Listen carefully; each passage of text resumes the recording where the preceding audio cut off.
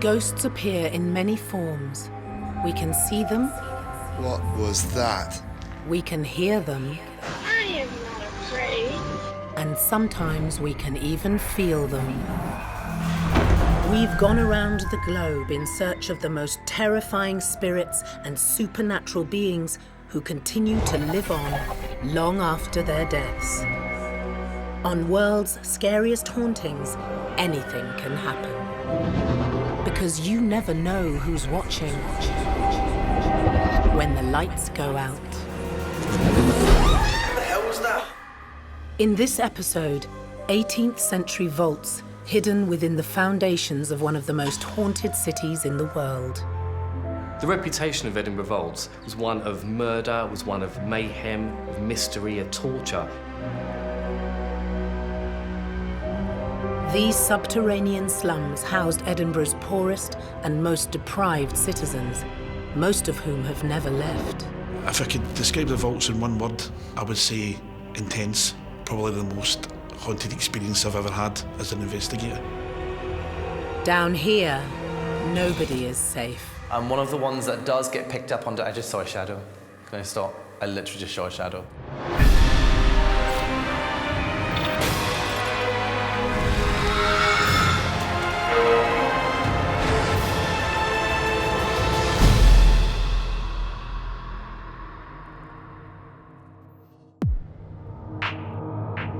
Edinburgh, Scotland's historic and beautiful capital.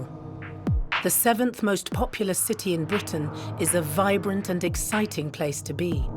But underneath the flagstones, you'll find the unworldly remains of a forgotten slum.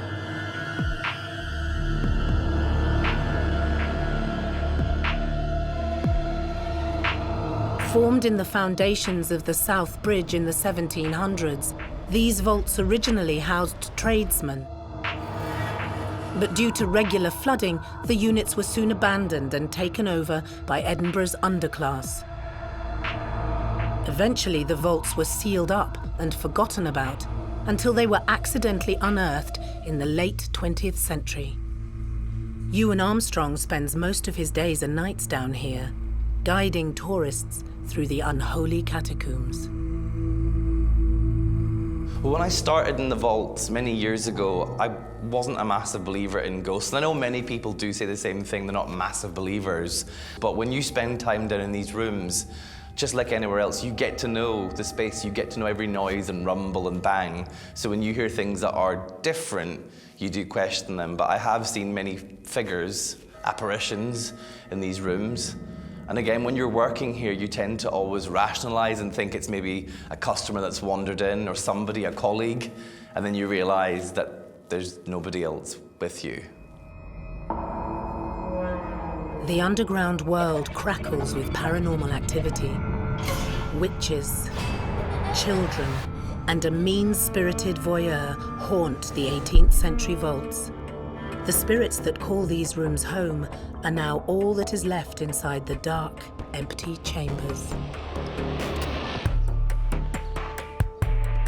I believe that the Edinburgh Vault is such an active, paranormally active location because of the murder that took place there, the crime, the punishment, and the overcrowded conditions that there were in the vaults.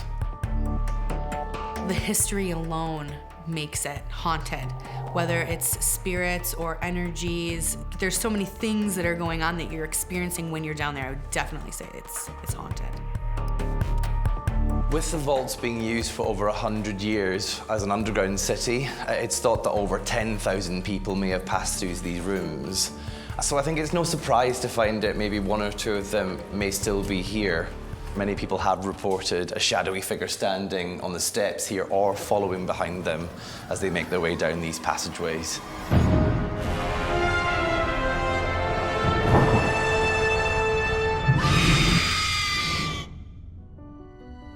Visitors to Edinburgh's South Bridge vaults often report seeing ghosts.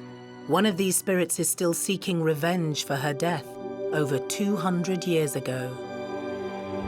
So with so many of these rooms being used for brothels and taverns, it does lead many mediums and clairvoyants to pick up on spirits around the area. And one of the most common ones within our section of vaults is a young female who has been picked up on many times, and actually it's one of the ones that I've witnessed myself in these rooms, and that's outside in our corridor here. Many people have seen a woman standing in this location, and they always report the same thing. They report the long, dark hair, but also what looks like blood on her face.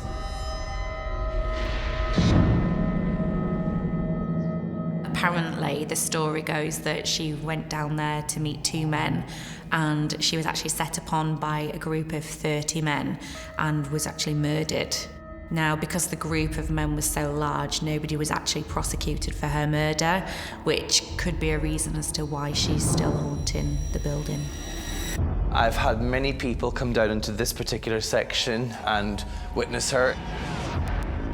My scariest one here was during one of my daytime historical tours in which a small boy from New York, a 7-year-old, on a holiday, he sat physically on the steps and started in front of a group of 14 people, started physically talking to a woman here, and he said that the men had been bad to the lady. She was stopped on these stairs, where it's reported that she got her head so severely beaten off the steps. The woman's body that was found here in 1797, and Elizabeth Anne Morrison, she was found with her skull in over 6 pieces.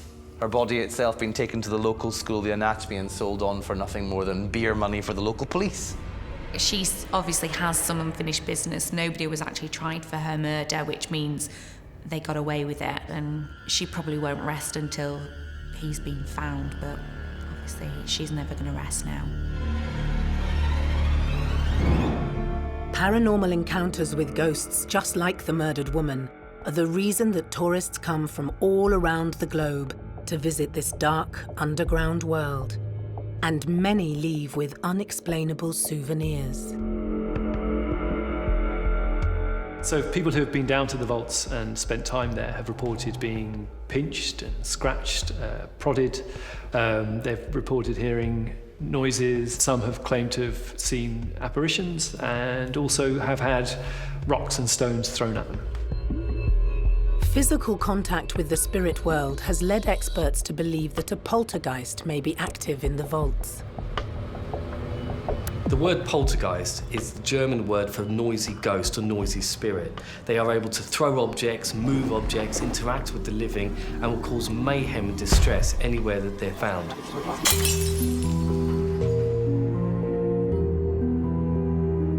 If you are lucky enough to have any sort of physical contact, such as a push or a touch or anything like that, well, it makes people feel wary, wondering who stood behind them, and especially if you're in the dark, it kind of enhances the fear factor.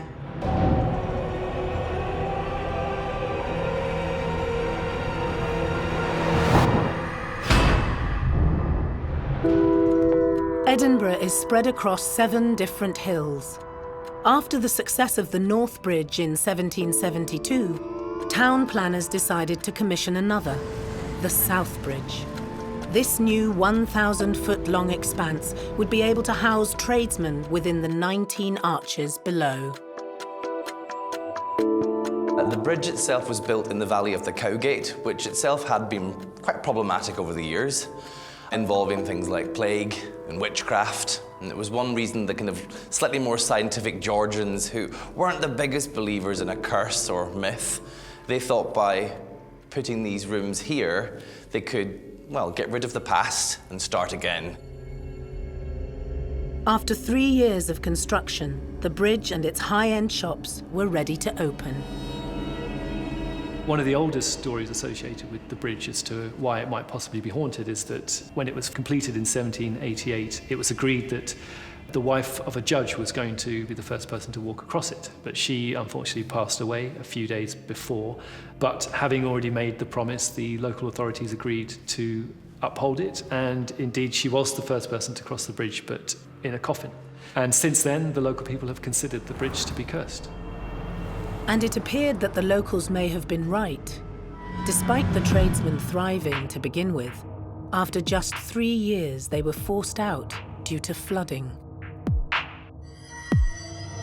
And of course this meant as these merchants moved out, some of Edinburgh's most poor and destitute moved in. And that is of course when the underground city is born. And that also covers people from the Irish famines, the Highland clearances, all moving here en masse, raising the population and also rising the crime rate.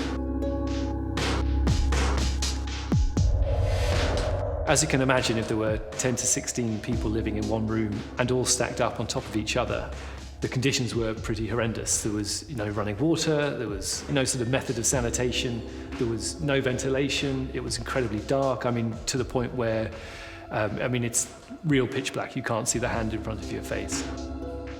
Sometime around the mid-1800s, the vaults became so uninhabitable that even the poorest citizens had to leave. A history of death, disease and crime were sealed away. The ghosts of Edinburgh's vaults remained buried for over 100 years.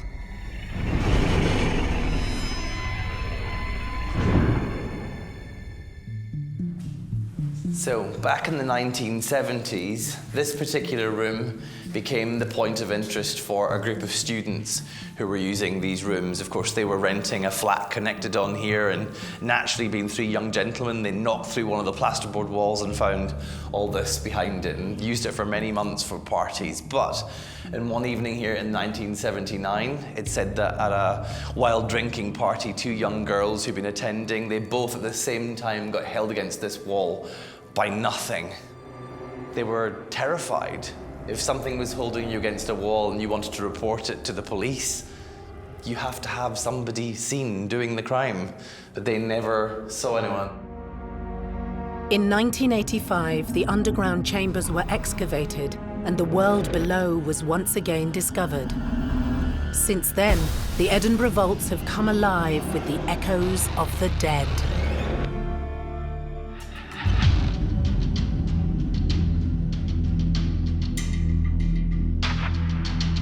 Below the cobbled streets of Edinburgh are a series of vaults, once home to traders before becoming a slum for the underclasses. The labyrinth of mysterious rooms play host to a number of ghosts.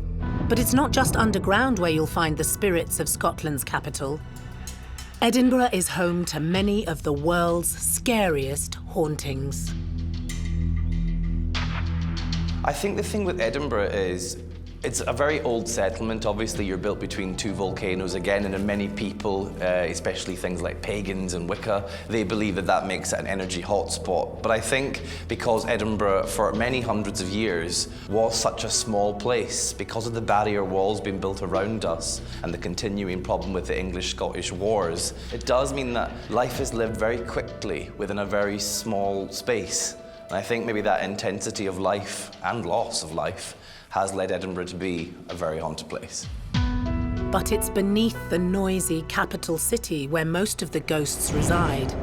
And there's one in particular who has been known to terrify both the locals and the tourists. Many people have reported seeing apparitions in the vaults, and people have also reported being grabbed by unseen hands. There are dark forces there, children's spirits. There's also a spirit called the Watcher, aka Mr. Boots. This spirit has been seen by many visitors and tour guides in Edinburgh vaults. He is said to linger and lurk in the dark tunnels and chambers, watching people, and he also interacts with them, following them around as they're on tour. Mr. Boots is one of the vault's most feared residents, a mean-spirited man who has become synonymous with the footwear he treads the vaults in. These steps are where people do report seeing him the most. The sound of heavy boots, the sound of groaning, growling is also heard here. And many of our customers and staff, as they've been in the area, they will get that hackles raised and they will naturally turn just because they think something might be behind them. No one really knows who he is. There's rumours he's a cobbler. There's rumours that he could possibly be a slum landlord, a murderer. But the one thing that is most common with him is these not good intent. There was one psychic medium here not too long ago, and she actually ran out of the vaults when she tried to communicate with him because she said he was completely evil. When you have that feeling of someone watching you, you are conscious of that all the time. And especially if you're down in the vaults and you venture anywhere on your own, which 9 times out of 10 I usually do, it's not a nice feeling. You do get kind of the feelings of dread and anxiousness, and obviously the adrenaline starts to rush, and when you do actually think you've captured something, that's when the adrenaline turns to excitement. This photograph, taken by a tourist, shows Mr. Boots standing ominously behind an unsuspecting woman. He's stood lurking in the background, he's blocking out some of the light, and there's a clearly distinctive feature. He's wearing a pair of boots.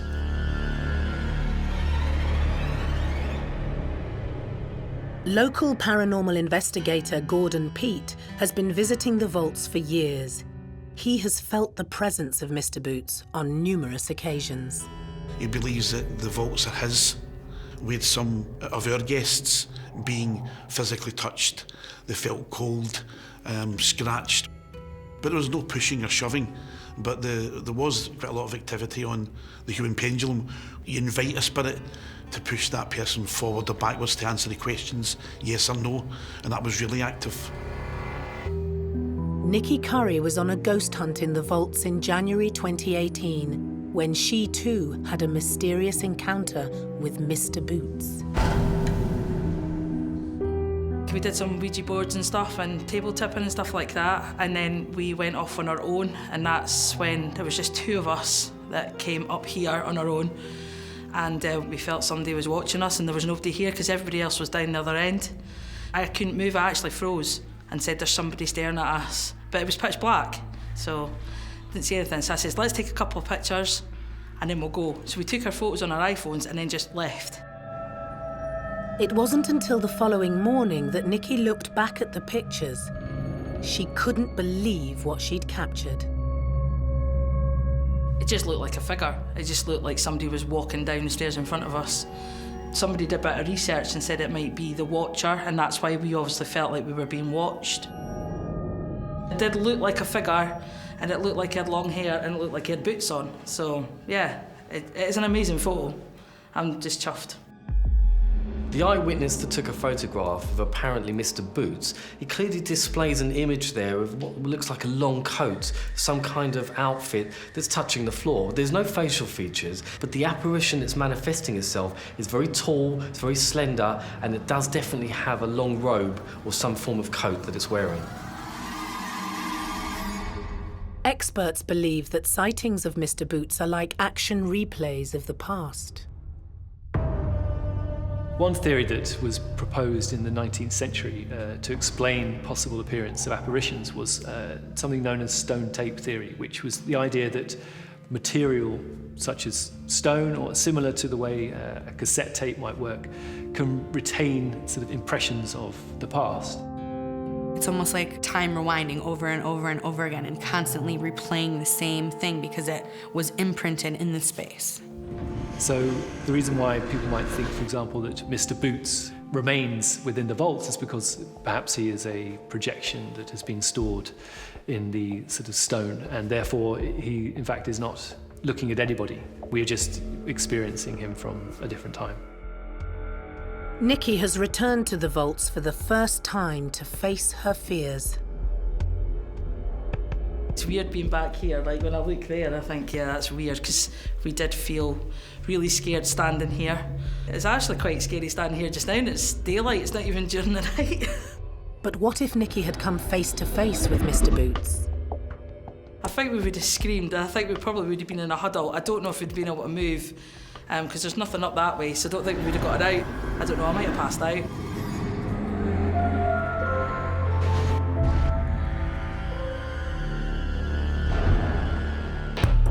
The entrance to the South Bridge Vaults is on Niddry Street. The road itself has a scary past. So when these vaults were first built, it's partly to encourage new business, but also to discourage the past. And with this particular section of vaults here, this being Niddry's Wine, the original street, it's a street very famous in the 1580s, right into the early 17th century, with witchcraft trials. And of course, the most famous one on this particular street is a woman called Agnes Finney. And she's reportedly still lingering in these rooms. She's known to have cursed the entire street. She was herself, of course, burnt to death after being accused of 20 counts of witchcraft, including, apparently one day in the marketplace, bumping into a small boy in which she cursed him. He's known to have become paralyzed and died 2 days later. The history of witchcraft continues to this day in the vaults. This is our room that we have rented out to the Source Coven of the Blue Dragon. They're Scotland's leading pagans or witches. And with this particular room here, they believe they've blessed it.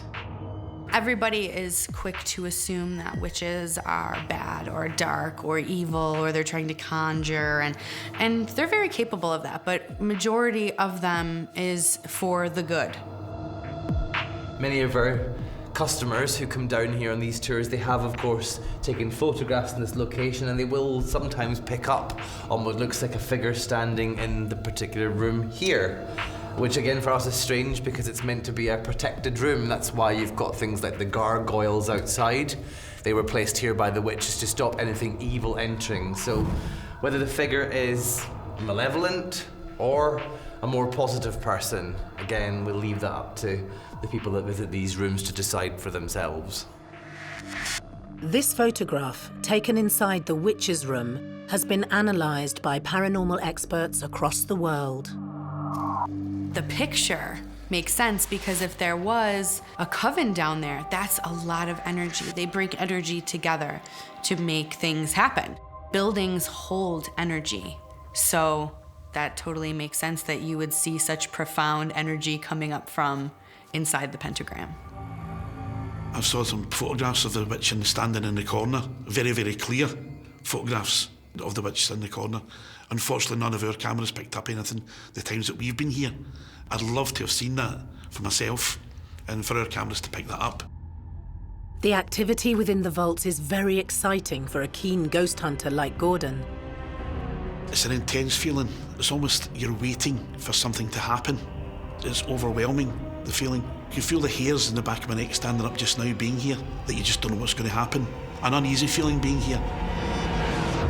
An uneasy feeling caused by the supernatural inhabitants who remain in the Edinburgh vaults some 200 years after their deaths.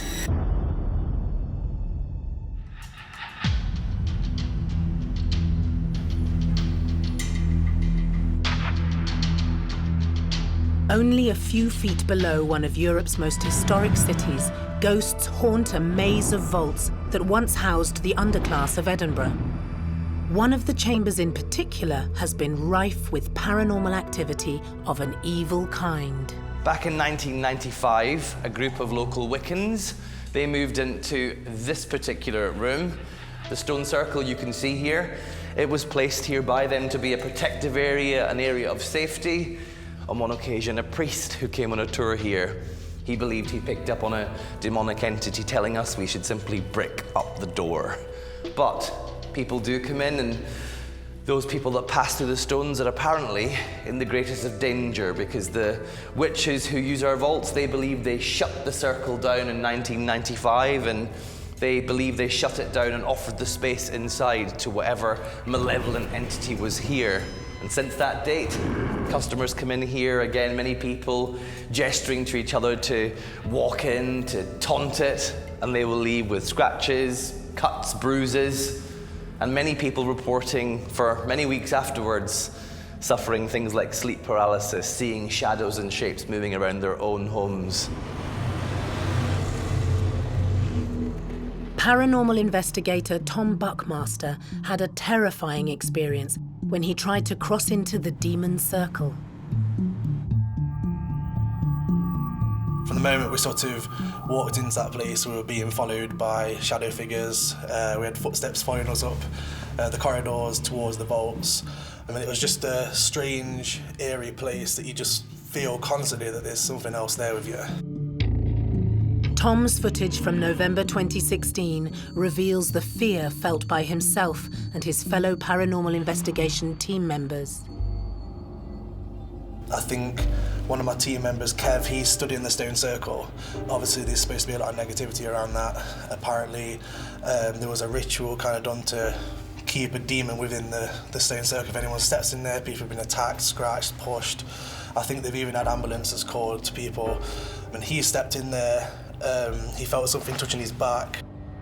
The whole room went ice cold. It's quite cold down there already, but there was just a significant decrease in temperature. And at the same time as he was in there, we turned on the digital recorder and we caught growling sighs that just weren't there in the moment. What is that? Rewind it quick. There's a growl on that. It was just like a intense fear. Obviously I'd heard about things that had happened in there, but it was just like I was all up for it before the investigation. Even when we first got there and we were setting things up, I kept saying, I'm going in it, I'm gonna go in it, I don't care, I'm gonna go in. The point when I was about to sort of put my foot over, something was just, I don't know, it's like a feeling, just something stopping me, as if someone's telling me, like, don't go in there. And it was just an instant fear, goosebumps, my whole body was just sort of reacting, and I just couldn't do it. It was just something stopping me. If you feel you don't want to do it, don't do it. In my head, it was just like that feeling of, you just know something's gonna go wrong if you do it, if that makes sense. Just that pure fear, that's the only way I can describe it. It's really strange. Still scarred by that night, Tom has yet to return to the vaults. They can be terrifying. Yeah, truly terrifying at some points. I do definitely want to go back. I think there's more to the place, there's more we need to sort of find out. And I think if we do go back, we'll probably get more than what we did before.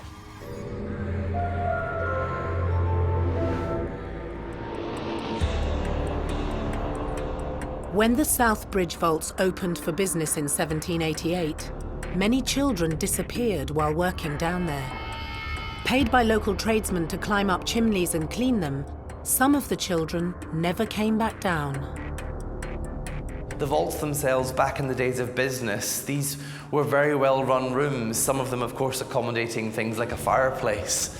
And there is with one of our rooms back in 1992, during making the site safe for the public to come in here, one of the fireplaces was bricked up.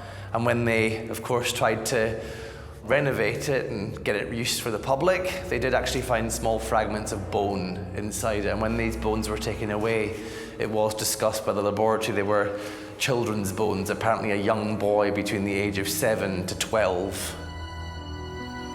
It was common practice in these rooms that if you hired a chimney sweep, of course, you would send them up. But because the bridge itself structurally differed, there are differences within a chimney breast here. Maybe if that boy has gone up, slipped, broken his neck, he's stuck. And the easiest way to get him back out is by lighting the fire. After the businesses shut down and the underclasses moved in, many children were born in the vaults, and they would die down there too. There are lots of reports of children haunting Edinburgh vaults. Cries, whimpers, and also the laughter and singing of children have been heard by numerous people over the years.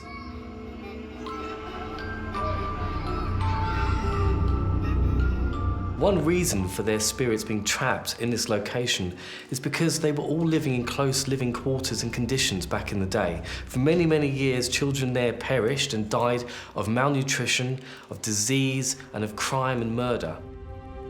The children from the 1700s would have been peasants, so they would have been on the streets begging during the day and then just looking for somewhere to sleep at night.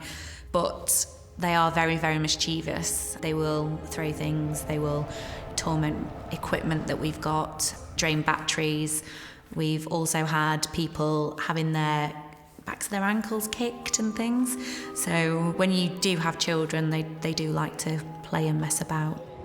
Some spirits don't know they're dead, that's the thing. And they latch on to visitors to the vaults, especially women.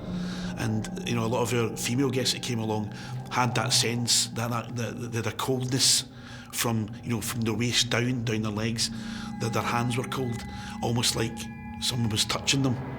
And they got that feeling it was a kid, especially the guests that were mothers and had that motherly instinct.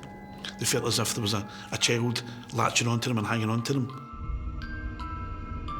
One of the most often sighted ghosts is a young boy called Jack. He is one of the ones apparently responsible for, again, tugging at clothing and leaving many women down here running in fear. And again, many people think he doesn't mean harm, but because he is this mischievous spirit who does like to trip people up and throw things like stones and coins, they do think he's responsible for some of the more impish behaviour in these rooms. And right on cue... And one of the ones that does get picked up on... I just saw a shadow. Can I stop? I literally just saw a shadow. I'm not even winding you up. Seriously, not winding you up. I promise, honest to God. Right here. It went past this light.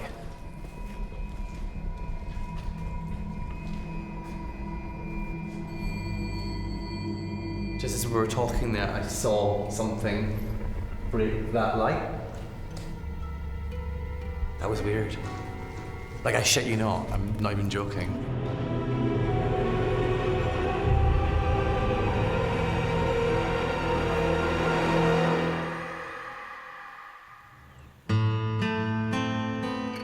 One of the most tragic events in the history of the city was the Great Fire of Edinburgh, which started in an engraver's shop on November the 15th, 1824.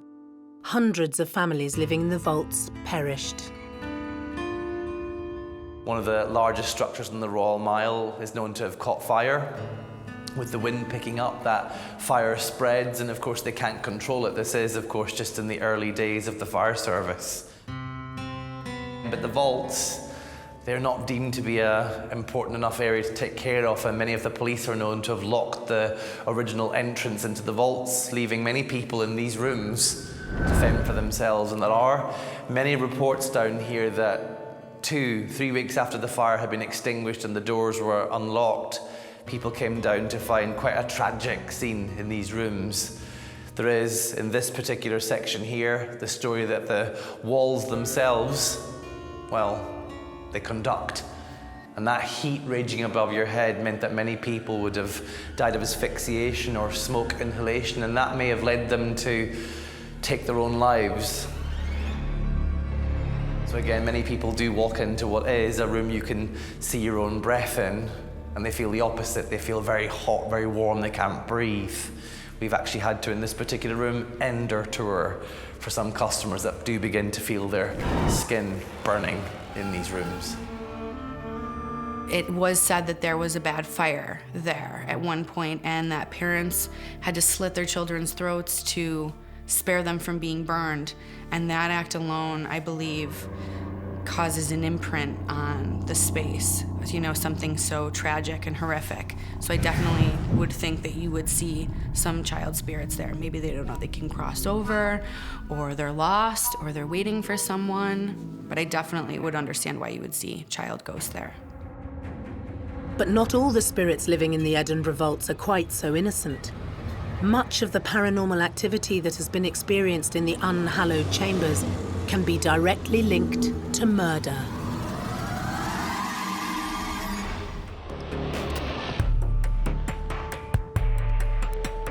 Edinburgh's South Bridge vaults are home to a number of paranormal beings.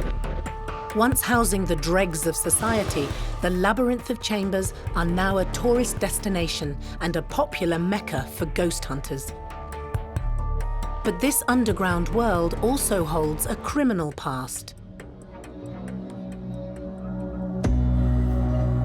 It's believed by some experts that the vaults were used by serial killing duo Burke and Hare. The pair murdered 16 people between 1827 and 1828 so that they could sell the bodies to a local doctor who would pay them good money. This is an underground. This was really like, you know, Edinburgh's underbelly, if you like, back in those days. Rumours have it, various different reports of the history of Edinburgh reported that this is where, you know, the infamous grave robbers Burke and Hare plied their trade, because people were dying every day. The mortality rate was so high, so it was ideal for them. William Burke and William Hare were two Irish labourers who lived together in Edinburgh. In November 1827, their lodger, a man named Donald, died of dropsy. Short on money, the pair hatched a morbid plan. It was Burke's idea to try and sell the body of the dead lodger to the local Royal College of Surgeons.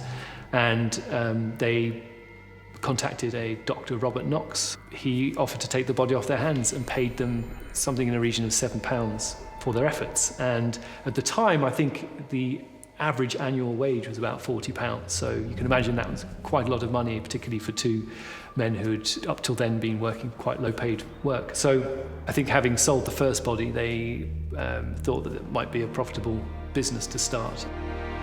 I think the story is they started off robbing graves, which there was a fashion for at the time, again, because you could make a lot of money selling the cadaver.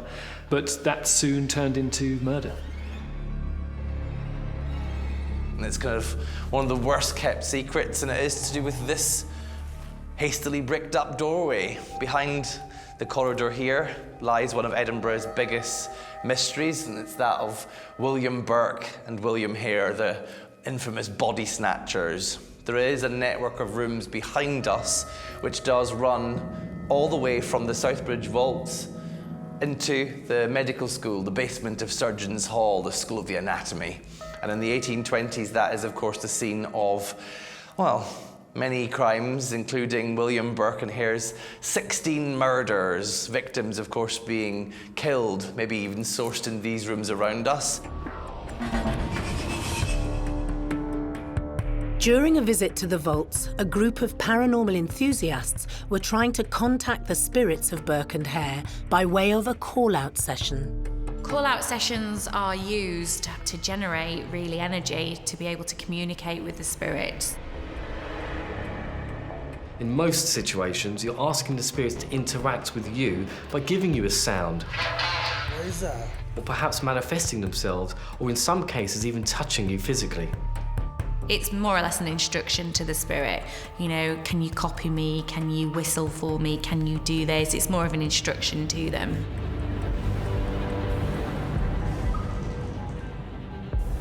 Zoe White was playing the part of a sacrificial victim on the night of the call-out session. Well, I was lying down. I was on like black bags pretending like I was a dead body. And everybody was in a circle, and the man was calling out, like, trying to bring a ghost forward. They were trying to call out the serial killer, saying, "I've got a body for you, come forward, make yourself known." And as Zoe laid still, the atmosphere in the room changed. Well, I just felt like wind at my hair, or like coldness. And people standing in the circle said that they felt the drafts and didn't notice anything until I got out the room. Once finished, Zoe sat down. It was then that her mother noticed something. I was sitting down and I was going to like brush my legs off, and then my mum shouted, "Don't touch your legs."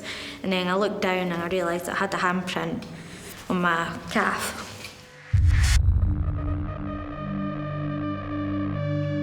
The photograph clearly shows some finger marks.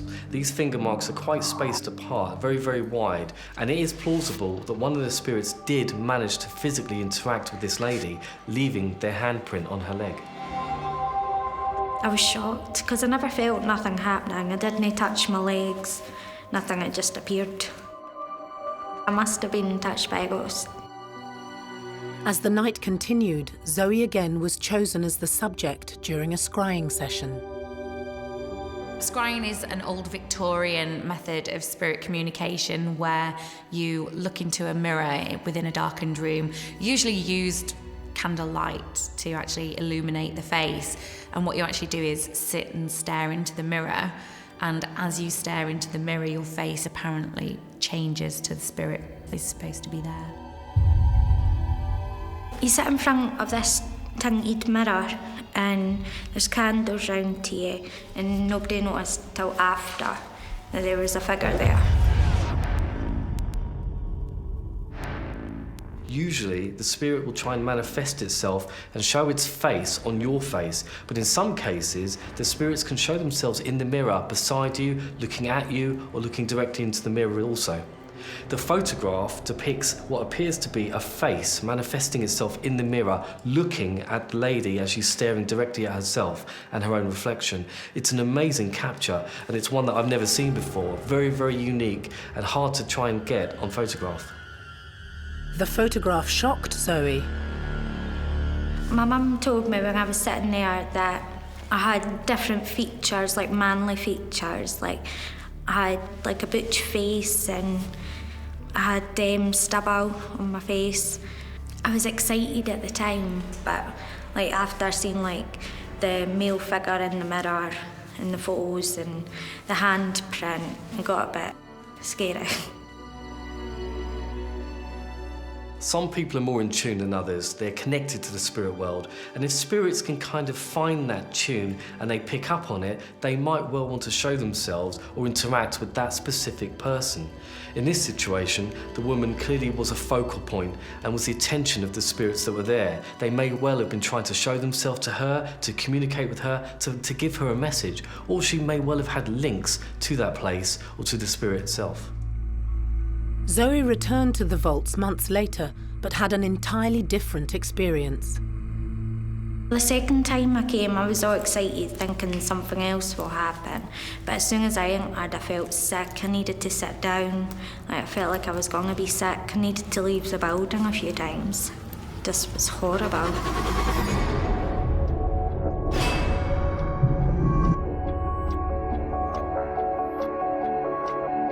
The vaults continue to attract attention. Tourists in Edinburgh often find themselves drawn to the mysterious underground world, and new ghosts are being discovered all the time. The idea that so many people had likely passed away while living in there, and the fact that they're incredibly dark and atmospheric, all lends itself to, the perfect location for a haunting.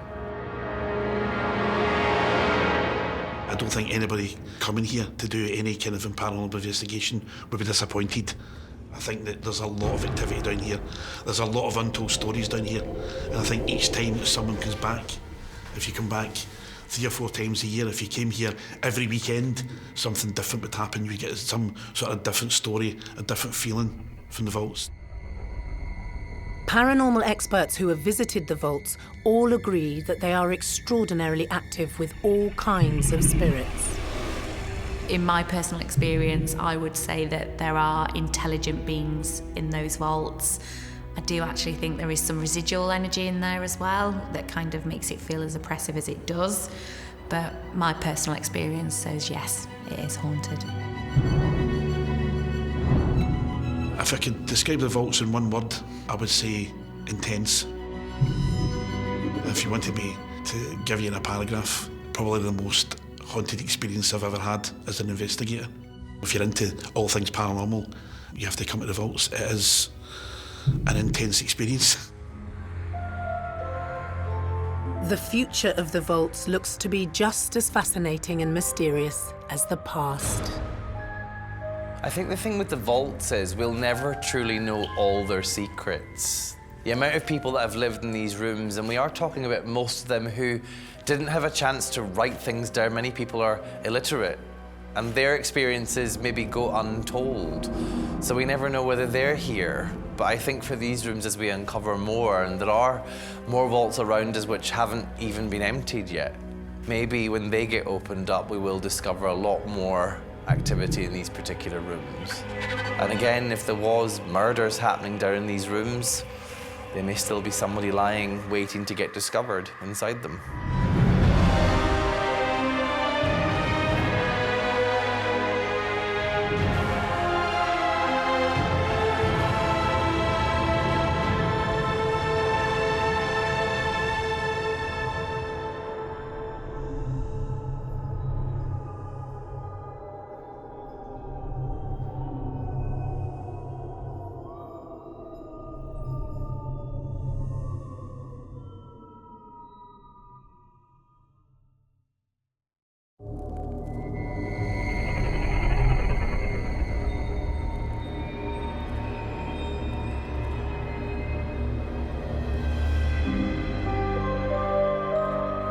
Ghosts appear in many forms. We can see them. What was that? We can hear them. I am not afraid. And sometimes we can even feel them. We've gone around the globe in search of the most terrifying spirits and supernatural beings who continue to live on long after their deaths. On World's Scariest Hauntings, anything can happen. Because you never know who's watching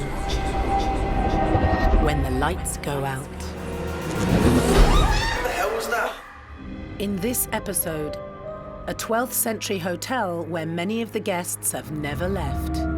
All these important events that have happened here, all the emotions that have been expressed here, somehow left its mark on the atmosphere of this place. Murderers, thieves and smugglers have all trodden the floorboards in the medieval corridors. We were on the route for the Houska gang, and it's actually written down that they would sit in our bar with the guns on the tables and no one dare say anything against them. Everyone was frightened of them. Some guests at the Mermaid Inn refuse to ever check out. He pulled my clothes and he tugged them quite hard, actually. I'm used to spirits. It's been around me all my life, but he was quite intimidating, even for me.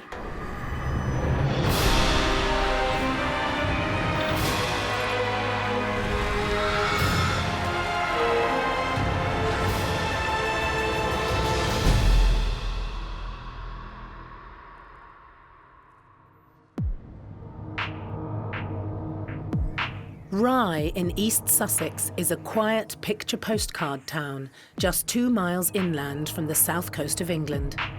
The cobbled streets of this historic tourist destination are lined with idyllic tea rooms and quaint B&Bs. But one medieval hotel stands out from the rest.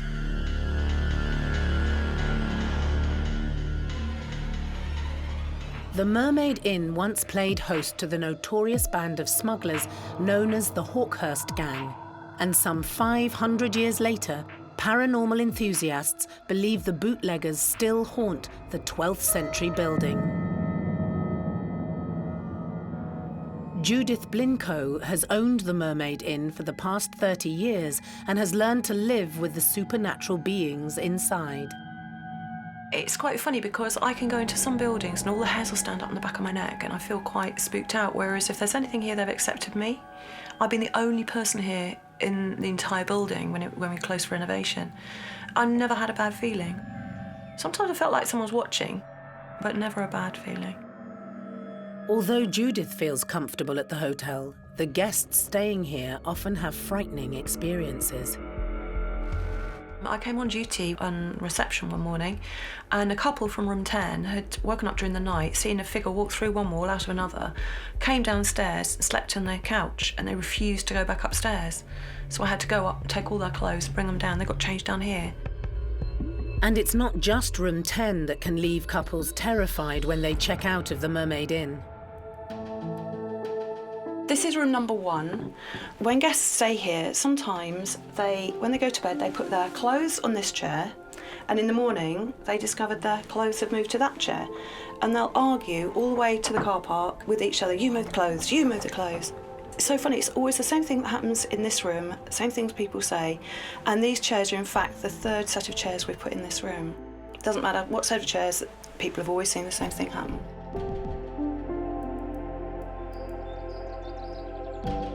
Well, I would say that it's a mischievous spirit. If you're a trickster in real life, you can be a trickster in death. At the end of the day, it could be them just letting them know that they're there and not doing anything harmful, but just being playful.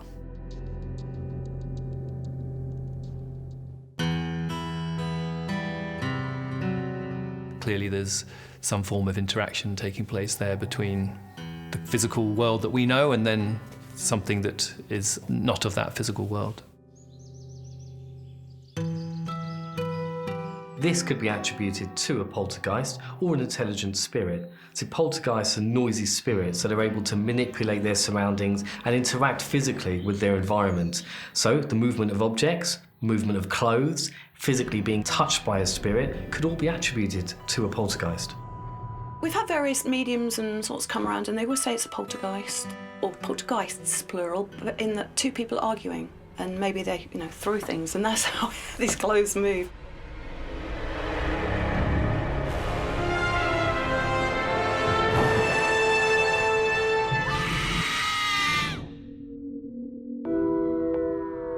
Despite its quiet demeanour, Rye has a torrid past. Local historian and town sergeant Paul Goring knows more than most about traumatic events that shaped the area. Rye has got a long history of being raided by the French. 2 or 3 times in history it's been raided. In 1377 was the worst raid. The French burnt the entire town down, apart from the church and the castle. They stole the church bells, carried them over to Normandy. 16 people died. So the following year, in retribution, a party of Rye fishermen went over to Normandy, seized back the same church bells and set the bells up as a watch bell against the future French invasions. The Mermaid Inn was built in the 12th century on Middle Street. The road itself has since been renamed after the infamous hotel that stands upon it. It was originally built in the 1150s. So you're looking about 850 years. The original building was burnt down by French pirates in 1377. What's left was rebuilt in 1420. The building you're seeing now is roughly 1420 and a little bit of 16th century as well. The place is actually made up of hundreds of little bits of buildings that were not totally charred, because the beams were from different eras, different ages, ship's timbers, all sorts of things all cobbled together. One picture captured by a ghost hunter in the Mermaid Inn shows a ghostly reminder of its bloody past.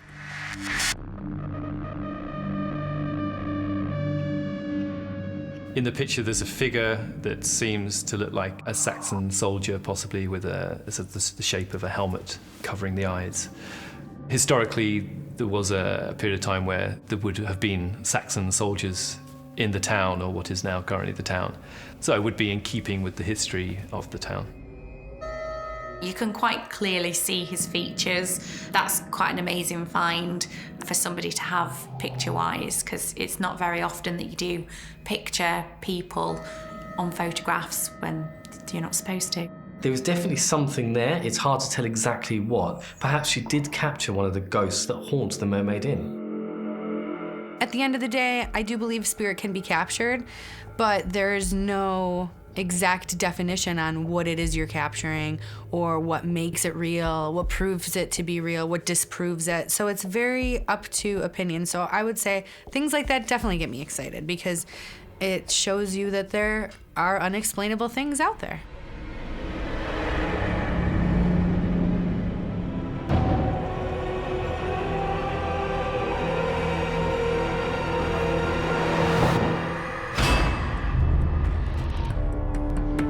The Mermaid Inn has been welcoming guests for nearly 100 years. It's no surprise that out of the tens of thousands of visitors, some remain in the historic rooms long after checking out. All these emotions that have been expressed here over the years, all these important people that visit here, they've all sort of permeated the atmosphere here, and I think can be picked up by people who are in tune with such things. Charlotte Underwood is a medium and paranormal investigator who has first-hand experience with the spirits who still reside in the hotel. There's a lot of unearthly souls here. There's a lot of people that haven't realised they've passed.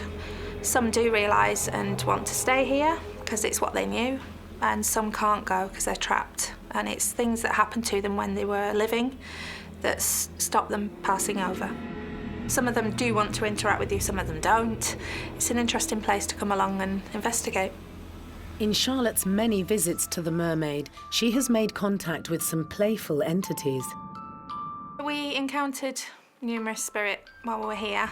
There's quite a lot of children here, actually, young children. There are some that are from the Victorian times here. You can tell by what they're wearing.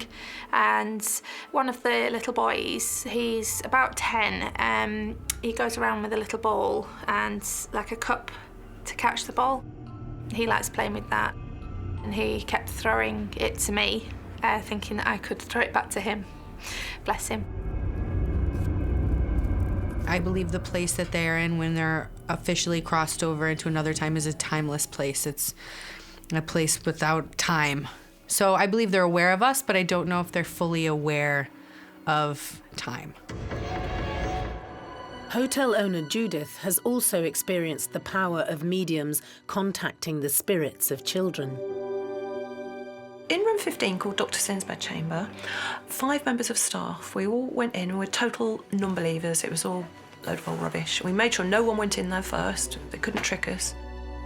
The medium himself, he said, I will now call upon the spirit of, and then it was the person that he acts for, to come inside me, and you will see my face change. And we all looked at him, and we all saw his face change into the spirit, and that was a real sort of deep, deep breathe-in moment.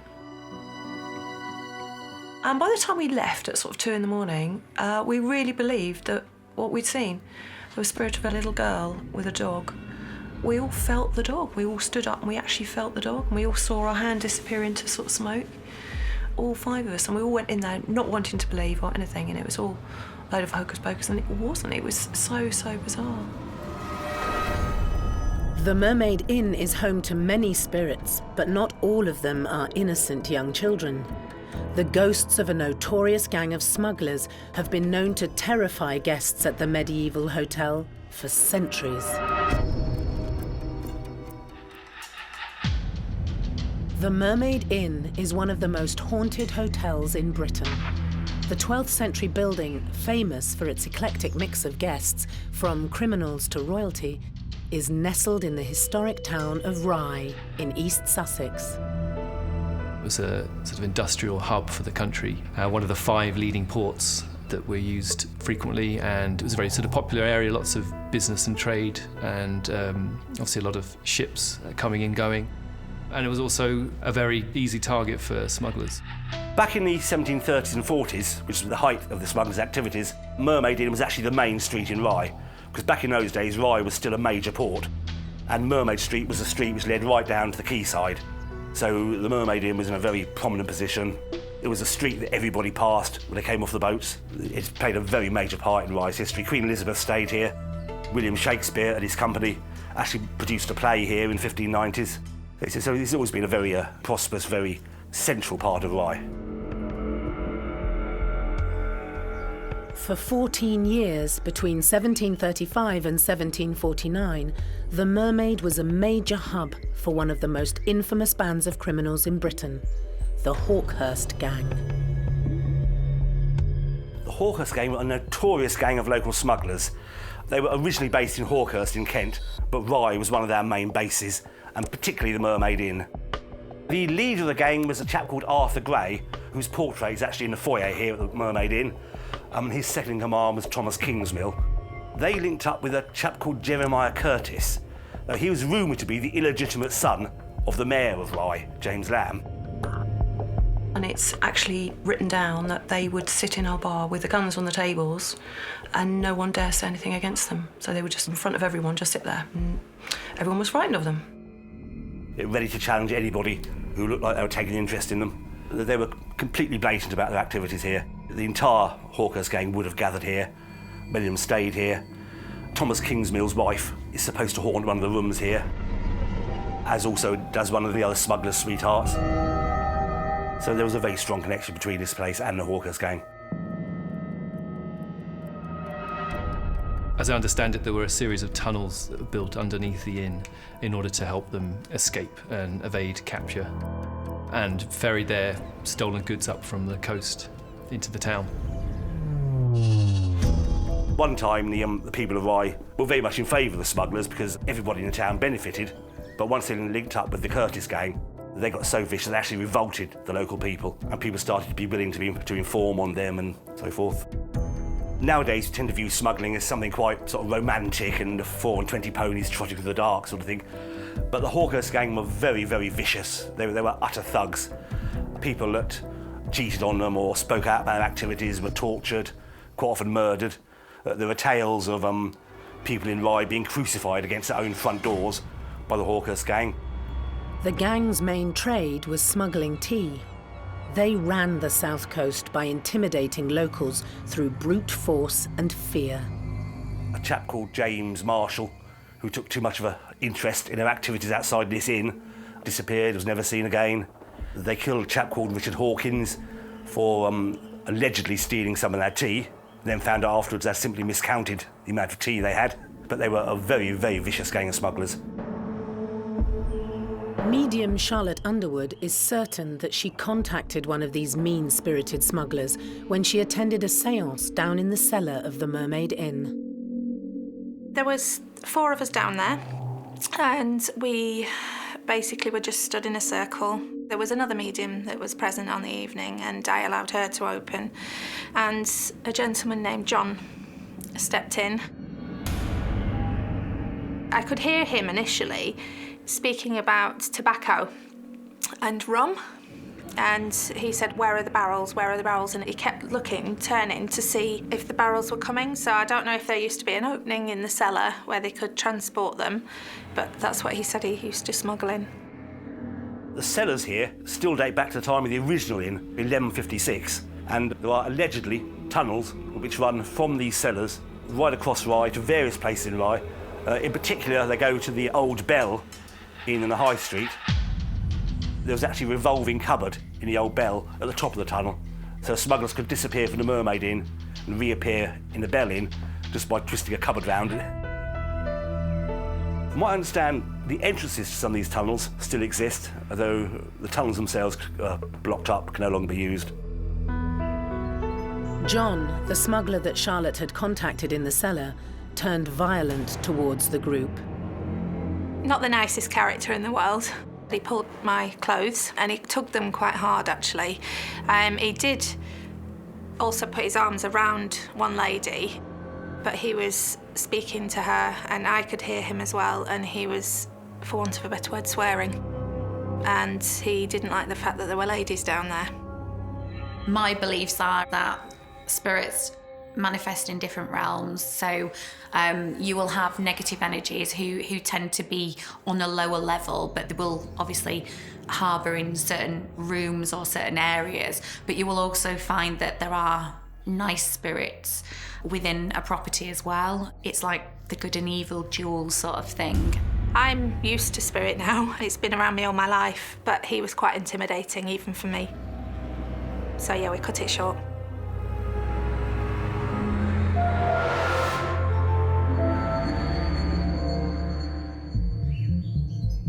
Room 17 of the Mermaid Inn is said to have been the preferred quarters of one of the Hawkhurst gang's leaders, Thomas Kingsmill.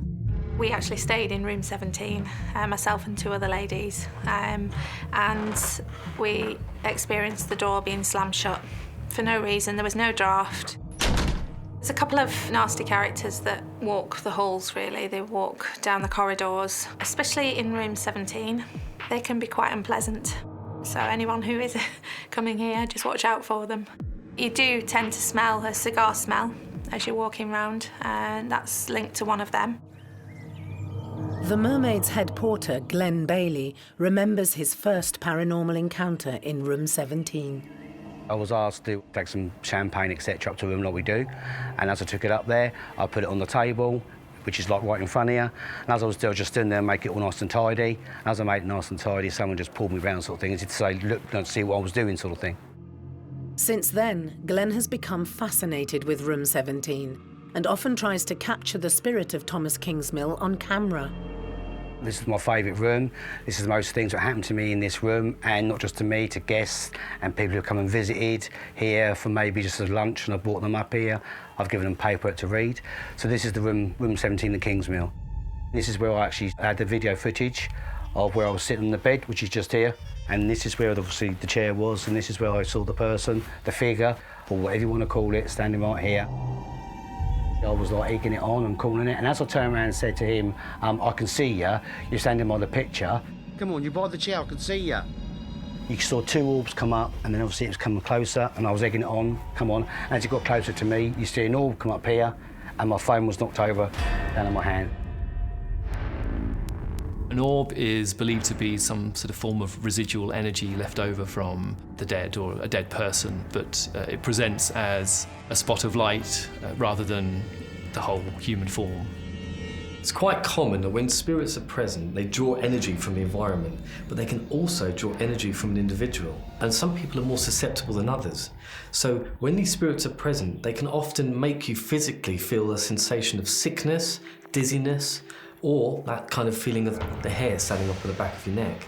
So they can interact with us physically as well as emotionally, and sometimes on a psychological basis as well. Glenn is certain that he was shoved to the ground by a brutish smuggler who was executed over 250 years ago. I personally think it was Kingsmill. He was obviously one of the people who was in charge of the Hawkhurst gang.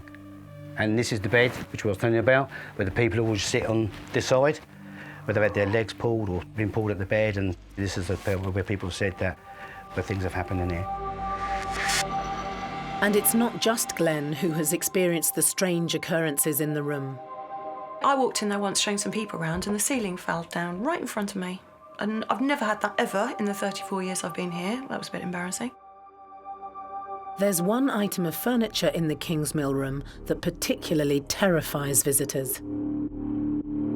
One of the hauntings that's been reported at the Mermaid Inn is a rocking chair that guests reported seeing sort of moving back and forth. They'd wake up in the middle of the night and it would be rocking. And so we're talking about a good 30 years ago, the chambermaids used to only go in twos because the room would suddenly go cold for no reason and the rocking chair would rock. And it's got to a stage where the Mermaid Inn routinely take the rocking chair out of the room, but guests who stay there who want to see it can ask to have it put back in the room so they can experience this.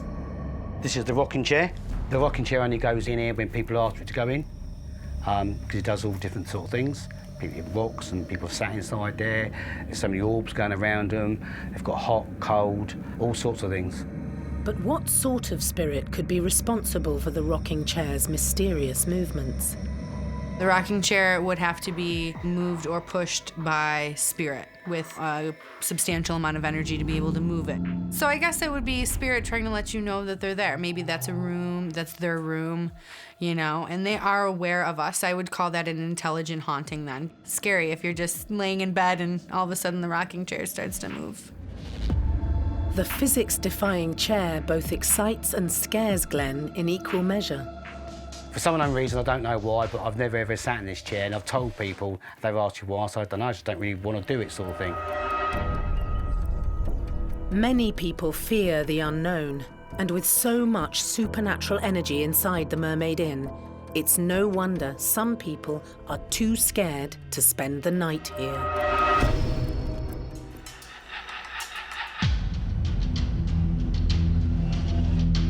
The Mermaid Inn is one of the world's most haunted hotels.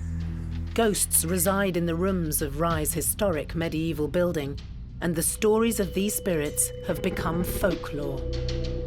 The idea of the haunted building is very popular in the kind of stories of hauntings in general, because there's this sort of feeling that if something terrible had happened inside, the building in a way incubates that event and it continues to exist somehow, locked inside the building. And we, of course, will always associate that space with the terrible things that have happened inside.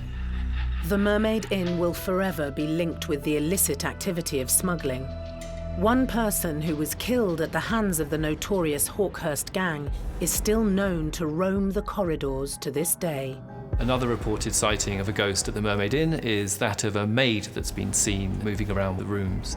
And it's thought that she was a girlfriend of one of the smugglers who frequented the Mermaid Inn back in the 18th century. But unfortunately, she gossiped a little bit too much about their activity, so they ended up cutting out her tongue and then killing her. But she still haunts rooms 1 and 5, trying to find her smuggler lover. The hotel's owner, Judith Blinko, knows all too well about the spectral lady in white. So we're in one of the oldest sections of the hotel. I came along here thinking about something completely different. So we're standing outside room 1. There was a lady walking along here, long flowy hair, long flowy dress. And I turned around and she'd gone. And there was nowhere she could have gone. There were no rooms let in that section. There's a door at the far end that makes quite a creaky noise, and she'd have had to be the speediest of all runners to have got through there without me knowing where she'd gone.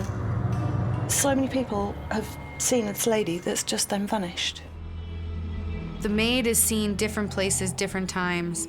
So I would say she's more of an intelligent haunting. I just think she's become familiar with the people that are, running the Mermaid Inn, that she feels comfortable enough to show herself, because spirit will also do that. If they feel comfortable with you, it's easier to communicate. Or if it's somebody that, looks similar to somebody that they loved, they're easier to come to you because of that familiarity. The murdered chambermaid is one of the most documented ghosts at the Mermaid.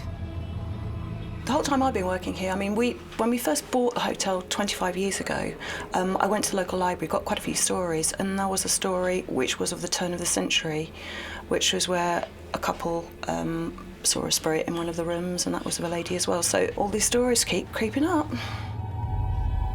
I think somebody, when they've had their life cut short when it wasn't supposed to, I think they do actually stay where they are. They're earthbound, basically. But that's because they weren't ready to leave. They usually find it hard to move on. So, yeah, it wouldn't surprise me that she still remains within the inn. Obviously, her life was cut short by means not of her own hand, and obviously not of natural causes. So that would lead me to believe that's the reason why she stays. Being murdered, being taken, again, that creates an imprint on the space that also could make her feel held there, or maybe somebody's keeping her there, or she was taken too soon. She might be confused. She might not know she's dead. There could be an array of different things, but I want to say because of the traumatic event that happened to her of being murdered, that's why she stays. She's got some stuff she's got to work out before she can cross over.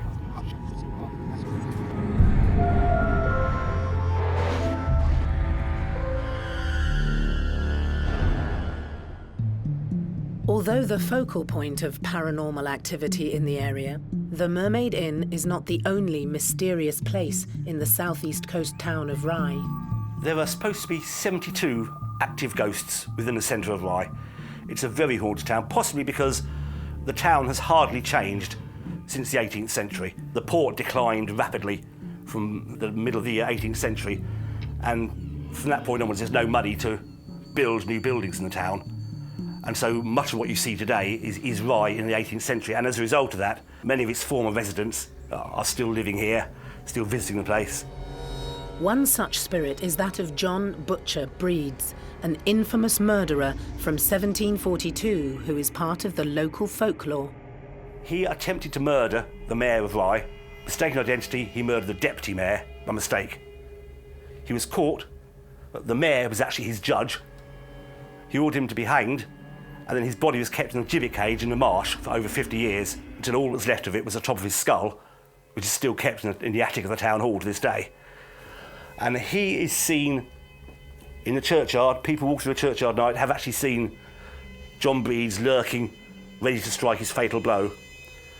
Somebody who did the ghost walk about 2 years ago, as they passed the spot where John Breeds appeared, they felt a sudden, awful blow in their ribs. And it frightened them so much, they actually came down to Heritage Centre the next morning and said, "John Breeds punched me." Being attacked by a spirit or an unseen force is not common at all. However, the more you put yourself into a position where you are in the vicinity of spirits, the likelihood of you being physically assaulted or touched is quite high. And myself and my experiences, I have been physically assaulted. Recently, I was punched in the face by a spirit. And this was something I caught on a camera, using an SLS camera. I mapped a figure that was seemingly stood in front of me. I asked it to step forward, and then bang, it felt like a rush of cold air hitting me straight in the face. It knocked me over. He's here, he's here, he's here. I've got him stood in front of me. He's right in front of me, guys. I'm mapping him now. I'm recording. Yeah. Oh! Oh, you okay? I've been hit in the face. It's something that clearly scares you. It shakes you to your core. But as an investigator, you get back up, you try to carry on and act professionally. It's very difficult.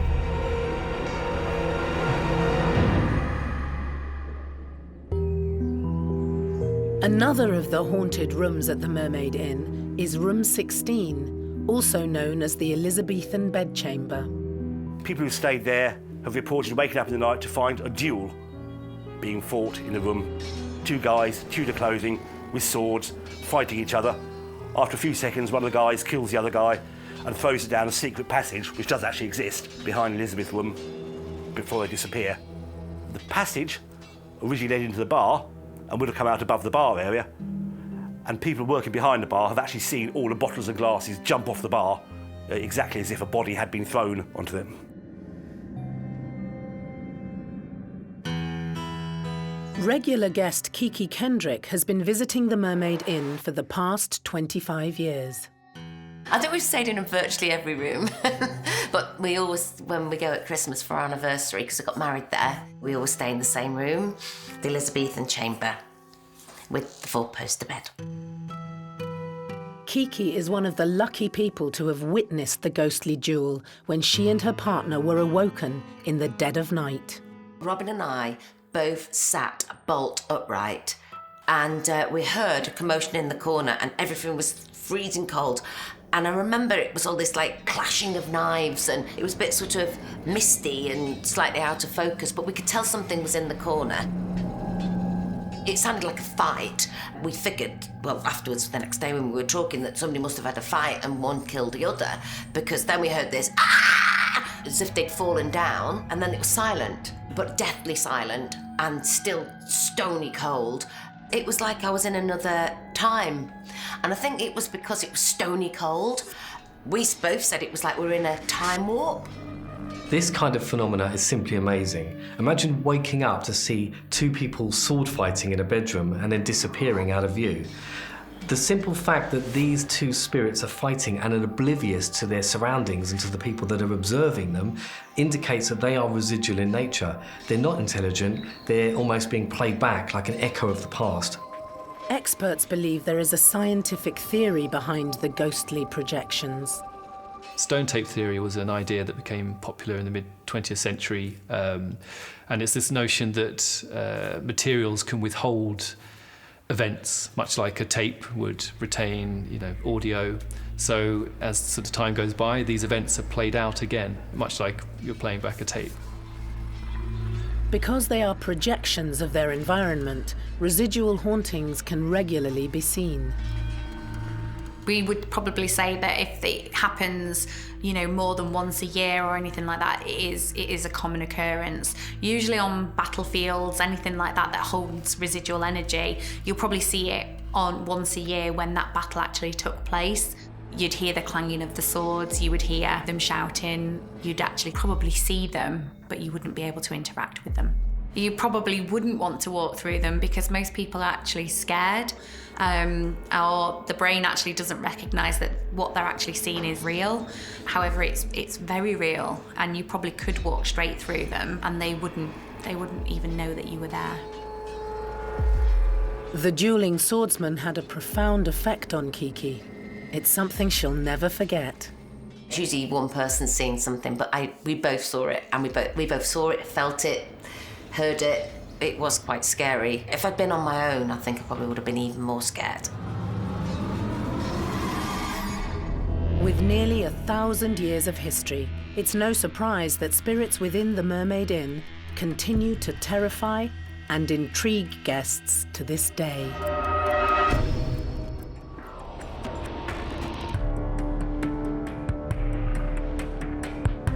The Mermaid Inn is a 31-room hotel in Rye on the south coast of England that's full of history.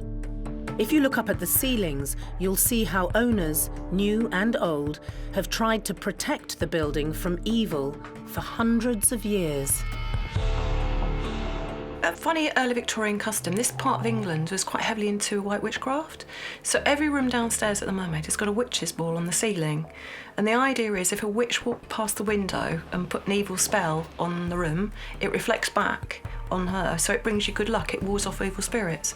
And that's one of the reasons we put balls on a Christmas tree, to ward off evil spirits, bring us good luck. Many people that believe they live in a haunted home often have certain idiosyncrasies or rituals that they do, and it's a way of either protecting themselves or protecting those that are in the property and appeasing the spirits to some extent.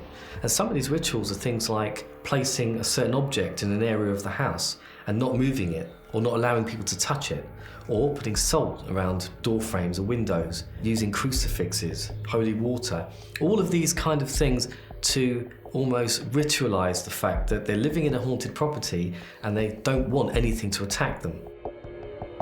There are other balls of light that have been captured on camera in the hotel, but these ones aren't attached to the ceilings. In the paranormal community, orbs are considered to be a kind of manifestation of some sort of movement of energy, of an entity, of something that we can't see with the naked eye, but can sometimes be captured in photography. So these spirits are drawing energy from the ambient environment and they're trying to show themselves as light forms, and these often appear as balls of light, and they can be picked up on cameras or be seen with the naked eye. This photo, taken by a tourist, shows an orb floating around the halls of the Mermaid. It's claimed that in this picture there is an orb. You can see the sort of fine bit of light in the centre of the corridor, and then just behind to the back there's also what looks like the outline of a figure. I say that it's an orb because it appears very, very bright. Usually dust and stuff like that will rise up and you'll see a lot of it, not just one.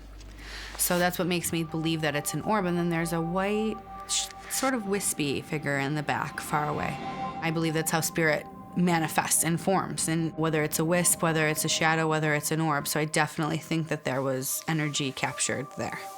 The Mermaid has a huge history. It's come through stages of, years and years and years of harrowing events, such as murders, fights and things like that. So a bit like the stone tape theory again, where energy is housed within the building. However, there are some intelligent beings within the Mermaid that would potentially be the subject of a full-bodied apparition. Now, if that's the case, then the light anomalies could well be the first stage of a manifestation.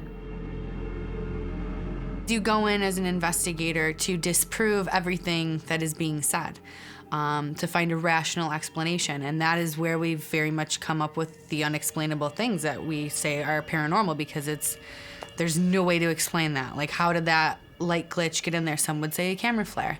But if you were there and you saw that there was nothing there and nothing's wrong with your camera, your best ghost hunting tool is your body and what you're seeing and what you're feeling when you're there.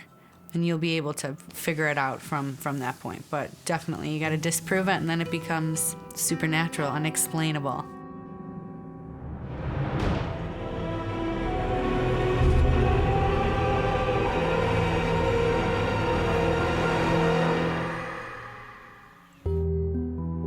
High up in the eaves of the Mermaid Inn is room number 5. Medium Charlotte Underwood has had many supernatural experiences in this extraordinary room, including making contact with a French woman. She came to me. She was actually speaking French, but I understand it as English. And she was crying, and she explained that she was lost. And I questioned her. I asked her why you lost, and she described a child. And it turned out that she'd actually lost a child. So she'd given birth to a child and lost it in that room. And she was held captive by one of the smuggling gang. Fascinated, Charlotte held a séance in room number 5, using a special tool to try and make contact with any spirits trapped there. The angel board is basically similar to a Ouija board, but it's protected a little bit more. There's a prayer on the underside of the board. As we were going along, this little person popped in at the side of me. Rather than a person, I should say entity, but to me, they're like people. And he, a little boy, can't have been more than 7 or 8. And he had blonde hair, and he just looked so beautiful. The colour around him was yellows, it was golds, it was so bright. And he just popped his head in, and he looked round like this, and then in that time he'd gone. So it was very, very quick, but it gave me a sense of peace, actually. It was lovely. Angel boards, spirit boards, anything like that, you're opening a portal to the other side. What you actually get out of that, regardless of whether it's an angel board or a spirit board, is down to what you invite in. With a spirit board, you usually have a glass that's turned upside down. This could be also classed as glass divination. Now, what usually happens is that the energy flows through the finger of every single person that's there and actually generates enough energy that spirit can communicate with us through the board. It's said that our energies are interacting with the spirit world, and this board itself is opening up a portal to the other side. So there's a way of communicating with these spirits intelligently to some extent. However, spirit boards are often perceived as being very, very dangerous, and they do need to be used with caution. It's not a game, and you do in fact open up a doorway to the other side. Spirit boards, also known as Ouija boards, can be dangerous if used incorrectly. One of the things that people worry about often when they're using spirit boards, either at home or with friends, is that they fear the idea that they might have brought something into the world, a darker force that might be threatening them. People are automatically afraid of it because they don't know what to expect. So fear alone is an energy that is quite forceful, and especially if you've got 4 or 5 people around a spirit board who are quite fearful, it warrants quite a lot of energy. They could potentially have enough collective energy that they can summon something that's quite powerful. People don't properly protect themselves, so you're walking away from a Ouija board, but you just opened up a line of communication. You just opened a door to the other side, and you didn't close that. That's just like you leaving your house door open, and the mice can get in, a squirrel can come in. You don't know who's coming through the front door if you leave it open.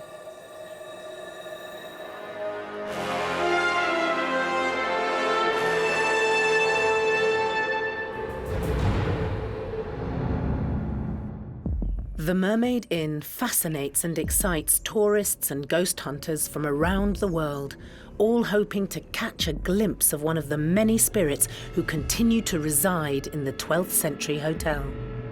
It's a very, very old building. It's got a very, very long history. There are 850 years of there being a building on this spot, and the existing building has been here, sort of 600-700 years.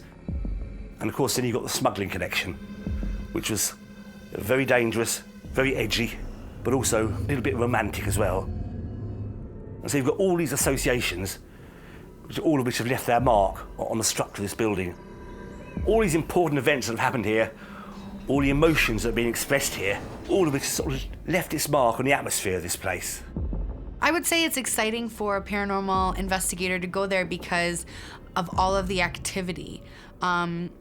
A lot of places that have such vast history and have so much attached to it. I mean, just saying murder and mystery alone. You're going in there and you know you're going to come into contact with something supernatural. Spirit doesn't just go on command. So you're going to a haunted location with so many different kinds of spirits, so many different kinds of energies. You're walking in there as an investigator knowing that you're going to come up with some kind of evidence or experience something, and that is exciting. It's definitely one of the most active places that I've been to, if not the most active. I would say it is one of the most haunted places in the world. Judith still hopes that one day she'll find something special at the Mermaid Inn, a bounty left behind by the Hawkhurst gang. My most important thing is I know somewhere here is buried a huge treasure chest, and it's full of pieces of 8 and gold doubloons, and they're mine, and I will, before I die, find them here. And hopefully maybe a spirit here that'll tell me where they are.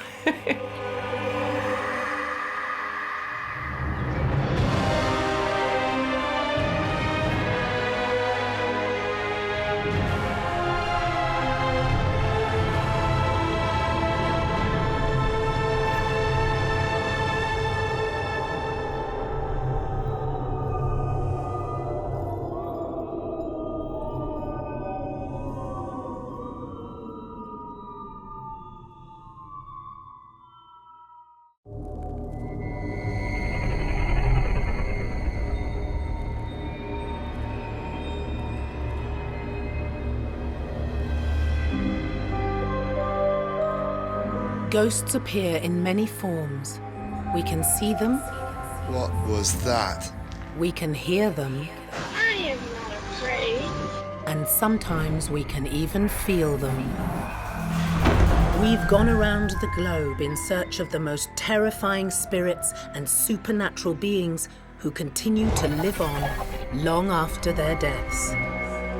On World's Scariest Hauntings, anything can happen. Because you never know who's watching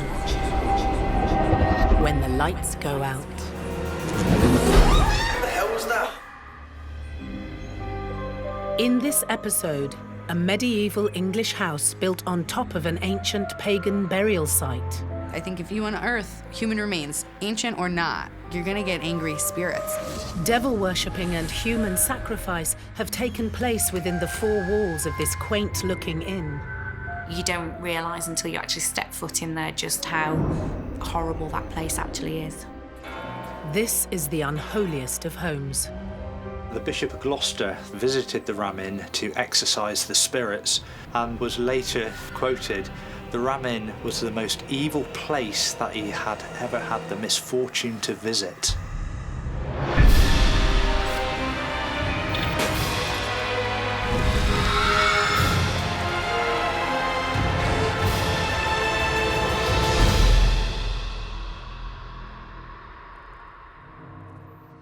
Gloucestershire, Britain. The small village of Watton-under-Edge lies within the Cotswolds, a scenic part of the country where people often come to enjoy the peace and serenity of the English countryside. But there is one building that looks a little out of the ordinary, an eyesore on the picturesque landscape.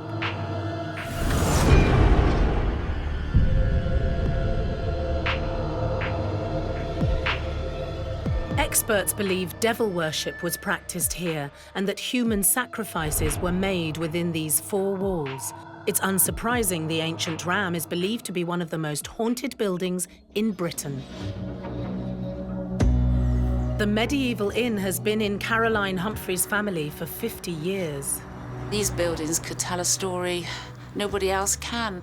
The youngsters today, they don't really know what history is until you walk into a building, you can smell it, you can feel it. It's so totally different to any normal house. When young people come in, they walk around with their chins on the ground, you know, they cannot believe it. Paranormal investigator Chris Howley has been studying the listed property for over a decade. I mean, as soon as you see the ancient Ram Inn, you can see how old the building is. So the energies that are within the building, you should be in for a good night, regardless of any activity. Just the feelings of the history of the building alone that are seeping through every pore of the brickwork just fill you with excitement, really. Fellow ghost hunter Phil Jones is also fascinated by the Ram. I've probably been here somewhere in the region of 15 to 20 times. We went through a phase of, we had so much happening, so much unexplained stuff. We just loved the place, we just kept coming back. At one stage, I think we came here 5 times in 1 year or something ridiculous. But it's just a fascinating place. It always left us with unanswered questions, which is what we want, really. During a Ouija board session at the ancient Ram, Phil and his fellow enthusiasts had a paranormal encounter, all captured on camera. And we were talking away, asking questions as you do. Can you point the glass to who you intend to affect? And then all of a sudden the energy changed. The movement of the glass on the table became very violent. But all of a sudden we could hear this noise. What the hell's that? And it sounded like drums. And I was like, well, what's that coming from? The first thing we do on investigation, everybody turns their phone off because it affects the equipment. And I said to the girl sat next to me, Liz, and I said, that's your phone. She goes, it can't be, it's turned off. I said, that's coming from your coat. Oh, it is? This is your phone. Yeah, but how did that go off? So she pulled her phone out, and the phone was playing a video of her children, which had been to an African drumming class that day, just like a child's activity. She turned the video off, she put the phone on the table. And we carried on, and the glass was going violently again. And then all of a sudden, on the corner of the camera, the screen just went bright. Oh, my God! She picked the phone, she showed it to the camera, and it's just reoccurring number 6s, one after another, across the whole screen. And that was pretty eerie, pretty frightening. You know, our first sort of real experience of some of the bad vibes in this place, and it unnerved quite a few people, that did, for sure.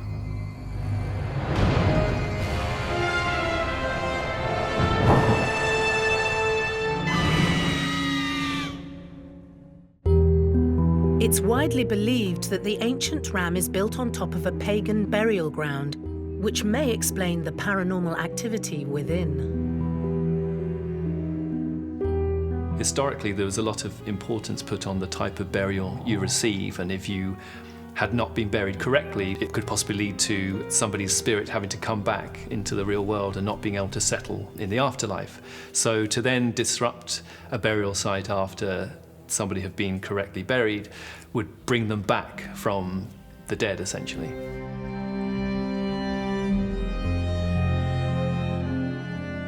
When you lay somebody to rest, whether it's their ashes or their bones, that is a special ritual in itself. You're making a holy, sacred, safe place. And when you unearth that, and you don't properly take the steps to do right what was done wrong, you're going to upset the other side or whoever's bones you're doing this to.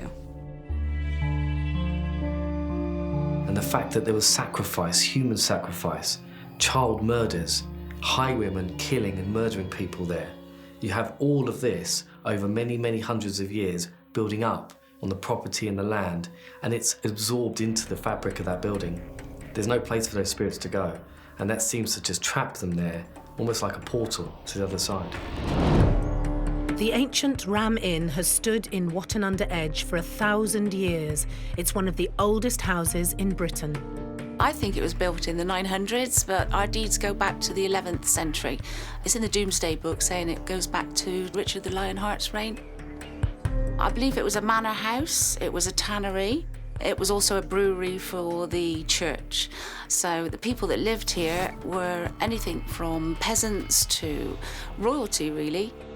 Historically, we don't know too much between 1145 and 1350. All that we know for this period of time is it was predominantly a church house, and it would have been used to house the stonemasons involved in the building of St Mary's Church, and possibly slaves, including children. By the 20th century, the Ram was badly in need of renovation, and a local carpenter couldn't resist the challenge. It was 1968 when John Humphreys bought the ancient Ram Inn for £2,500, and it wasn't until then that we got to hear of all the ghost stories. Well, in 1968, I was 7. There were no such thing as ghost hunting events then, and nobody really wanted to come and look for ghosts. Mum and Dad didn't really elaborate on the paranormal activity that was going on here because obviously they didn't want to scare the children. I slept above the grave and in various other places in the Ram, and had I known that, probably at the time, I'd have run a mile.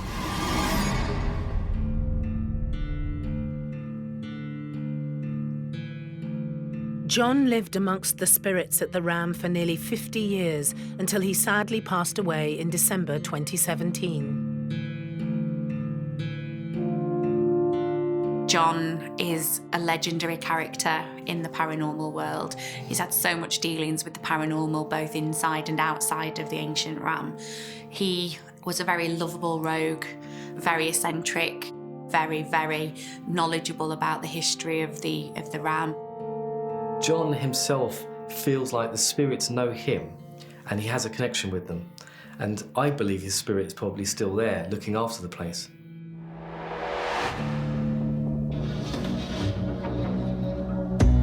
During John's time at the ancient Ram, he discovered many of the reasons behind the paranormal activity.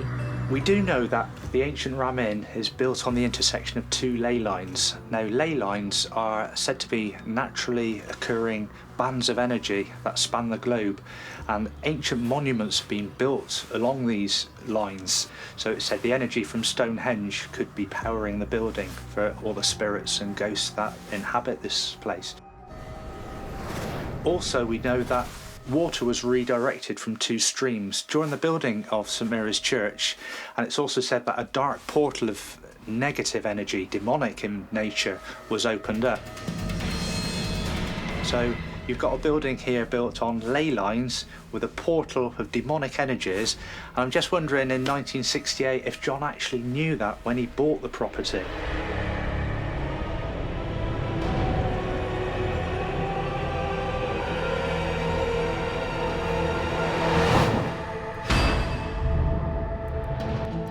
The The ancient ram has become infamous amongst the ghost hunting community. The building's been featured on television and it's very well known in the paranormal community, and it is on the bucket list of every paranormal investigator to come and investigate here.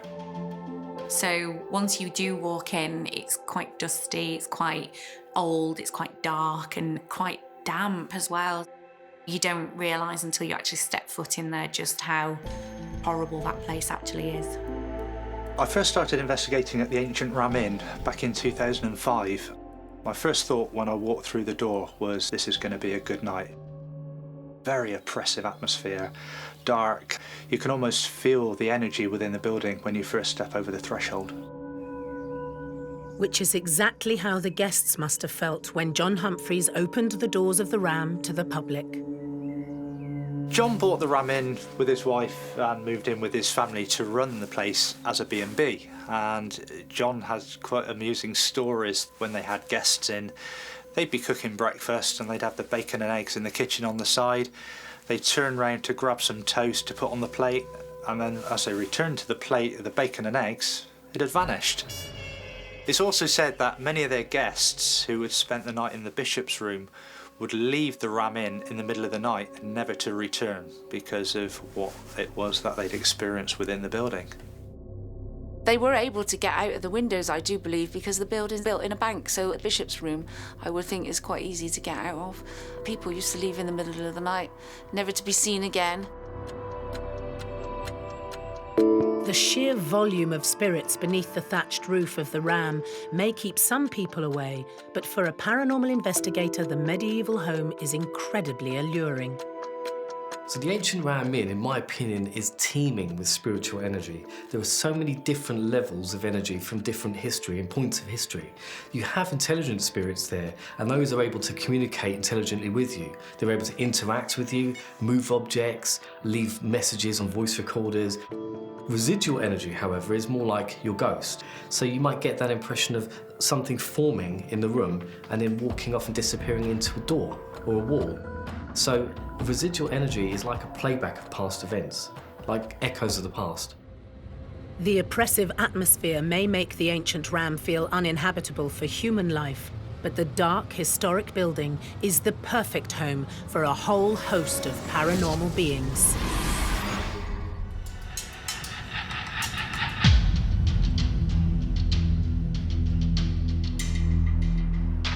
The ancient Ram Inn sits uncomfortably within the beautiful village of Watton-under-Edge in the Cotswolds. The building, believed to be Britain's most haunted property, used to be 3 times larger and was used by various industries until 1820, when it became a pub. The main seating area was christened the men's kitchen. In the men's kitchen, we have reports of baby crying, so you hear that sound coming out of the darkness. The reports of 2 apparitions, 2 men stood either side of the fireplace. But I think the most famous one is the lady in blue, who's the ghost of, the name that we've been given is Elizabeth, and she was apparently murdered by 2 highwaymen, and her ghost still haunts the old kitchen area. The fabrics of a building will always hold on to recordings, so what we would say aren't intelligent beings, but the fabric of the building, the stone actually absorbs the energy, so it's more like a video replay. Energy can't be destroyed or created, so it's got nowhere to go. So if it's good energy, it makes a good imprint. If it's something bad or horrific, the imprint is bad and negative, and it stays there. Ghost hunter Phil Jones was holding a spirit board session in the men's kitchen when one of the team members began to feel unwell. You could see her gradually sinking into the point where we had to carry her out the building. She just couldn't walk. You know, she was just like a rag doll. One of our medium sensitives who was with us at the time picked up on this quite negative energy. At the moment, there is a shadow that's kind of over top of you. The room went colder. The feel completely changed. The atmosphere completely changed. People noticed it. Could it be that Phil and his team had contacted one of Elizabeth's murderers? The sensitive said there's a spirit here and he's called Michael, and he isn't a very nice guy. He said some horrible things about some of the things he had done or what he wanted to do, and the whole atmosphere changed. Some of our team become very sort of edgy and aggressive and not very like themselves, you know. I don't believe in demons, but I do believe in a saying, as above, so below. I mean, if you're not a very nice person in life, you're probably not going to be a very nice person in death.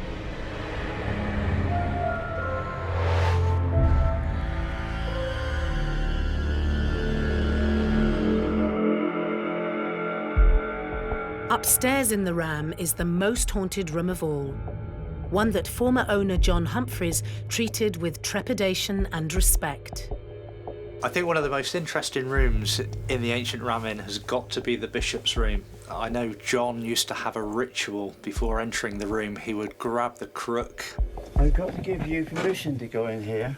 And rap on the door 3 times, calling out, "Is anybody here?" Is there anyone here? And making the sign of the cross, he would enter the room. Now, John says he used to do this because countless times when he was in his bed at night, fast asleep, he would be woken by the door of the bishop's room being rattled furiously and making quite a sound which echoed through the building. And so John said by performing this ceremony, it seemed to calm that activity down. I think the bishop very much appreciates that. Just him giving the common courtesy, I'm going to knock 3 times before I come into the door. It's just like living with someone else, having spirit in your home. And spirit should also respect you too, and your boundaries that you have, because it is your home and you're coexisting together. The mood in the bishop's room is quite dark, especially at night when you've got the lights out. You've got 3 beds, which are commonly used by ghost hunters to sit on. Years ago, before ghost hunting was invented, Dad had a paranormal team. They ended up stabbing the beds because you get a very heavy weight on your chest when you're sleeping in there. Or even awake sometimes, you can feel the pressure on your chest. It affects your chest for some reason.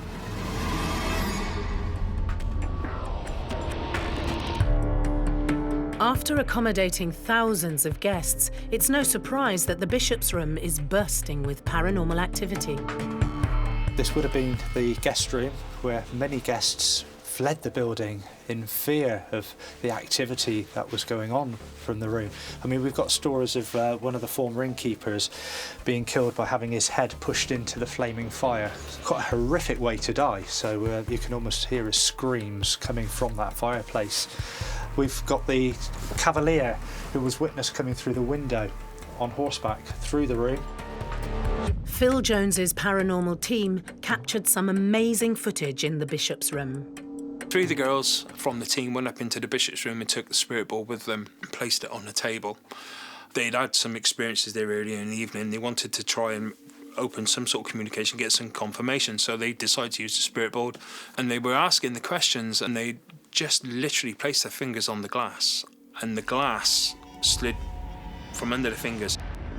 It didn't tip, it didn't fly off and smash, it just shot off the board, and their fingers are on the glass. Can't explain it. The table was level, the glass and the board were all level, nobody pushed it, they literally just rested in their fingertips. There was definitely some supernaturalness going on with the glass moving itself. That's definitely unexplained evidence right there that I would say is supernatural, for sure.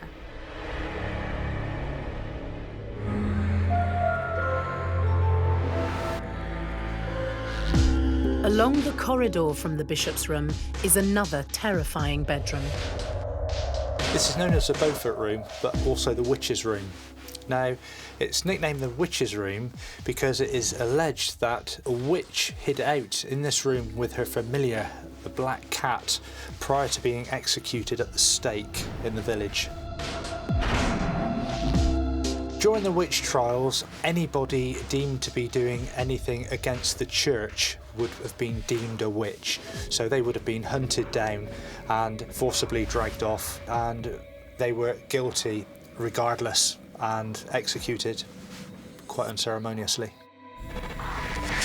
The murdered woman clearly has unfinished business. activity has been cited as a shadow figure that walks across the room. I have witnessed it myself, where I was on the landing just looking in through the doorway and a shadow passed the door frame coming from this side, across the frame and appearing to walk towards this side of the room. I came in expecting to find one of the team in here, but the room was empty.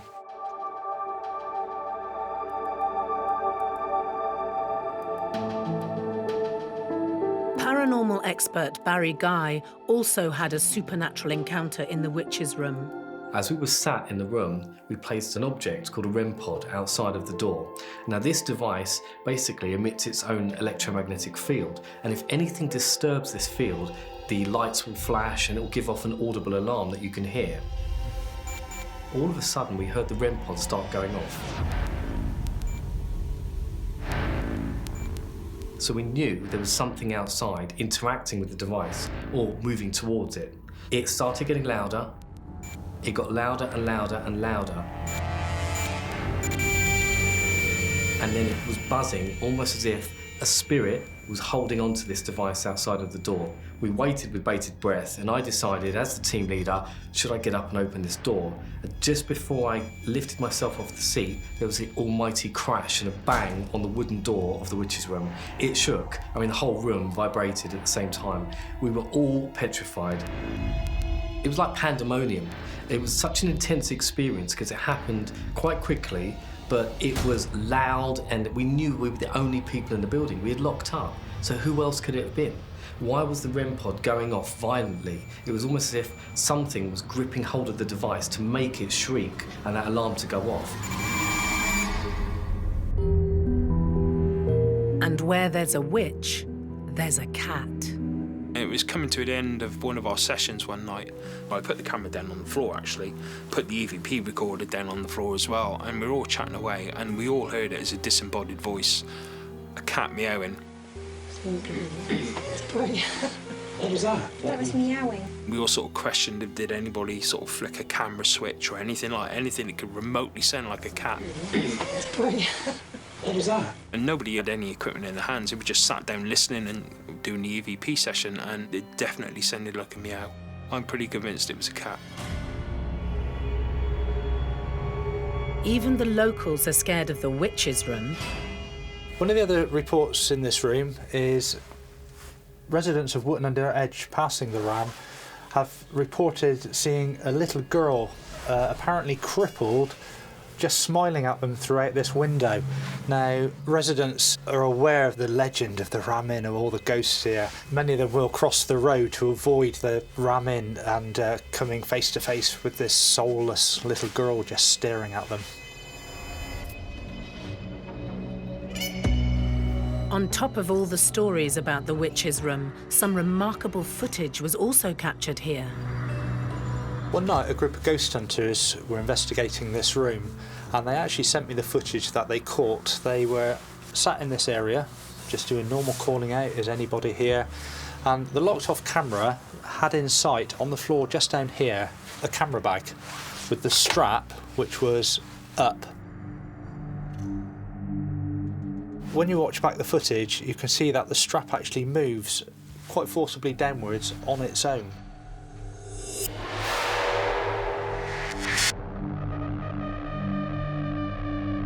And it's quite an intriguing piece of footage, one of my favourites from this room.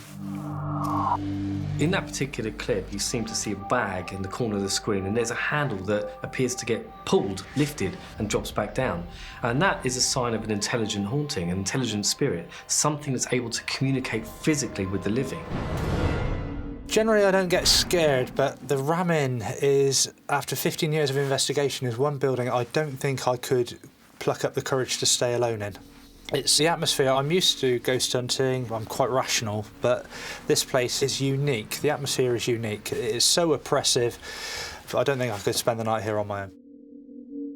The energy running through the walls of the building makes the ancient ram an uncomfortable yet fascinating place to visit. It's little wonder that some spirits also find it's impossible to leave.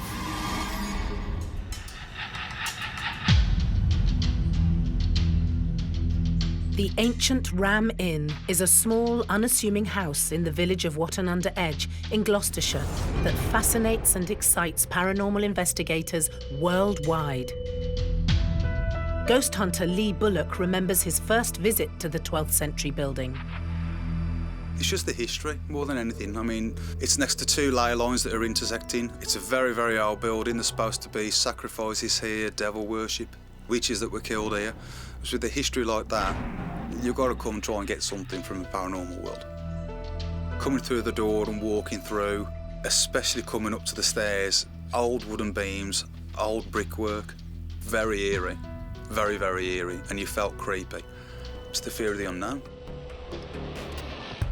Lee has visited twice and both times felt the power of the Ram.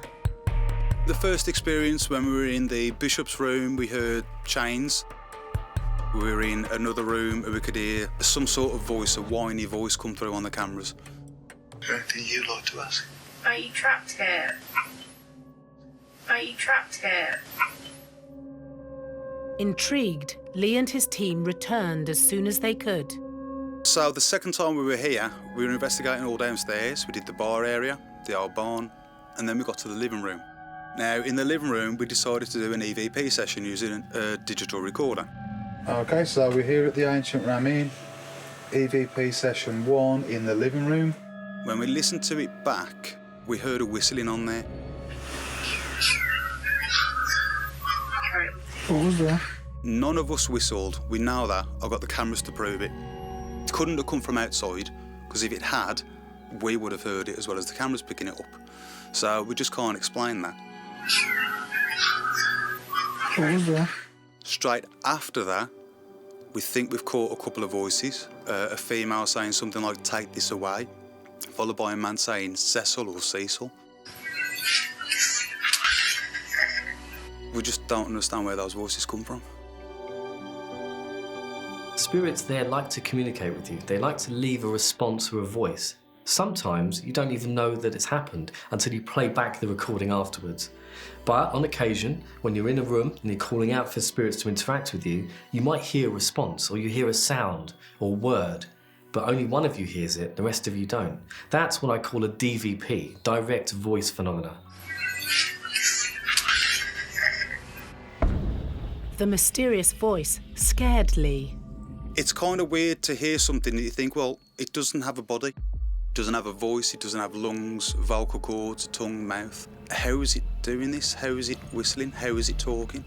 Was it dead 100 years, 50 years, 500 years? Why is it communicating now?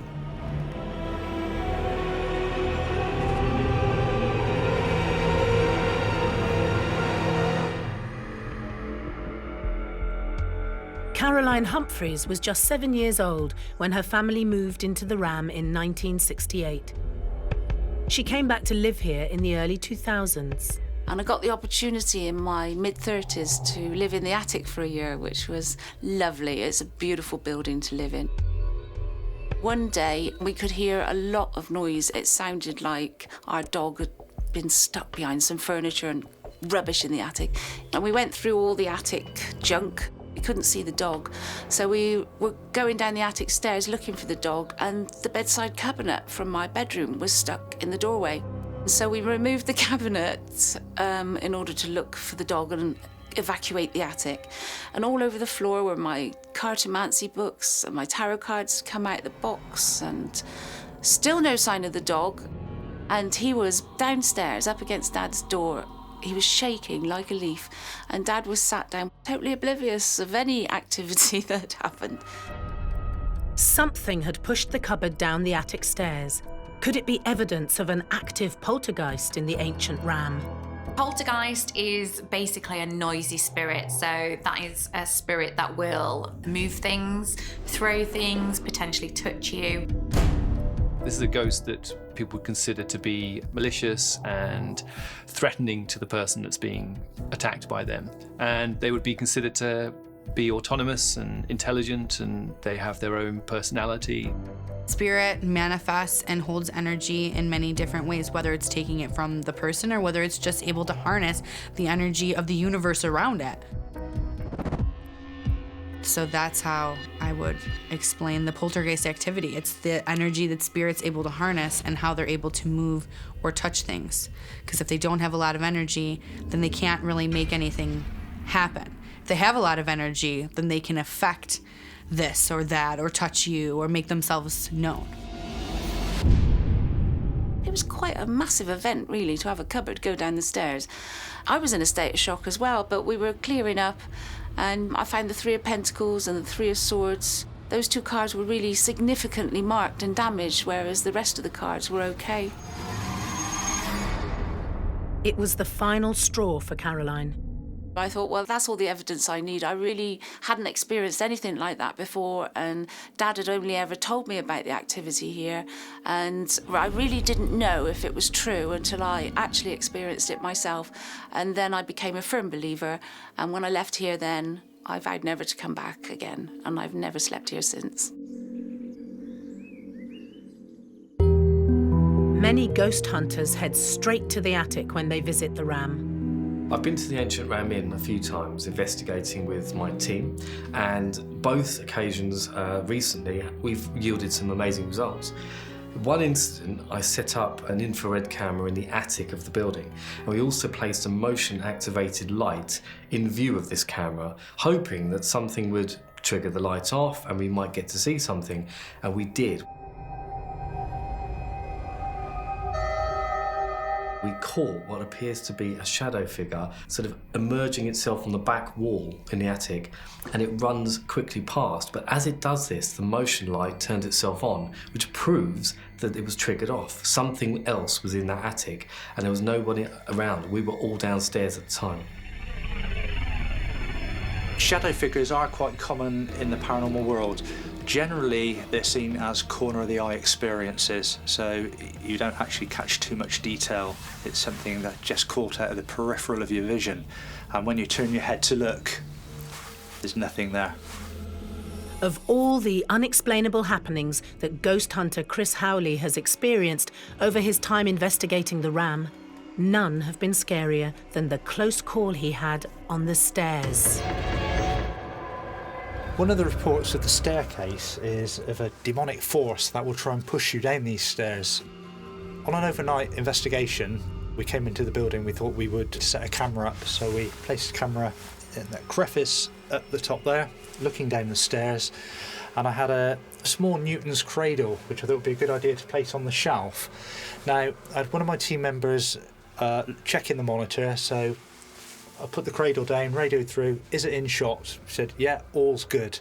I then turned round to go back down the stairs. The walkie-talkie went off with a load of expletives as he witnessed this come off the shelf, and it flew past my head, down my right-hand side, and lay in a tangled mess at the bottom of the stairs. It was quite a frightening experience, but I was more disappointed that we hadn't managed to press record.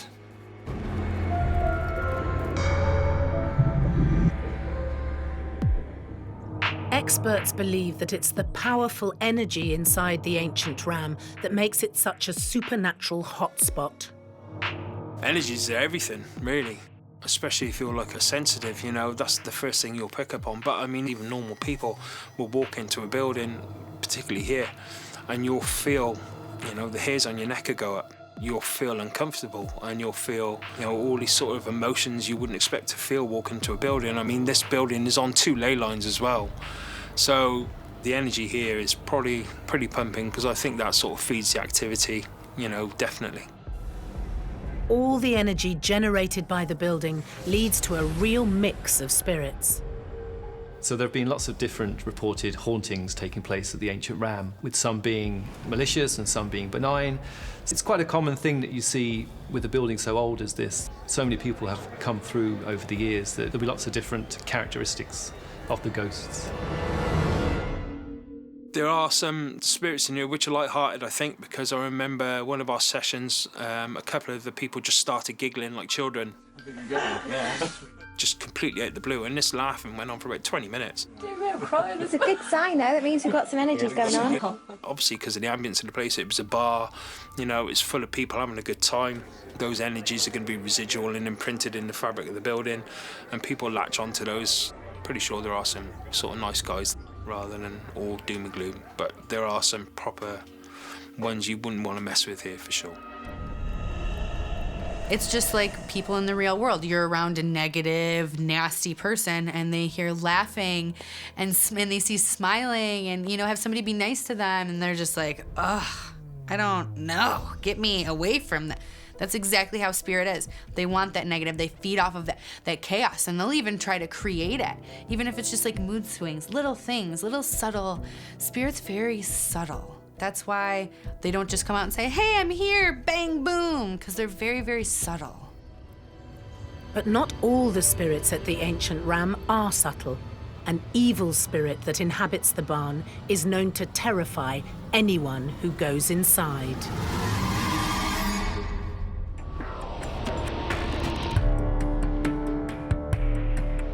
The ancient Ram Inn is reputedly Britain's most haunted building. The medieval house is steeped in history and flooded with paranormal activity.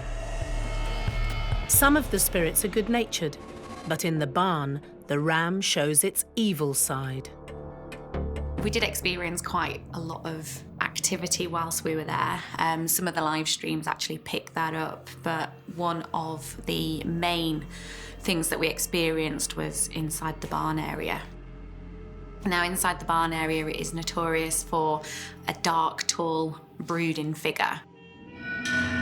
Now, he made himself known in a form of a mist that one of my colleagues actually caught on an iPhone. And once we slowed the stills down, we actually found that there was a face on the inside of this mist. So that was quite an extraordinary find for our evidence. Phil Jones has also experienced the malevolent spirit in the barn. The first time I experienced the black mass coming towards you at speed, that was really unnerving because you've got no way of getting out and this thing's just coming towards you. You try to rationalise, is it my eyes playing tricks? Is it because my eyes are focused into the dark or whatever? But you could see this mass change in shape as it was moving. When you actually see that, it is quite exciting, and I think the adrenaline starts to flow then and you kind of want more things to happen.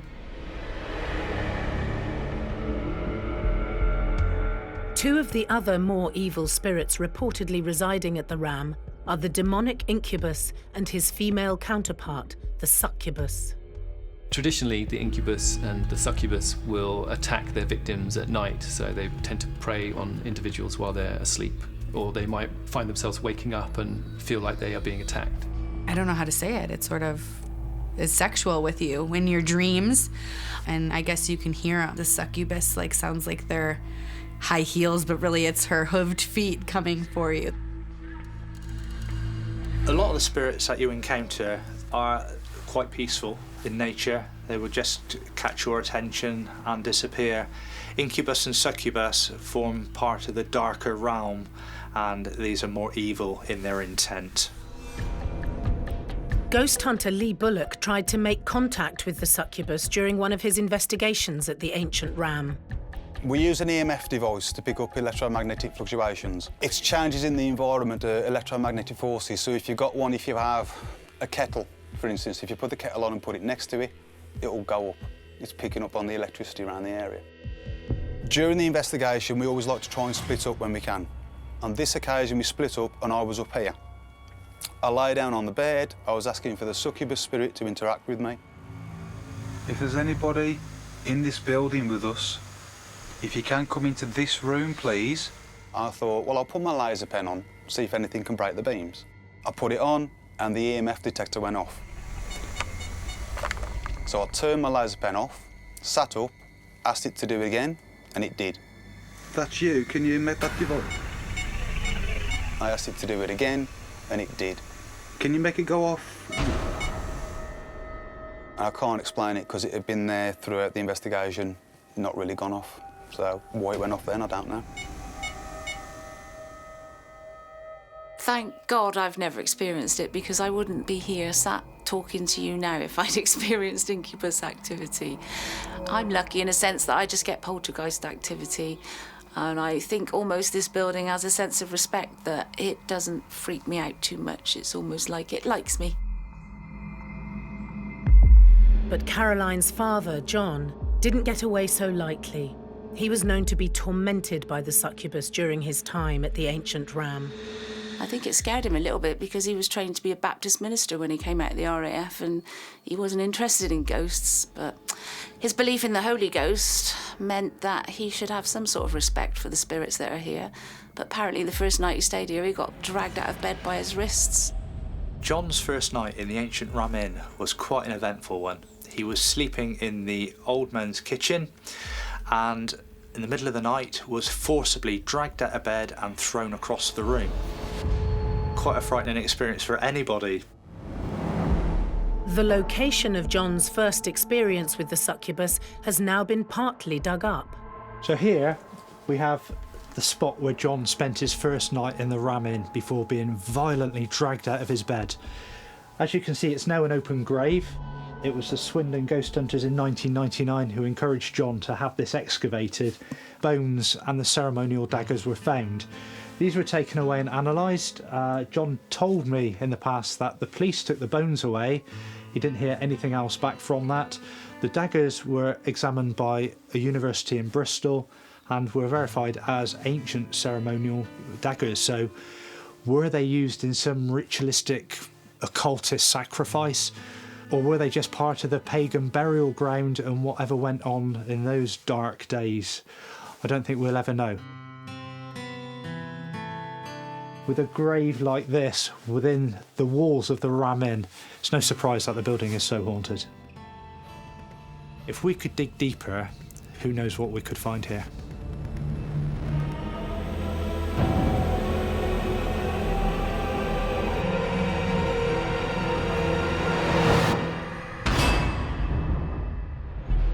The Ancient Ram Inn is as important to the paranormal community as it is to any historian. 1,000 years of life have been lived inside the medieval building, and although no humans currently reside in the extraordinary bedrooms, the Ram is still packed to the rafters with spirits. It's good to keep a place that's got so much history. It'd be a shame for this place to go. It's important not only to the community around here, but to the paranormal world. You know, so many people have investigated it, so many future generations of investigators are going to want to investigate it. The Ancient Ram Inn is a national treasure. It's a piece of history that needs to be preserved. Not more so for the ghost hunters who keep coming here, but I think historically the building is a fantastic location.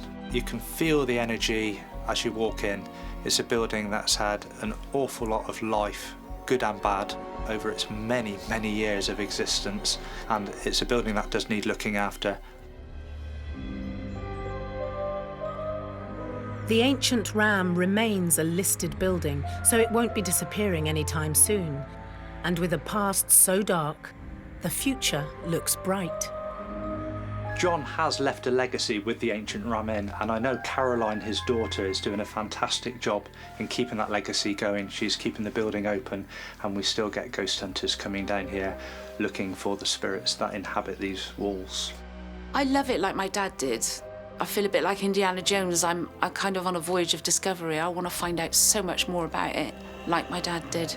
I'm fascinated by the history and the stories and the things these walls could tell if only they could speak. It would be amazing.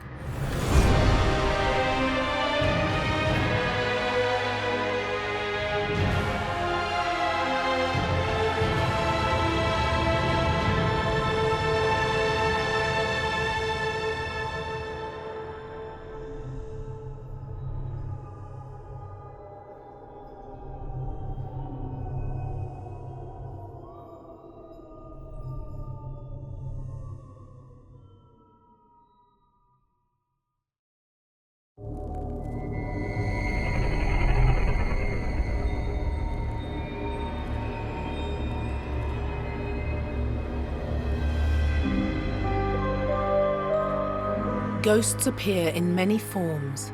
We can see them. What was that? We can hear them. I am not afraid. And sometimes we can even feel them. We've gone around the globe in search of the most terrifying spirits and supernatural beings who continue to live on long after their deaths. On World's Scariest Hauntings, anything can happen. Because you never know who's watching when the lights go out. What the hell was that? In this episode, an 18th century prison that housed some of Britain's most notorious criminals. Bodmin Jail is synonymous with death because of all the unsavoury characters that were banged up in this penal institute. The spirits of men, women and children still walk the deathly corridors. For about 20 minutes, I'd been holding this child's hand, only to realise that obviously at 1 o'clock in the morning there wouldn't be a child in the jail and not living anyway. And should you come face to face with one, you'd better run. And it specifically said, get out. And at that time, all the hairs stood up on the back of my neck, and that sense that you feel that something isn't right came over me.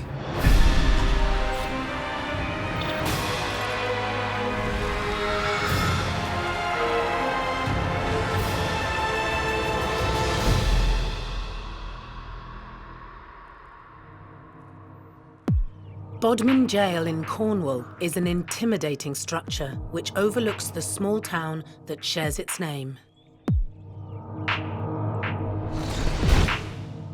Built in 1779, the prison has housed many notorious criminals, some of whom were put to death right here in the grounds.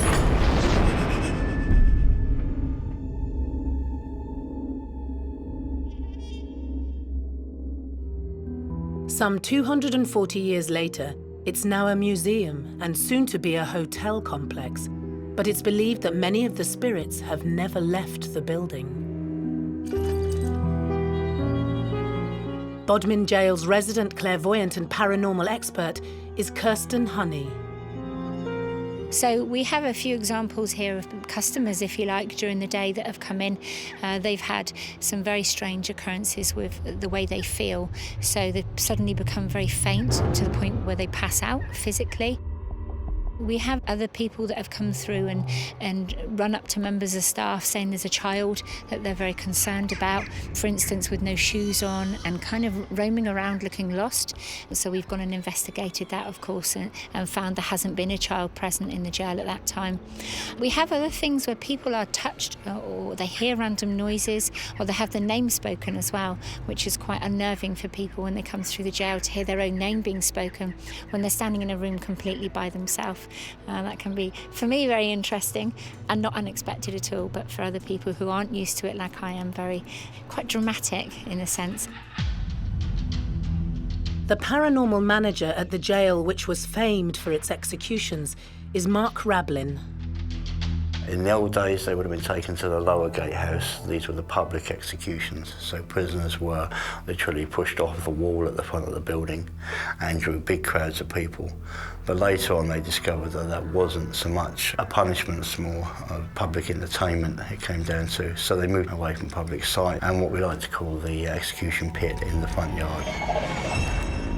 Prisoners were taken from there onto the trapdoors, a hood and a loose, and then dropped. So, all over very quickly. £1,000 force across the back of the neck. Mark started working here 13 years ago. When I first came here, I mean, it was literally, I just had my first heart attack. I couldn't drive my articulated lorry anymore. And I saw a night here at the jail, and I thought, that'd be fun, I'll go and have a look. Didn't expect much. I experienced 3 different things in one night, and that kind of got me thinking, which literally changed the entire life. I mean, when you see a shadow of somebody run down the wall when there was nobody there, or you get pushed off a wall and then you have a pebble thrown at you across the floor, that kind of focused me a little bit. And I thought, well, I went off and studied up and took over. So I've experienced full manifestations walking past me. I've witnessed things move, touch sensations being pushed, loads of stuff over time. The thing that keeps you here, because there's lots more still, I think this building's got a lot more to give yet. Just inside the prison gates, a spirit has been captured on camera. In this area, we were doing our own after dark event here, and a couple had come out and taken some selfies in this area. What they captured from there was actually a picture of a lady stood behind them. These were once living humans, living people, not something like a non-human entity or just a random energy that would be defined in some areas of the jail. The photograph is a stunning example of the paranormal energy that exists at the jail. Full manifestations, partial manifestations, particularly caught on camera or on photographs, are actually quite a rare phenomena. We're very lucky if we see them with our own eyes, but to actually capture something that amazing is an incredible thing indeed. A full-bodied manifestation of any figure or any entity is rare. You'll often see the person transparently or as clearly as you and I. They can be solid figures, they can also communicate and look at you and interact with you. And they're also deemed as intelligent spirits or intelligent hauntings.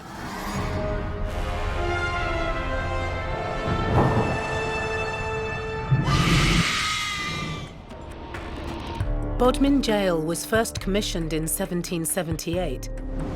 It would house 3 separate prisons on the same site. One for minor offenders, a debtor's prison, and one for serious criminals. This building was originally constructed in 1779 and was a very modern building in its time. It was built under the John Howard Prison Reform Act. So we went from the old-fashioned dungeon cells into the more modern type of building that you see today, with 1 person per cell and a lighting and a heating system. For the time, the prisons were a very modern development and actually one of the first prisons built that were considerate of the prisoners in a way. So they were quite airy. There would be 1 prisoner to a cell. There were programs that enabled prisoners to work and even make money. So comparatively, they were quite well kept. It stayed operational right through until 1932 when it was decommissioned and sold at auction. During its 153-year history, many different prisoners spent time within the jail's imposing walls. We have cattle rustlers, we have potato stealers, right through to murderers. Back in those days, anything connected to the food chain would have been a harsher sentence. So it was livestock and anything like that could have got you executed back in the day.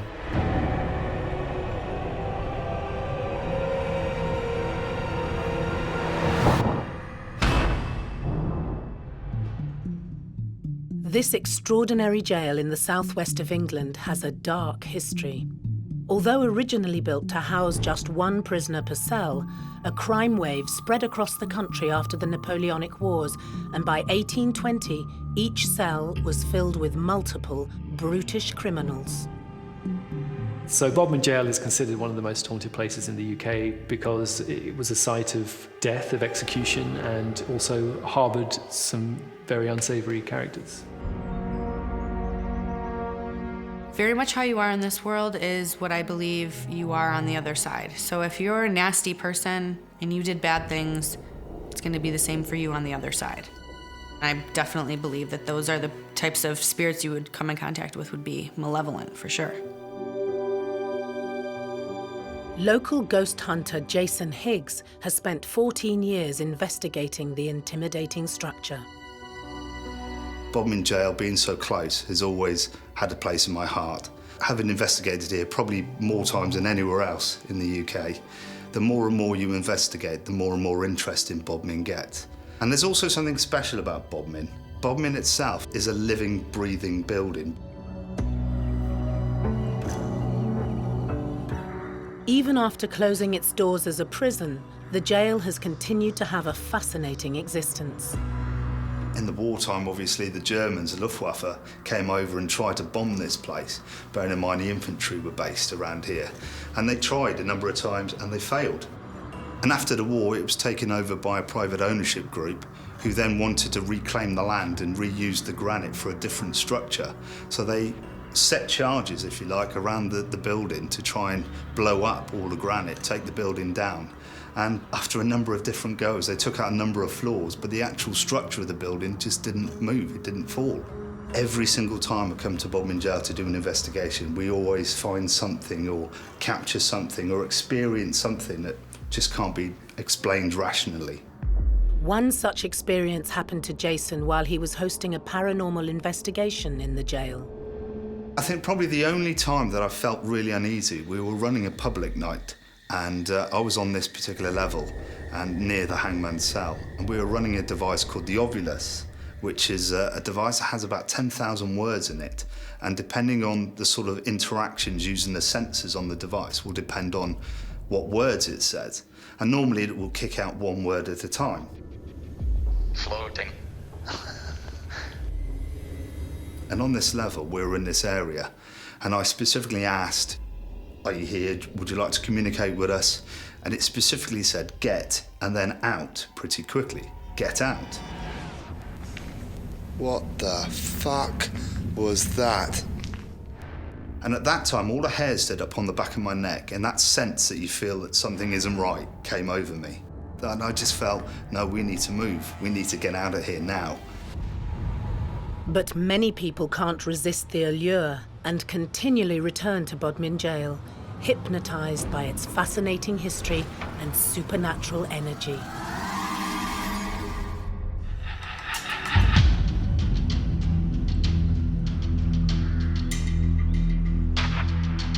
Between 1779 and 1932, Bodmin jail housed thousands of criminals in its dark and oppressive cells. But not all the prisoners were adults. Many children served time here for petty crimes. And although they've long since passed, their impish spirits have remained. I've been here nearly 3 years, and I have had many, many experiences. Some of the more profound ones for me are one being a child.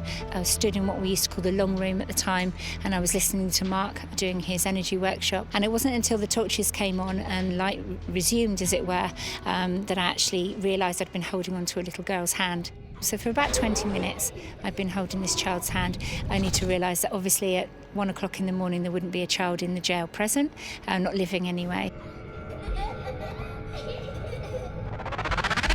Paranormal investigator Sally Mason has hosted many ghost hunts at the jail. So many emotions. We have had guests cry, and they don't even know why they're crying, and they get very upset, and they'll say, "I don't understand why I'm crying, I don't feel that I'm upset," and the tears are rolling down their face. And Sally too has felt the presence of the juvenile detainees. There seems to be children here in what we used to call the long room, and they make themselves known in orbs, shadow figures. They will approach people. They play with the equipment that we used to bring, and we used to bring toys and old Victorian dolls, and all of our equipment used to react off it as well.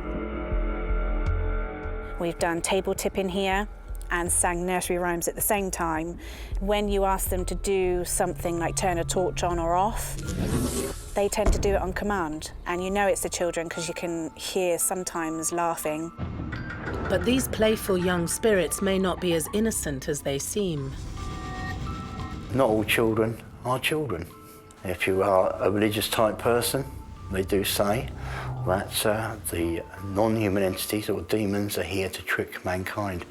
And it's very much what this energy does. It tricks mankind. So non-human entities can form in many different ways. They can initially latch onto a sensory perception of somebody's energy and build on that. They usually stick to one kind of energy themselves, so they don't change. They can be false. They can make you believe something other than what you're actually experiencing, and they can turn very quickly. Despite closing in the early 1930s, many dark spirits still remain locked away in the prison.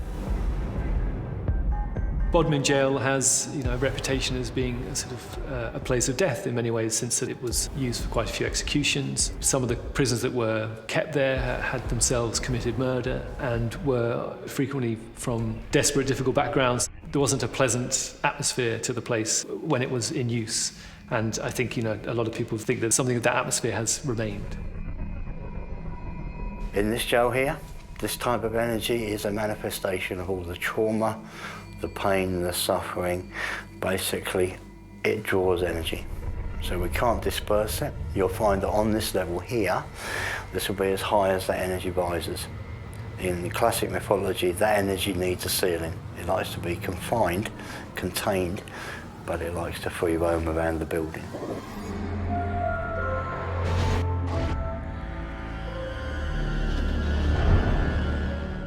It's no surprise that some of the spirits trapped inside Bodmin jail are known to be malevolent. During its 153-year history, the bricks of the 18th century prison bore witness to 60 executions. Record attendance here at Bodmin was between 20 and 25,000 people turned up on a single day to watch the double execution of the Lightfoot brothers, William and James. They'd murdered a local merchant called Mr. Norway, who was very popular in the town, and it drew a big crowd, that one. It was a double execution as well, so more spectacular than just one person. The last hanging in Britain took place in 1964, and capital punishment remained an option for anyone committing treason, right up until 1998, when it was finally abolished. But back in the 1700s, you didn't have to commit a particularly heinous crime to end up at the gallows. I believe there's something like 120 different crimes that would have got you initially executed. Everything from stealing a headscarf, vagrancy, any kind of theft of shop properties, and depending on the judge as well. Some of our judges were definitely the execution types. If you stood before them and he didn't like the look of you, that was it. You were history. One of Bodmin Jail's most famous inmates was William Bartlett, who was found guilty of murder and sentenced to death on November the 13th, 1882. William Bartlett was executed here for the murder of a child.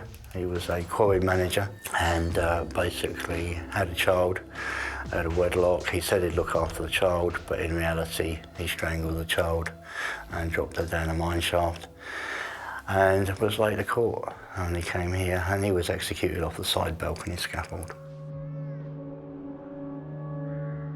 135 years to the day after Bartlett's execution, November the 13th, 2017, paranormal investigator Tony Ferguson was down in the basement of the jail when suddenly the lights went out. Straight away we're thinking, is it an electric fault? Waiting there for about 2 or 3 minutes just for the lights to come back on. We're looking upstairs just thinking, how comes all the rest of the lights are on? And you get this eerie feeling of someone watching you. So we went upstairs to go and speak to staff. Basically, they said to them that the lights have gone out, and they just sort of looked at us in shock, saying, no, the lights are fine. I was like, well, no, the bottom cells, the lights just went out for about 2 or 3 minutes. Is there like an electric fault or something? They sort of looked in shock and got Kirsten to come out and speak to us. She was quite shocked. She said that if those lights would have gone out, the other lights would have gone out. So we've gone back down there, so we know that there's something down there trying to communicate. So I put the camera down just to see if anything was following us. And obviously it just thought, oh, they're not filming now, you know, and just walked past quickly. Tony's incredible video of the moving figure is a rare and fascinating capture. It's almost like they don't want to be seen, but you've got to manipulate them kind of thing and play tricks on them rather than do it to you. The video clearly displays an apparition moving across the screen there in the basement of Bodmin Jail. It is a dark silhouette type figure, but it has some form of light anomaly around the head part of the apparition. Could the ghostly manifestation be William Bartlett walking to the gallows exactly 135 years before? Tony's footage was very interesting on the day because it was open to the public. They were down here and he placed his camera statically just off to my right. And then down here, literally on the video footage, you see what looks like a gentleman walk from right to left across the shot. We checked our video footage and we checked the people that were in the building, and we can confirm that there was no extra members of the public down here. So on the day, that was a brilliant capture, if you like, when they weren't really trying. You can try as hard as you like to record paranormal stuff, and they'll do stuff when you least expect them. You know, and it was on the anniversary of the execution of William Bartlett. The timings were perfect. We're not saying it was William Bartlett, but potentially it could have been him, it could have been a priest, it could have been a member of staff, but they were certainly down here heading in the right direction, and a full manifestation. Some experts believe that apparitions like the one Tony captured are echoes of the past. Residual hauntings are consumed by the fabric of the building, so they're actually a replay. So what you're actually seeing is a video of years gone by, which has just been generated by the building and the stones and everything surrounding that. It doesn't really frighten me, to be fair, because where I've obviously seen so much stuff in the past, and you go into investigations, I go level-headed. But I think for the average person it would be frightening, because if they were there and suddenly the light's gone out and you're seeing things, it makes you question yourself, really. The ghostly apparition was the high point of an exciting day at Bodmin for Tony.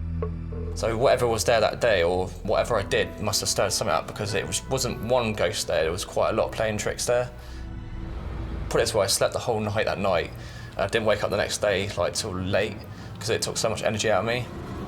It was amazing. Just the footage itself was amazing.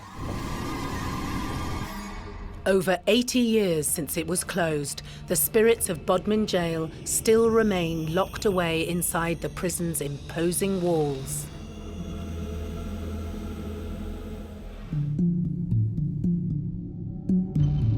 Built in 1779, Bodmin Jail in the county of Cornwall used to house thousands of dangerous criminals during its 153-year history. Even though the last of its inmates are long gone, many of their spirits still linger inside the dark cells of the prison.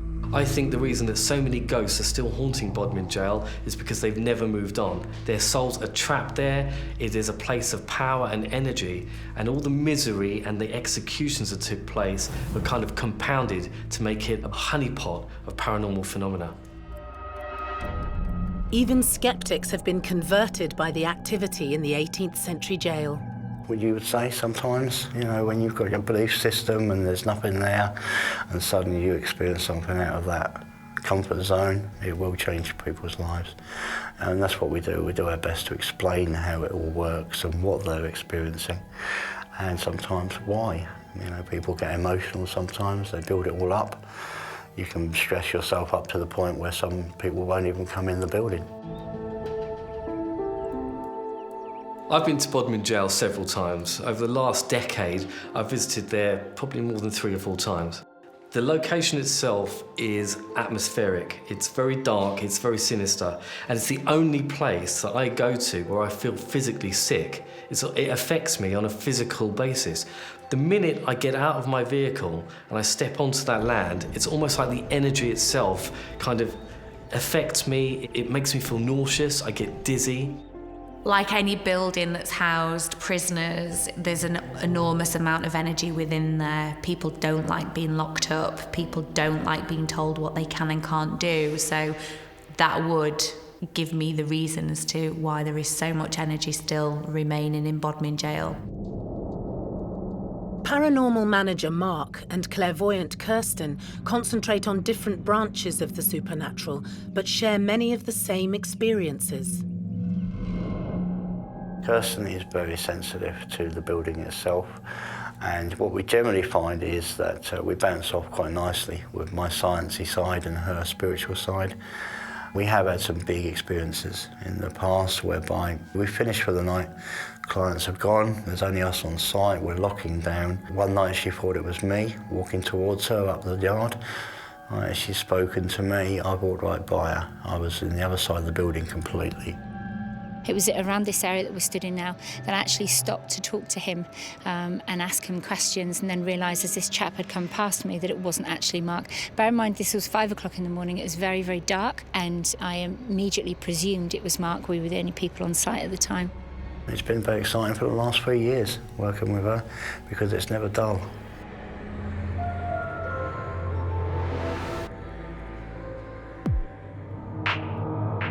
Local ghost hunter Jason Higgs was filming in the jail's naval wing when he captured an unexplainable paranormal experience that shook him to the core. When we were filming down there, a big storm came in, got very windy, it even started hailing, moved all the cameras into an adjoining cell, waited for it to pass, set all the cameras back up again, and the gate hadn't moved an inch, the gate was open. And earlier on that evening, I said, you know, if there's something here, please can you shut the gate? It'd be great if you could walk into this area and maybe shut that door. And while I was setting up for the filming for the second time, I asked a question. I'm talking to camera, just saying about what I was going to do that evening, and realising next door the camera was capturing the gate shutting on its own. And we've got footage of the gate, and it shuts slightly, stops, shuts slightly again, stops, opens a bit more, and then shuts again. And I don't know to this day what has caused that gate to do that. Because the wind had stopped at this point, the hail had moved on, it was a clear evening, but something had shut that gate. Some spirits are able to harness a great amount of energy, so they can touch you, they can throw things, they can move things. I would call a higher energy a spirit more than a poltergeist. That's how I would describe it. So you're dealing with high energy, walking into a room and you feel a sensation or an emotion comes over you. Temperature has dropped massively. That's being around a spirit that has high energy. The physics-defying gate left Jason and many others wary of the unexplainable activity inside Bodmin jail. There's a feeling of uneasiness, and I get it every single time I come here, so it's not as if it's a one-off. And when you speak to a lot of other people and they feel the same emotions, if you like, in the same places as you have, that just helps to collaborate, you know, scientifically especially, but as well as on a personal level, what may be going on in the jail. Paranormal expert and medium Joe Lockwood has also experienced the power that resides within the walls of the jail. I actually went there with my family, and walking around, I was quickly made aware that there was a presence of a man. Now, the only way that I can describe this is that he was watching and following everywhere we went, and my little girl actually turned around and said, "Mummy, I can see a man." And I said, "What do you mean?" She said, "There's a man just at the side of us." I already knew he was there, but I didn't want to scare the children. And she said to me, "He keeps on following us." And sure enough, he was following us. The only way I can describe him is his presence is quite authoritarian, if I can say that. He is quite oppressive, you know. The feelings of being watched quite sternly, you know, as if it's a watchful eye on you. I think that's the only way to describe him.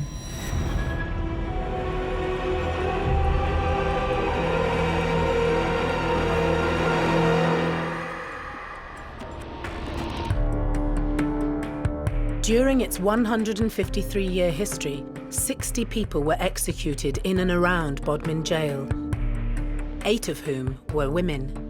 One of the most notorious hangings took place in 1878, the execution of 28-year-old mother of 2, Selina Wadge.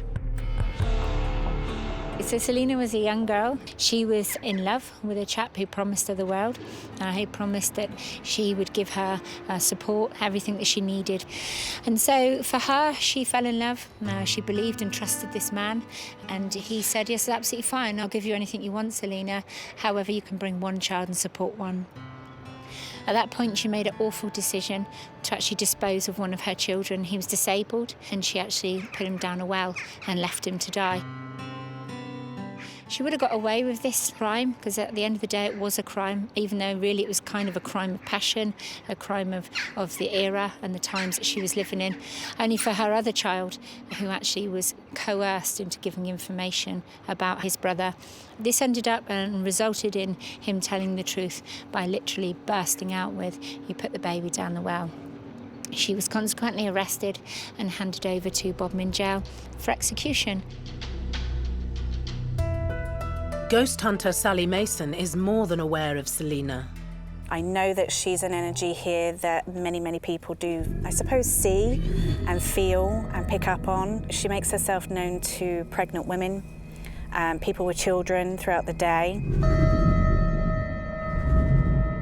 I think the reason that Selina's spirit likes to approach pregnant women whilst at Bodmin jail is because she feels sorrowful, remorseful for the act of murdering her own child.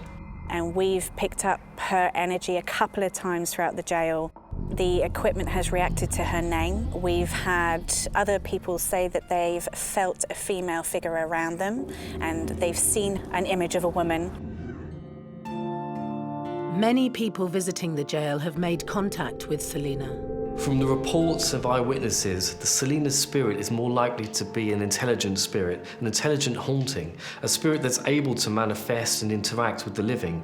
She's clearly there, distressed and feeling remorseful about losing her own child, and therefore she interacts with the living to try and get some kind of salvation from all this. My experience personally with her is very different, kind of calmer than most people's would be. She's appeared to me very briefly through her son, not herself. She's been very intimidated by me. She's felt very, very timid and unnerved by myself. Her son actually expressed to me that his mum was very, very nervous and didn't want to speak to me directly. She just wanted me to know that she was there. Kirsten believes that Selina was a victim of her time and environment. I just think that the story carries a lot of weight emotionally. For her, it's not like that. You know, she fell in love, she put all her trust into somebody, and that all backfired for her.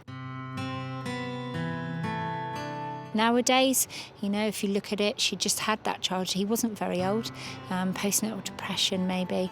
Anxiety and all the other things that stresses that society pushes on you. And I think it was just an accumulation of all those factors and stress and promises and actually being in a position where you have no idea what to do in life.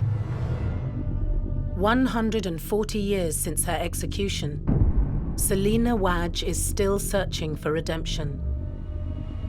But many of the spirits at Bodmin Jail are unforgiving and will use their full force to express themselves.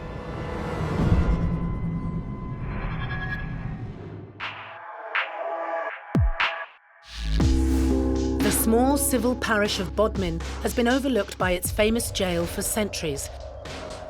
The imposing building that casts a dark shadow over the Cornish town used to imprison the most despicable of criminals, but now a bevy of spirits inhabit the prison, where death was part of life.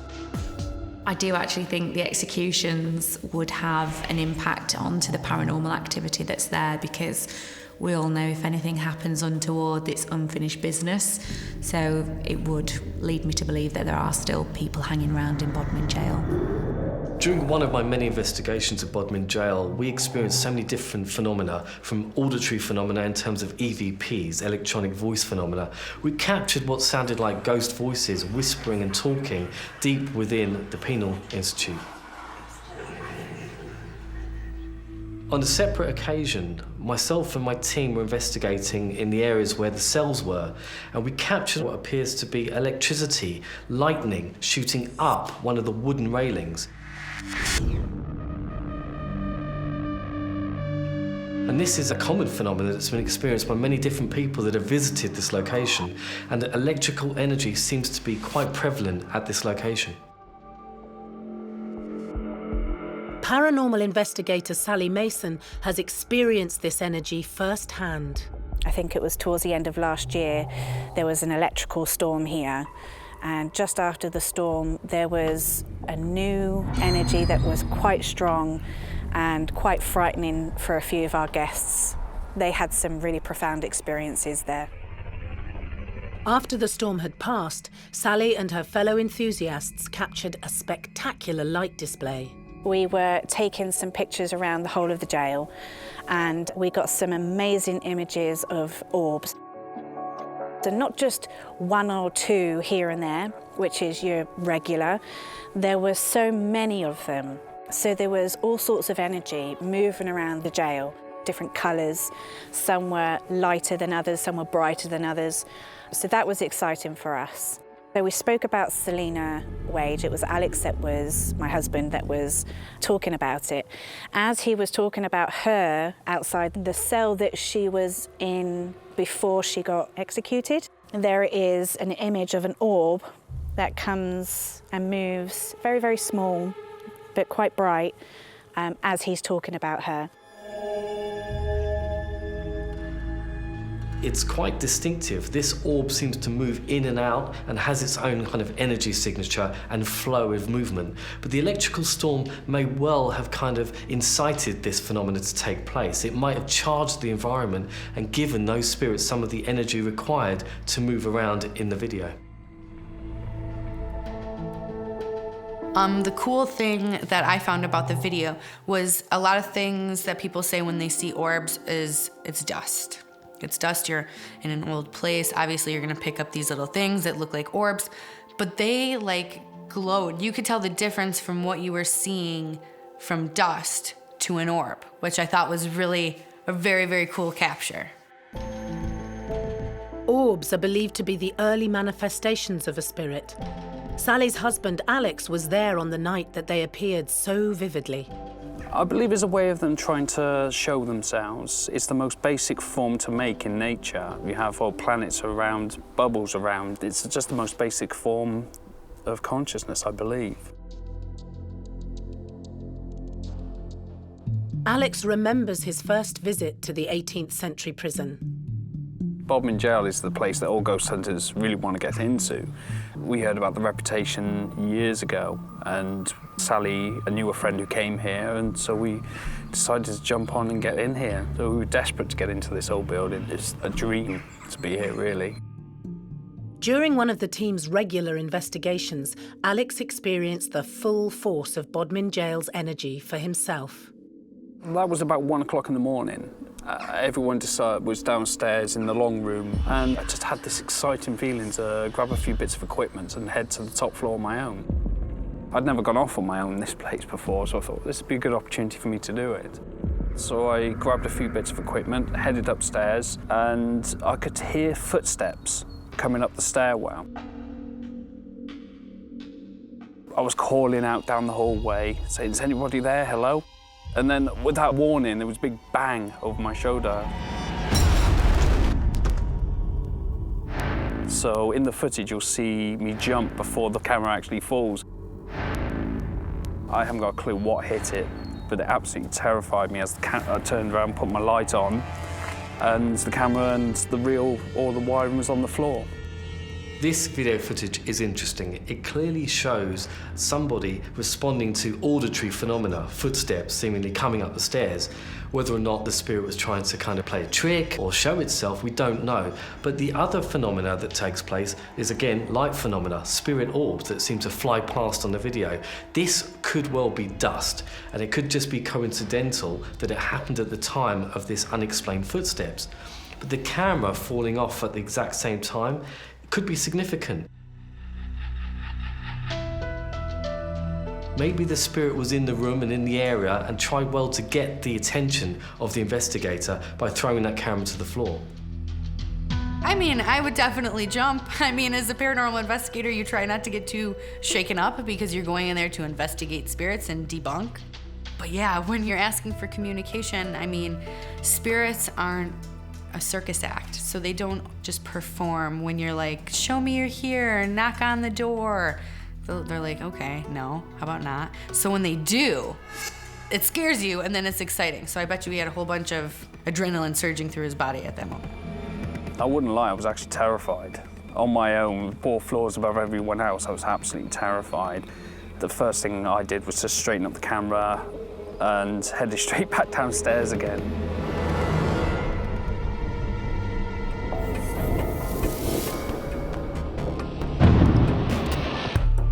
Bodmin Jail is a hive of paranormal activity. Resident clairvoyant Kirsten has become a conduit between the real and the spirit world. To be able to connect with somebody when they're not here any longer to tell their own version of events, their own stories, to me is very important that the correct story for them is told.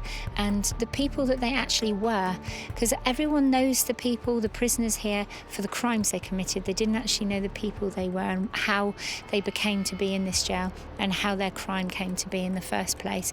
And I think that's missed a lot. People take things at face value. They killed a child or they robbed somebody, but what brought them to that in the first place is really important to me, to know their history as well. If you think of human beings, pretty much the spiritual world is the same. So really you're dealing with the energetic imprint of a person from a moment in time. So you get the warder types, which can be quite aggressive. We're in a prison, so not everybody was light and fluffy in here. So we end up with a whole mixture of personalities, should we say. With so much activity in the air, it's no wonder that Mark has seen a number of unexplainable events in the corridors of the infamous jail. So we have many reported things in the building itself. One of the most interesting would be probably the footsteps on the stairs. Electronic voice phenomena will pick up these, and you often hear people, footsteps running about. We get lots of movement, lots of people being shoved, pushed, moved around as they stand still even in the building itself. But this level down here, technically we're under the middle of the building itself, and probably the most exciting bit for me is this is where I saw my first ever full manifestation in the building. It was a night that Mark would never forget. I just stood here in the corridor talking to somebody about the weather, and then suddenly we watched as a gentleman, or the shape of a gentleman, walked from this corridor here, straight past us and straight down the other corridor. And it's interesting because this is one of our original doors here from Bodmin Jail. We put it here temporarily whilst we work on the hotel next door. So this guy walks through, the temperature dropped, all the hairs went up as you'd expect, what we call the adrenaline system kicked in, or the flight response. There was a crackling in the atmosphere. It was quite interesting, you could hear it. It went darker, and then it came back up to normal darkness. I was buzzing, really excited, because ultimately that's what people come for, to see a full manifestation. And it was one of many, but that was my first one. And they say you never forget your first full manifestation, and it's true. This guy was excellent. He was grey, perfectly shaped, walking straight past us.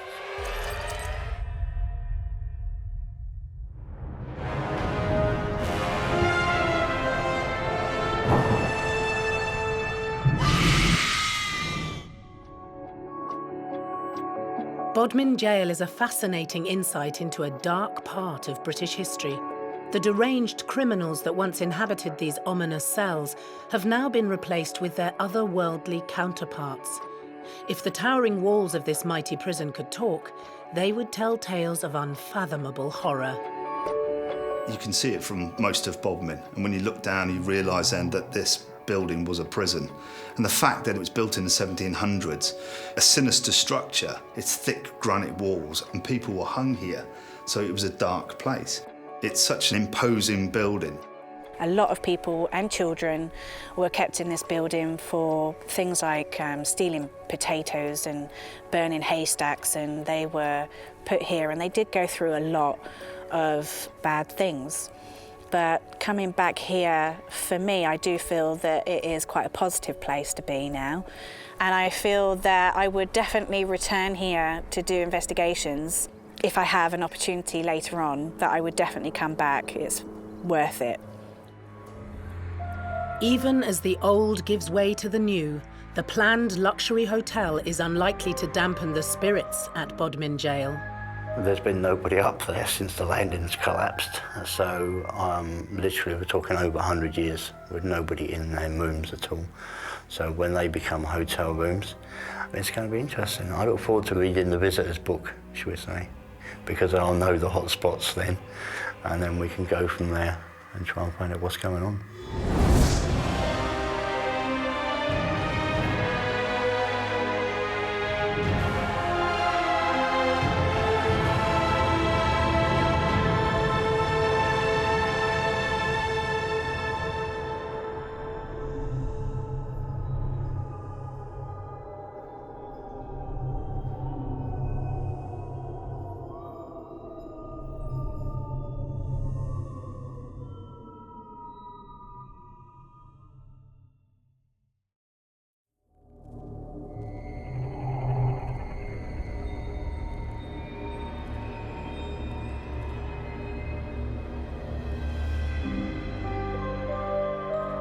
Ghosts appear in many forms.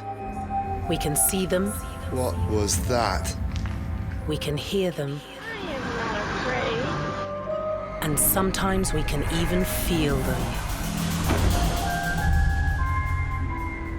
We've gone around the globe in search of the most terrifying spirits and supernatural beings who continue to live on long after their deaths. On World's Scariest Hauntings, anything can happen, because you never know who's watching when the lights go out. In this episode, a 19th century time capsule hidden in a modern world, haunted by 3 generations of the same New York family who call it home. This has been my home my entire life. Why would I leave when this is my safe place? This is my happy place. Paranormal recordings frighten even the hardiest of ghost hunters. What was that? And I was out of this building so quickly, I must have set a new world's record. I was terrified. It's no wonder that paranormal investigators from around the world want to spend the night at the Merchant's house. I don't want to call it the Holy Grail, because that would be crazy, but this is the Holy Grail of haunted houses.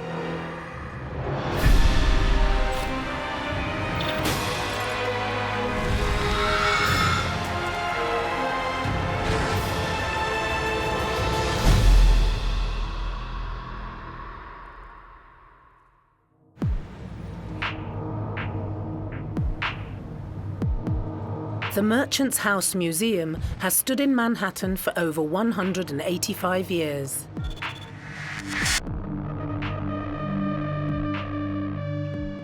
Home to one family and one family only, the house has remained uninhabited since 1933.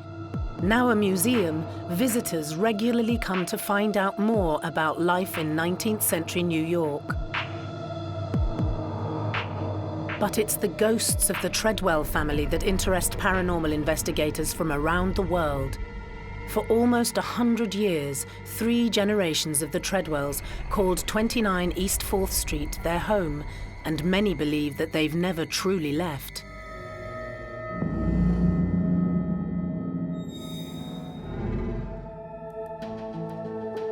Anthony Beloff has been a volunteer at the museum for over 30 years. During some of the ghost tours, we have had people feel, someone breathing on their neck and they turn around, no one's there, tapped on the shoulder. People have been seen walking by in rooms that are empty. We don't know how well the Treadwells like having their house open to the public. They seem to be accommodating us, and we like to think it's because they realize that with the public coming here, we can raise the funds to keep the house standing.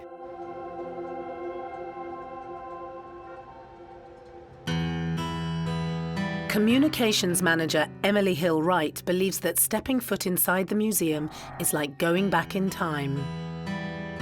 I certainly think that people's experiences are real here in the house, that people feel touched by history. They walk into these rooms and they really feel what it would have been like to be here in the 19th century, and that can't help but bring up questions of whether the family is still here.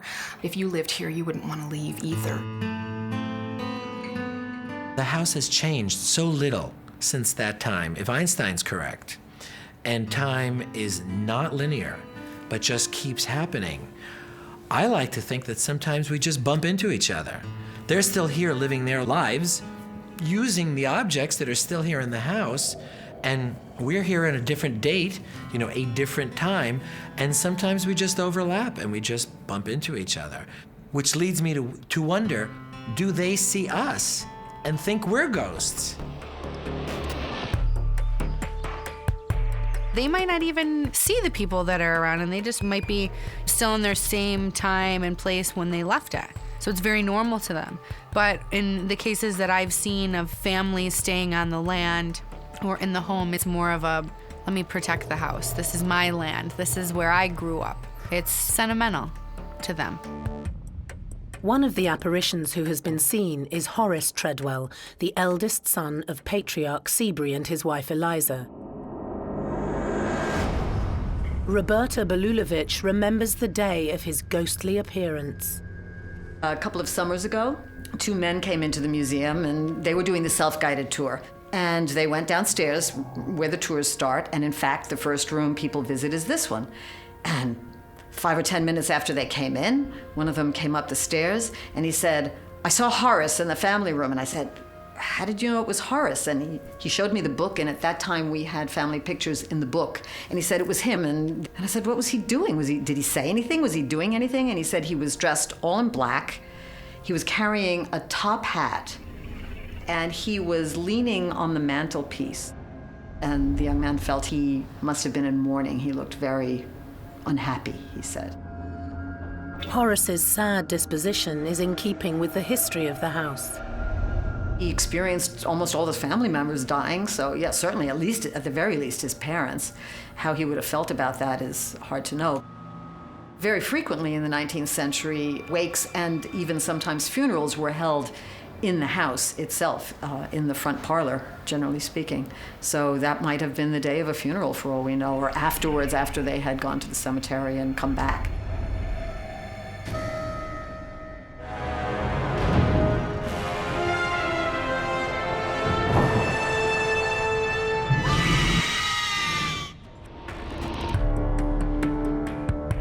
While modern Manhattan has shot up around it, the Merchant's House Museum has remained in New York's trendy NoHo district for over 185 years. New York City in 1832 was just a smaller version of what it is today. The reason the Merchant's House was built on East 4th Street was basically the whole area was being developed as a suburban enclave for the very wealthy. The house was built in 1832, and the family who lived here, the Treadwells, moved in 1835. Seabury Treadwell, the patriarch of the family, and his wife Eliza had 8 children. The youngest, Gertrude, was born here in this house in 1840. She lived here her entire life. She never married, and she died in the house in 1933, so almost 100 years after her father purchased the home. Today, the museum is complete with the Treadwell family's original belongings, their furniture, their personal possessions, and even their clothing. The gentleman who lived here, Seabury Treadwell, he was a successful hardware merchant. And hardware in those days meant basically anything made out of metal. He was 55 years old, and he had made his fortune. And so he moved his family, his wife, to the suburbs, which was this house, and he retired here. The townhouse has 5 floors and would have been a hive of activity in 19th century cosmopolitan Manhattan. In 1855, the New York State Census indicates that there were 21 people living here. Now that includes the 8 children, some of whom had married and moved out, but then moved back in with their husbands and their children. And there were also 4 servants who lived in the house with the family for, as far as we know, the entire 19th century. In 2018, this really is a time capsule of that mid-19th century period. The Treadwells made very few structural changes to the house, and so today the museum really gives visitors an unparalleled look at what life was really like in the mid-19th century. The last remaining Treadwell, Gertrude, passed away in 1933. Rescued from demolition by a cousin of the family, the house opened as a museum in 1936. Reports of paranormal activity have been rife ever since. I've been a volunteer since the early 80s, and I had the pleasure at the time of working with Joe Roberto, who was the architect who saved the building from collapse in the 1970s. Joe and I had a very special relationship. He sensed a kindred spirit in me, at least with regard to the paranormal. And he began alluding to certain things which had been reported as having taken place in the museum over the years. And he would tell me, Anthony, there's stories about the house. And he shared some of them with me. The staff themselves have had some unexplainable encounters over the years. There have been a few things that have happened while I have been here that I don't have an answer for. We do a raffle every Christmas, and one of the raffle prizes a few years ago was a crystal dish. We had it in the very center of our conference table up in the offices, waiting for the prize winner to come and collect her prize. On Friday, when we left for the weekend, it was right in the very center of the table, and when we came in on Monday, the dish was shattered in pieces on the floor. During the weekends, the offices are locked and closed, so members of the public cannot get into the offices. The staff isn't up on that office floor, so we really have no explanation for that.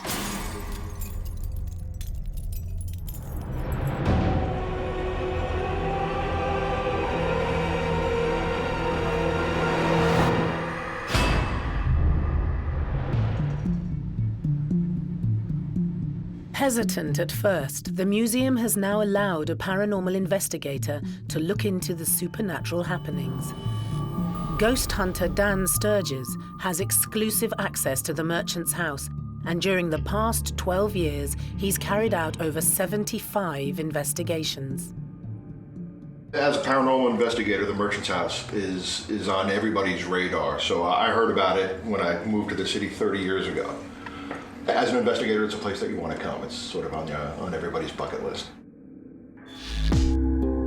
Dan's favorite ghost hunting tool is a voice recorder, and over the years he's captured many ghostly EVPs.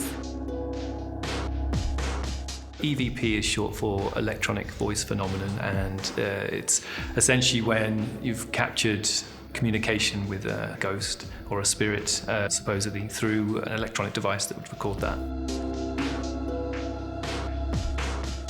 But it's a brilliant way of evidencing that spirits are there, because you can have direct communication with them. You can ask out, call out, say something, ask questions, and you might get a clear response left on the recorder. Dan's most recent EVP was captured in the kitchen on the basement level of the house.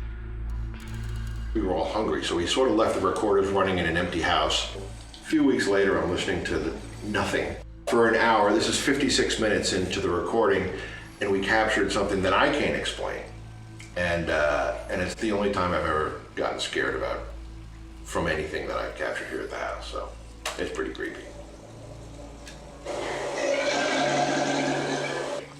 This was something that made noise in the kitchen. I don't know what it is, but I don't plan on investigating the kitchen anytime soon, so there's a good creepy noise. It's recordings like this that keep Dan coming back for more. I don't want to call it the Holy Grail, because that would be crazy, but this is the Holy Grail of haunted houses. It's no surprise that New Yorkers and tourists alike continue to visit the 19th century townhouse, hoping to catch a glimpse of the ghostly Treadwell family.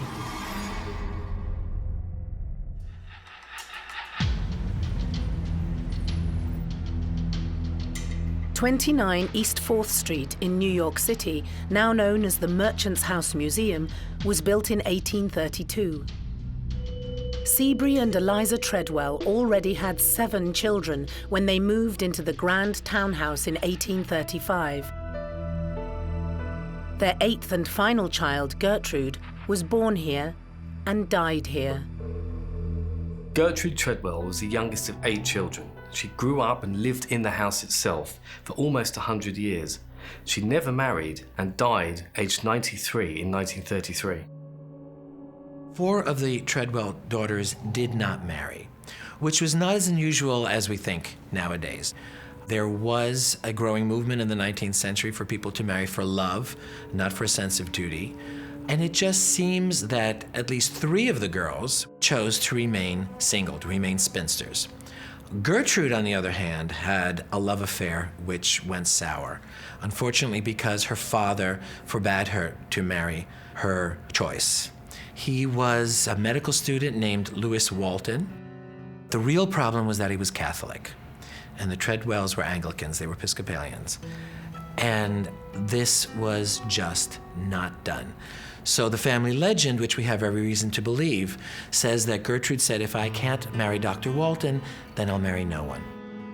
And so she devoted her time to pressing flowers, charitable work, taking care of her elderly parents, and basically, when they passed on, taking care of this house and keeping the house as Papa wanted it. By the time Gertrude died, she had run out of money. Women of this class would not have worked, and Seabury Treadwell left all of his children a pretty substantial sum of money when he died. But Gertrude was 23 when her father died, and she lived just shy of her 93rd birthday. So that's 70 years. You live that long, eventually the money just runs out. By the time Gertrude died, there were several mortgages on this house, and she was really quite impoverished. However, the spirit of Gertrude Treadwell lives on. The very first story that we have in our museum archives is actually from shortly after Gertrude's death in 1933. Gertrude passed away in the late summer. And early fall, we get beautiful days in New York, and so the neighbors were all outside on their front stoops and enjoying the beautiful fall weather.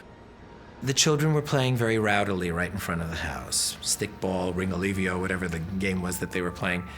And suddenly the front door of this building flew open. And a petite elderly woman wearing a brown dress and a very old-fashioned cut was seen to rush out on the stoop and wave her arms and chase the children away.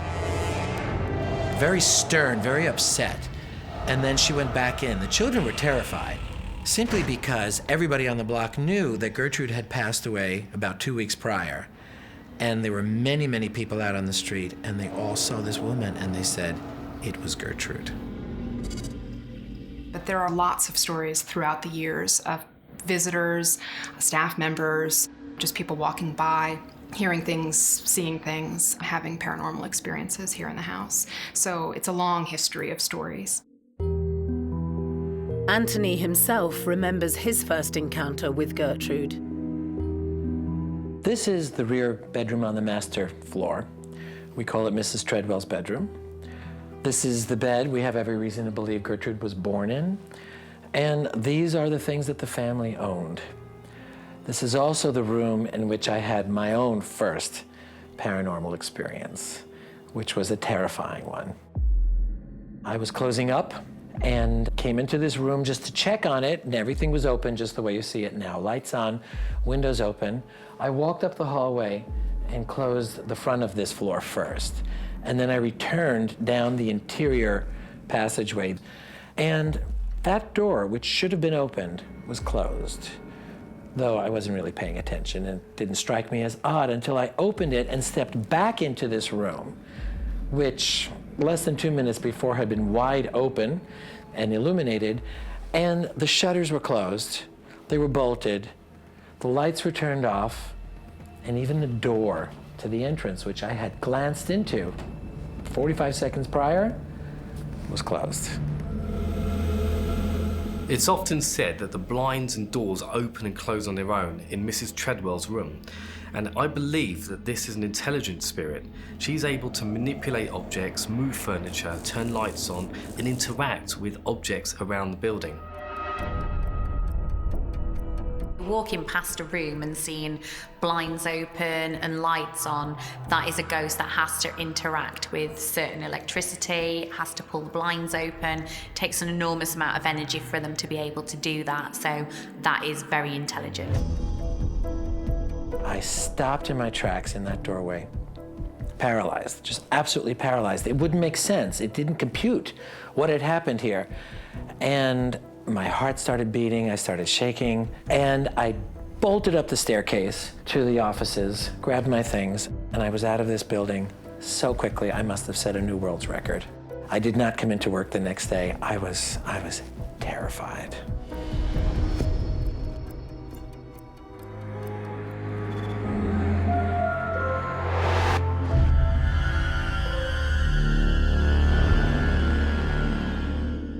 With so many people coming and going over the 100-year history of the Treadwell family's residence in the home, it's no wonder the building is teeming with paranormal energy. Orbs are the early manifestation of a spirit apparition. They are classed as energy balls. Basically, what happens when a spirit manifests itself, it needs energy to be able to manifest. And what happens is the orbs start to manifest as small lights of energy and then materialize into full-blown apparitions. So there have been reports of orbs pictured throughout the house, and I believe that that's because of all of the energy. The family is very predominant in the home. They've owned the home, they have passed away in the home, so that right there in itself would have a lot of energy. I would say a lot of residual energy. And a lot of the energy in the house is powerful enough to make you jump. The last time that I was truly terrified when something happened in the house was during one of our paranormal investigations with Dan Sturgis. I had been taking things pretty much in stride and become quite used to the unexplainable things that seem to happen on an occasional basis here at the museum, but this one was disturbing. We were conducting an investigation and we were here in Mr. Treadwell's bedroom. It was night, it was dark, and there were about 5 of us in the room. the usual team, and a guest psychic joining us that night. And she verbalized that she got the impression that someone wanted the lights turned off, that the lights were disturbing someone. She said, "Is that it? Do you want the lights turned off?" And suddenly this door right behind me slammed. Does somebody want these lights turned off?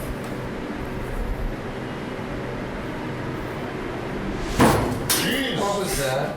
I screamed like a little schoolgirl, and it sounded like the door that was behind me slammed shut. I have to preface this by saying the door was shut at the time.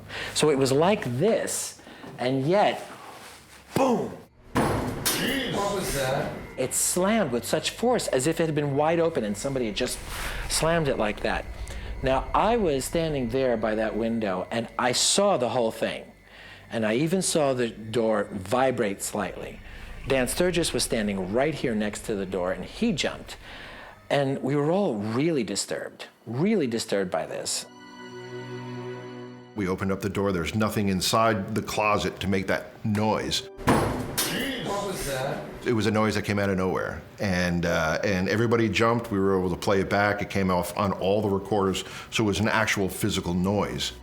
A lot of time with EVP, you'll catch them only on one recorder rather than all the recorders that are running. But this came across on all the recorders. What was that? The sort of ghost that is thought to be sort of banging on doors would be considered a poltergeist or an intelligent spirit. A poltergeist is thought to be a spirit that is somehow trapped and unable to ascend to the next realm, whatever that might be.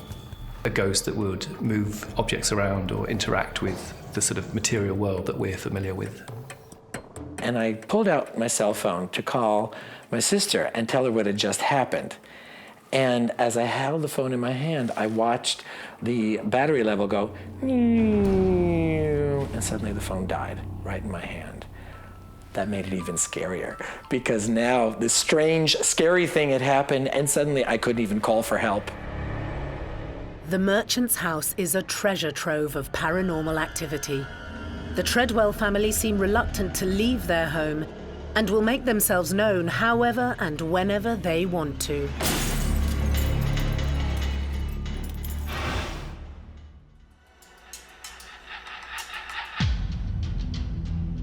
The Merchant's House Museum in Manhattan, New York, is a time capsule that has remained relatively untouched since the Treadwell family lived there.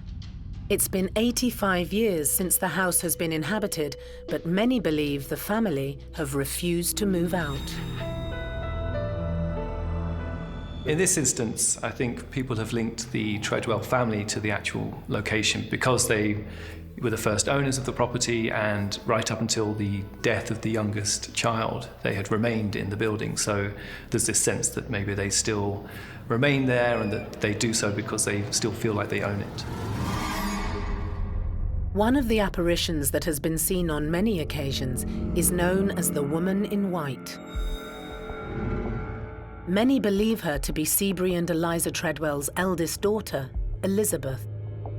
Elizabeth Treadwell is known to still roam the halls of the Merchant House where she grew up and lived, and I believe that this is because she and her family have lived there their entire lives and she's protective over it. Museum board member Anthony Belov recalls the day he saw the Woman in White while preparing for an event at the Merchant's House. The guest speaker and I were seated here on the main landing discussing what we were going to do. You know, I'll say this, you'll say that, I'll introduce you, that sort of thing. I was seated right on this step, just like this, and she was seated here. And while we were talking, I noticed there was motion and a bit of a rustle up at the top of the staircase. And I was able to look past her, right up to where the staircase bends around again, and there was a woman standing there, leaning on the staircase on the handrail and looking down. In fact, I felt our eyes had actually connected. She was wearing a period dress. She looked absolutely solid. I could see her face very clearly. It was a beautiful face, almost heart-shaped. It must have been close to a minute. And then somebody from downstairs hollered up, "Anthony, we're ready to open the house." And I looked down, looked up, nobody was there. The mysterious woman had completely vanished, but Anthony was eager to find out more. A couple of days later, I was talking to Pi Gardner, the director of the museum, and I said, "Oh, I saw something the other night." And she looked at me and she said, "Who did you see?" And it was like one of these duh moments, because it never even occurred to me to look at the family photographs and identify who the person was. So we promptly marched over to the display, and there she was, as real could be, the woman I saw standing at the top of the staircase, and it was Elizabeth Seabury Treadwell Nichols. The ghost of Elizabeth Treadwell is likely to be a projection of the past. The stone tape theory is basically a loop where energy is actually absorbed by the fabric of buildings, of the atmosphere surrounding where trauma, murders, accidents, anything takes place, that energy is absorbed by the atmosphere. And the stone tape theory basically is a residual energy, and it actually loops and plays itself over and over. If she was having a wander about in her normal everyday life, then chances are you would probably see her still doing that after death.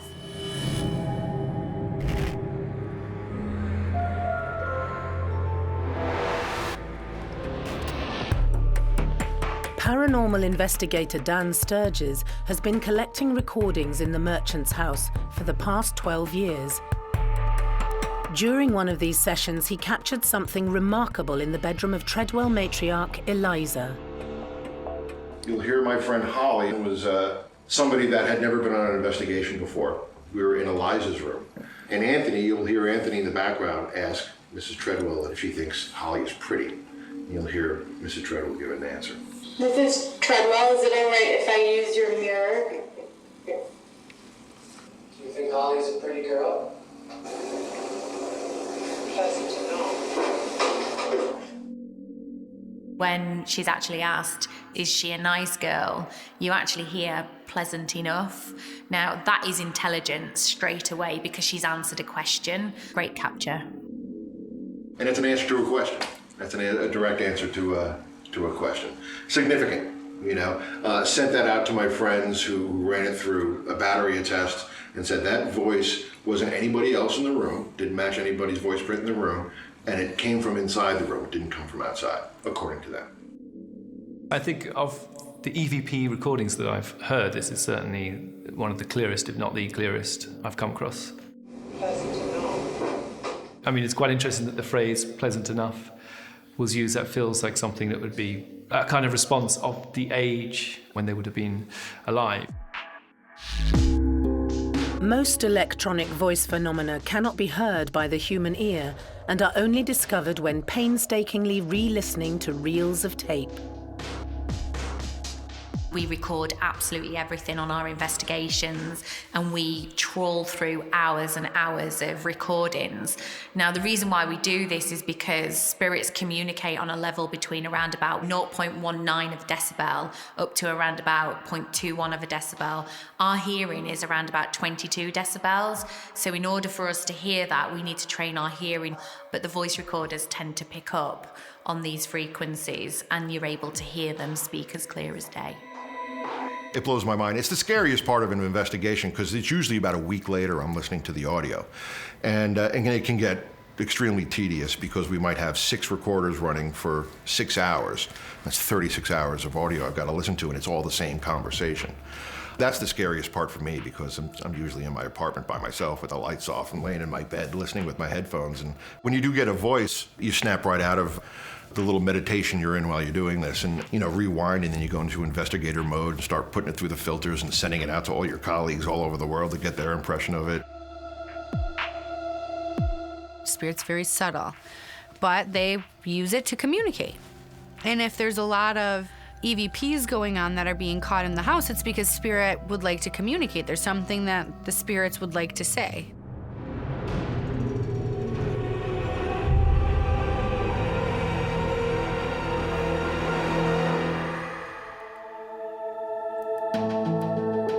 It seems as though every nook and cranny of this 19th century home harbours some sort of paranormal activity. And one of the grandest rooms at the Merchant's House Museum is no exception. We're in the front parlor of the Treadwell House right now, and this would have been the best room. This room was reserved for company, for special occasions, for weddings, funerals. This is not a room that would have seen a lot of everyday use, with the exception of the family piano. And it's an interesting piece because over the years we've received many reports of people walking by outside or being in the museum itself and having heard the piano being played. Until recently, the piano was unplayable simply because of its age. Occasionally, Anthony will host concerts in the Merchant's House Museum to raise funds for the upkeep of the building. During one of these classical recitals, the supernatural force in the Treadwell home was simmering.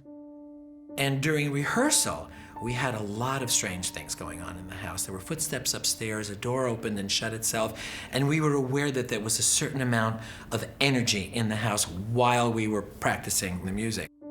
And by the time the concert began, the paranormal energy had intensified even more. I was one of the singers. We were a quartet. And while the leader of the group was speaking, we were sitting in chairs in the front parlor. And I remember sitting there feeling as though I were going to faint and going, who turned on the heat? Because I felt this blast of heat next to me. I was seated here in a chair, suddenly felt someone poke me in the ribs twice, very hard. And I thought I had missed a cue or something had gone wrong. I didn't react because I was seated in front of all these people, but it was a very sharp poke. And then afterwards, visitors who had come to the museum heard us comparing notes. And they came up and told us that specifically while that was happening, they saw an elderly lady come in. 4 or 5 people claimed to have seen her. And they thought it was odd that none of the performers in front of the audience reacted to her. But she walked right past everyone and sat down in an upholstered armchair that's in the far corner of the room and listened intently to the rest of the concert. I hope she enjoyed it.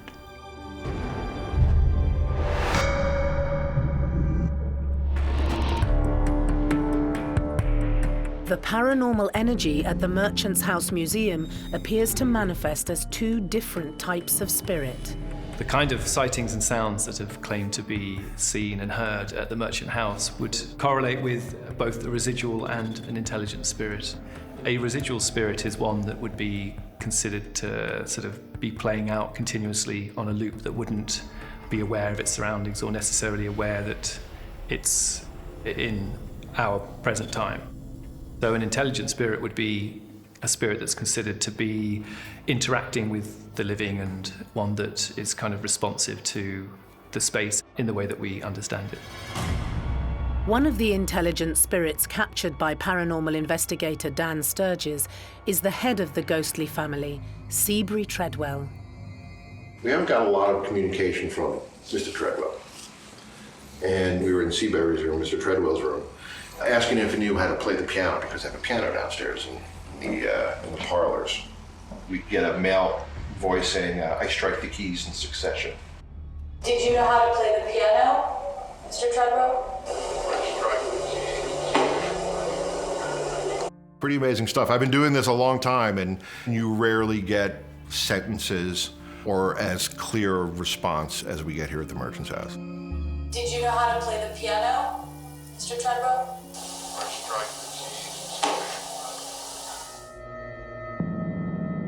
In recent years, the museum has come under threat from property developers in this desirable Manhattan area.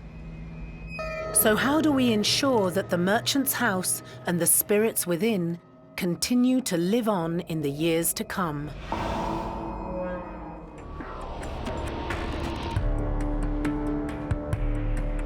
The Merchant's House Museum in Manhattan is a perfect example of an upper-class New York townhouse. Once owned by the Treadwell family, it remains relatively untouched, despite being uninhabited for over 80 years. This is the only house in New York City that is from the 19th century, intact inside and out. And unlike most other museums, this house is all original on the inside. To have the family's original belongings is really very unusual. The importance of this house really can't be overstated. But it's the paranormal activity inside the four walls that fascinates ghost hunter Dan Sturges. He has been exclusively studying the Treadwell home for over a decade. There is a photograph in Eliza's room that was taken by a doctor from Toronto that was sent to the house and then sent to me. The original digital file was sent down to us. And there is a face in the mirror. Now, through my outside work, I work with some government agencies, and there are some guys in these agencies that are into doing this, and I can send them digital pictures. So I sent this picture to my friends, and they put it through all their processes, and they said it's not a reflection. It's not light coming off the glass. They thought it was something behind the glass. I can't explain that one. And that's the one I keep on my phone when people think I'm silly for doing this. I pull that out and go, take a look at this, and it blows people's minds. The photograph taken in Mrs. Treadwell's bedroom at the Merchant House shows a mirror reflecting an image back. Now, the paranormal investigator that took this photograph has captured something that looks like an anomaly. It looks like a person stood there reflecting back, but it's difficult to see any features. It's difficult to ascertain who that spirit could be. Is this a real person? Is it not? We have to kind of be a little bit skeptical when we look at photographs or look at video clips, but this particular photograph is clear enough to say that there is something there reflecting back. Dan remembers his first ever investigation of the merchant's house. One of the stipulations about me coming in to do an investigation was we had to have a 19th century seance. Now, I was not, at the time, I was not into psychics and mediums. That was not my bag. And you know, living in New York City, there were more psychos than psychics out there. And I hadn't met anybody that I trusted. So they really put me under the gun to put together a 19th century seance. And what I didn't know is that a 19th century seance is pretty much the same as a 21st century seance. I went and I found a medium just by luck. I found a fellow named Richard Scholler, who has now become a world-renowned medium. And just all the stars aligned, and Richard was getting names, first and last names, dates of when people had worked here. There was a name that kept coming up and still comes up when we bring a medium into the house, is Annie McNulty, and she gave us the dates. It was a servant that worked here. We know that the entire time the Treadwells lived here, they had 4 female servants, usually Irish immigrants, who lived and worked here at the house. The servants' quarters at the very top of this house are perhaps the oldest intact site of Irish habitation in New York City, because we know that there have been servants here from the 1830s. The information acquired from Annie's spirit could only have been known by someone who had lived in the Treadwell house. She talked about S-shaped settees that were in the house that nobody had known about except for the museum director. She worked in the house for a few years. She lived up in the servants' quarters on the top floor. And a lot of the mediums will bring up her singing. So I think she might have been one of the nannies possibly to the kids and would sing them to sleep.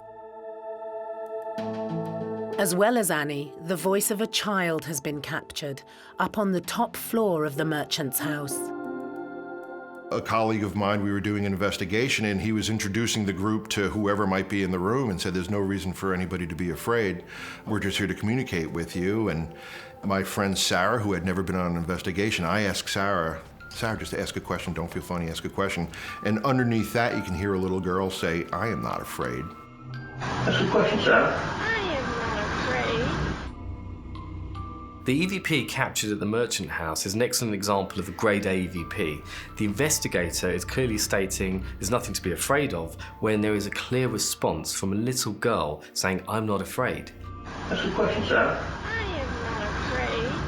Now, it's quite longed out, but it's very clear, and phonetically you can make out exactly what this is saying. But it's an example of a spirit that's intelligently interacting with the investigator. And it sounds like a child. It may well be a spirit of the Treadwell family. Ask a question, Sarah.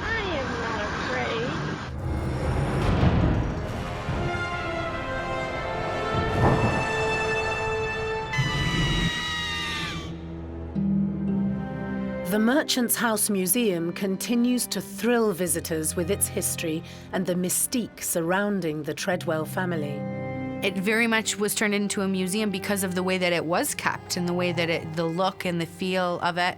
So it's time capsuled, so they can be at rest and be in the home that they love and not have to worry about anybody moving their things or touching their things or changing things that they don't want them to change. So they can very much stay and just protect it and still feel that sentimental, you know, this has been my home my entire life. Why would I leave when this is my safe place? This is my happy place.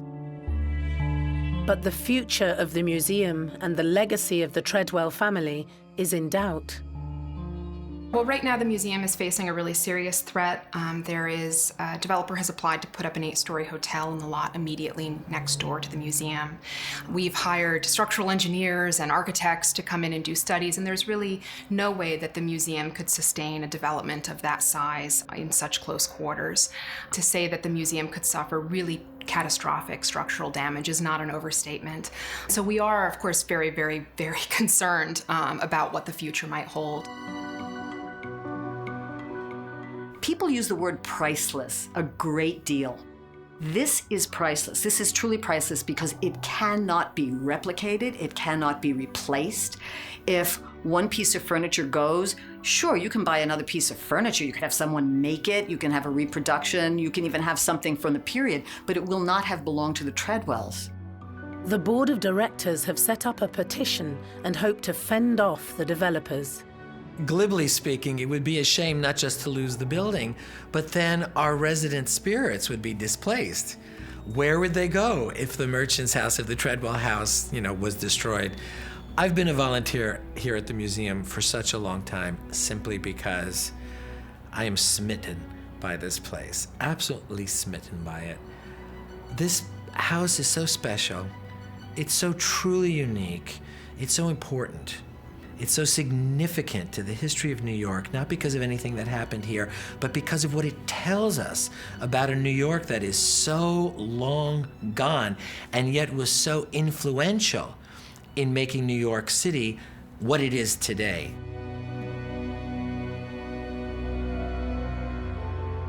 For now, the spirits are safe inside the museum, and the stories of the Treadwell family and the ghosts they have become will continue to excite both visitors and staff of the Merchant's House. So many things have happened to me in this house over the years that I'm sort of not reacting anymore. I more often than not say hello, good evening, that sort of thing. Oh, thank you for sharing your presence with me. And I rarely am caught off guard these days. I rarely jump.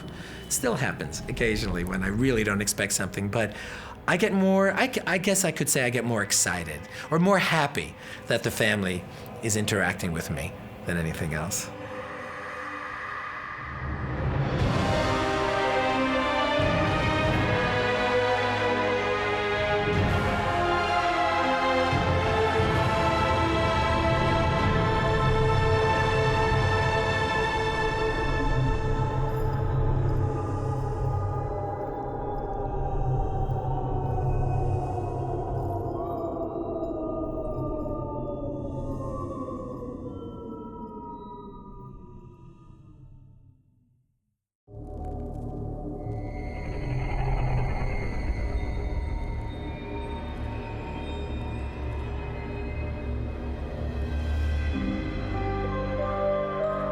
Ghosts appear in many forms.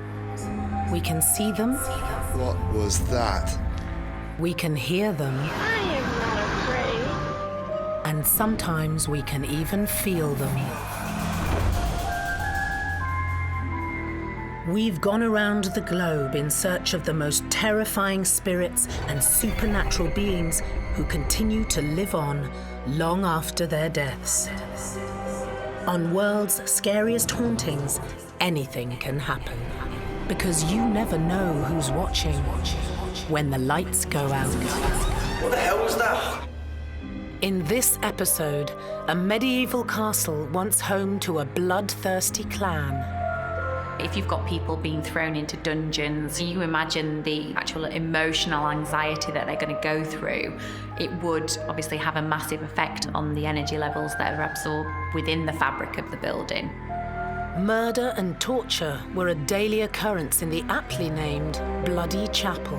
The O'Carrolls invited McMahons back here to be paid, and they held a banquet up in the Bloody Chapel. But when they got them up there, they poisoned all 29 of them. Many of those unholy characters still haunt this historic stronghold. What happened to me here is something that I'll never forget. It scared me that how much power they can have over you.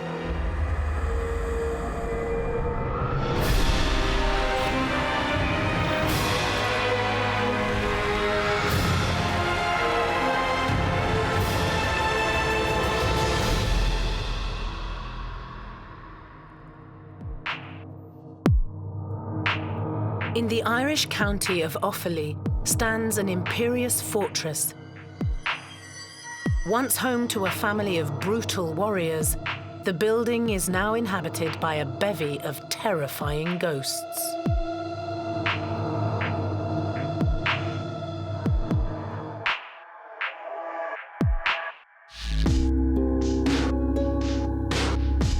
Tales of bloodshed and slaughter, Leap Castle wouldn't look out of place in a Hollywood fantasy world. But the stories of death and torture here are very much real. Sean Ryan has owned this medieval stronghold for over 25 years. We were just lucky. It came up at a time when there was nobody interested in it. It was very cheap.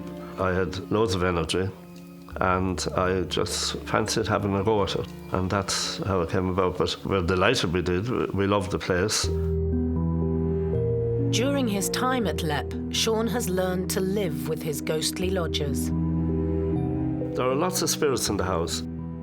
They don't interfere with us or make life difficult. They let us know they're here. And we live alongside that. Sean often hosts paranormal evenings for ghost hunters from around the world. Warren Coates from Northern Ireland makes regular visits from across the Irish border.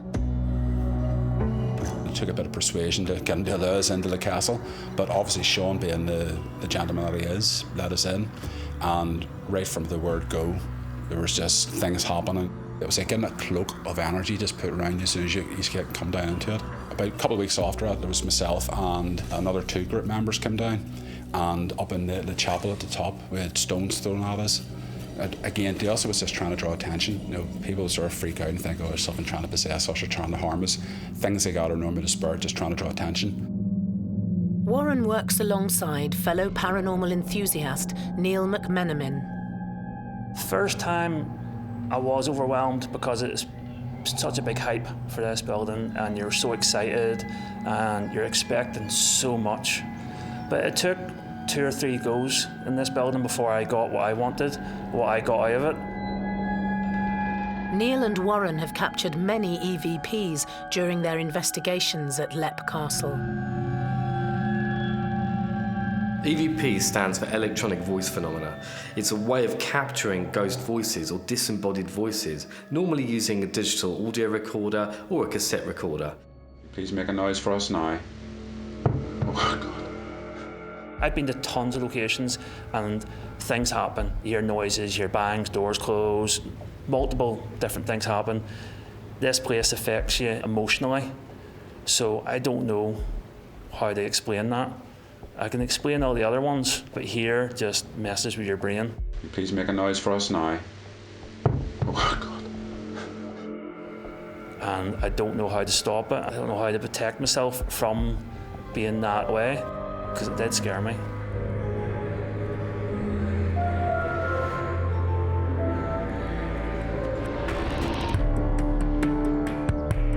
The small stronghold in County Offaly, Ireland, has stood proudly for at least 600 years. Leap Castle is located right in the sort of heart of Ireland, the Irish countryside, and was apparently built sometime between the 13th and the 14th century. And quite early on had come into the ownership of the O'Carroll clan, who were a notorious clan of the area who supposedly had kept a very sort of bloodthirsty reign of power over the castle. They didn't emerge down here really as a clan. They did so up where the border now is with the north. But way back in the 9th century, they were so troublesome, they were driven out and they moved down through Ireland. Eventually came on this country, which was ruled by a clan known as the O'Bannons. But the O'Carrolls very quickly took over, and the O'Bannons became like a sub-tribe of theirs and lived back on the Slieve Mountains. The fearsome O'Carroll clan remained at Lepp until 1659. Then at some point it came into the hands of the Derby family sometime in the 1600s. And there's one woman of the Derby family who apparently brought evidence of potential hauntings at the castle to the public attention. The Derbys lived here then until 1922. It was bought and sold then many times during the 1900s until it came up again in 1991. And that's when then we, in probably a little fit of madness, decided we'd buy it. Early 94 then I started the restoration. Albeit I've slowed down a good bit now because the madness is over. But we have enough space to live, so that's fine for us. Under Sean's stewardship, Lepp Castle has thrived. The history alone, places like this need to be kept and restored, and it's good with the paranormal world because it keeps, see like the money produced like doing events and all here, that brings in a ton of money that we can use to restore. Then we help Sean restore the building and keeps it up to date and stuff and all, and keeps more people visiting from all around the world because this building is known all around the world. It's just an amazing building in general, so it is. It was the history alone that first persuaded paranormal investigator Ray Mullen to visit Lepp. The very first time I came here, we actually came on a day trip. You know, we just came to have a look at the castle, and we actually were staying in a near castle, Kinnity Castle, and we were really intrigued by it. There was like a feeling as you walk in that door. And we decided we'd like to stay the night here, you know. So we had the group set up at that stage. So we said, okay, we'll give it a go and see what it's like. And the very first time we stayed here, we were scared because we'd heard so much about the castle. There was a few things happened that we couldn't explain, noises and stuff that we were amazed by. Certainly we have had smells up in the gallery room upstairs where a real strong, sort of disgusting smell would have wafted across, and then a split second later, the smell's gone. You know, and you also get that drop in temperature.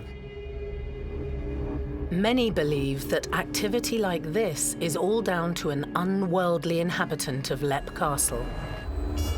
Elementals are what I would class as low-level entities, basically. They're not human, they've never been human, they've never walked the earth as a human, hence why the elemental name is given. The elemental that's supposedly in Lepp Castle is classed as a figure, but it's also accompanied by the smell of rotting flesh, and people say that this is more of a demonic entity within Lepp Castle rather than, obviously, a positive energy. Now, it sounds horrific and all that, and it was written about by eminent people at the time who stayed here and experienced it, and I'd have no cause to doubt them. Stories of the elemental date back centuries.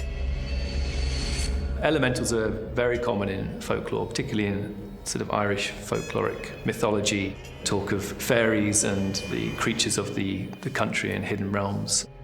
We sort of see them cross into ghost stories because they have properties that what we think of as traditional ghosts might share, and you know, some people have even suggested that what we take to be a ghost is actually an elemental. That's a whole different thing in itself. I believe that they reside on a different plane than us, within our plane, but not to where we could see them or be a part of their world. And from what I know of elementals, the one in Lepp Castle was conjured, was brought through in a negative way to do negative things. One group of ghost hunters decided to fight negativity with negativity at Lepp Castle and captured a disembodied voice on camera. I mean, this is your place. You're supposed to be the boss here. Seems like you're getting your face licked here, man. Just like... In this particular audio recording, you can hear a clear no response. Now, the investigator was provoking and trying to get the spirit to interact, communicate, and respond, but the response is quite clear and it's whispered, and there is a definite no there. I've seen it be used as a tactic to try to provoke spirit to get them to communicate with you, but I really just think it pisses off the spirit. I mean, I'm sure you get what you're looking for in terms of provoking the spirit, but I think it's a very dangerous game to play, but I guess it works for some people. Anger and negativity are two strong feelings that run deep at Leap Castle. Years of bloodshed and torture have left a legacy of tyrannical spirits.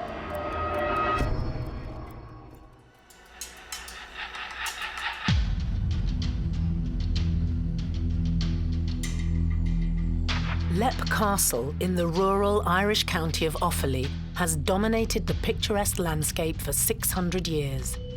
The family most synonymous with this stronghold is the brutish O'Carroll clan, who defended the land around them by any means necessary throughout the 16th century. One particular story from 1592 reads like a plotline from a Hollywood fantasy drama. The O'Carrolls hired a neighbouring tribe, the McMahons, to act as mercenaries for them. After helping the O'Carrolls train for battle, a feast was planned to celebrate. So they invited McMahons back here to be paid, and they held a banquet up in the bloody chapel for them. But when they got them up there, they poisoned all 29 of them. They poisoned their wine. The experts would say the only reason is they didn't want to pay them. There is an account written by a Father Gleeson saying that on the night then they went crazy because they started cutting the heads off the McMahons and they kicked them out the windows at the top and made footballs out of them around the barn. The bloody chapel has been known to leave a lasting impression on visiting ghost hunters. I've been here 4 times, so I have, and it's an amazing location, so it is. It affects your emotions, something shocking. It is a total different feeling. It's hard to explain, but it wipes you, it exhausts you, it's tiring. It's enjoyable, it's an amazing location. It's only when you're here on your own, at night time, when things generally happen. Some people say it's ridiculous, it only happens at night time. It's just, I think the reason for that is because you're on your own, there's not many distractions going on. Warren Coates remembers spending the night in the chapel. We walked into the chapel, and over at the far side, just when you turn, you walk into the actual chapel itself, there's a doorway at the left-hand side of it. And I was aware of a figure standing in the doorway, but I thought, I suppose in my naivety, I thought it was like a dummy or something that Sean had set up just for added sort of fear factor. We walked into the room, sat the stuff down, I looked over and the figure was gone. And I never said anything to one of the other group members. I went, I could have sworn there was somebody standing there was a man standing over there. And we thought it was Sean's wife or his daughter, and then we found out there was nobody down here. We actually went into that room and there was nobody at all there. But I say, you'll be standing here and you hear the noises, you hear the doors rattling, you hear the chairs rattling on the stone flagons, and you hear the footsteps up above as well. Warren's fellow paranormal team member, Neil McMenamin, had a terrifying experience in the unholy chapel.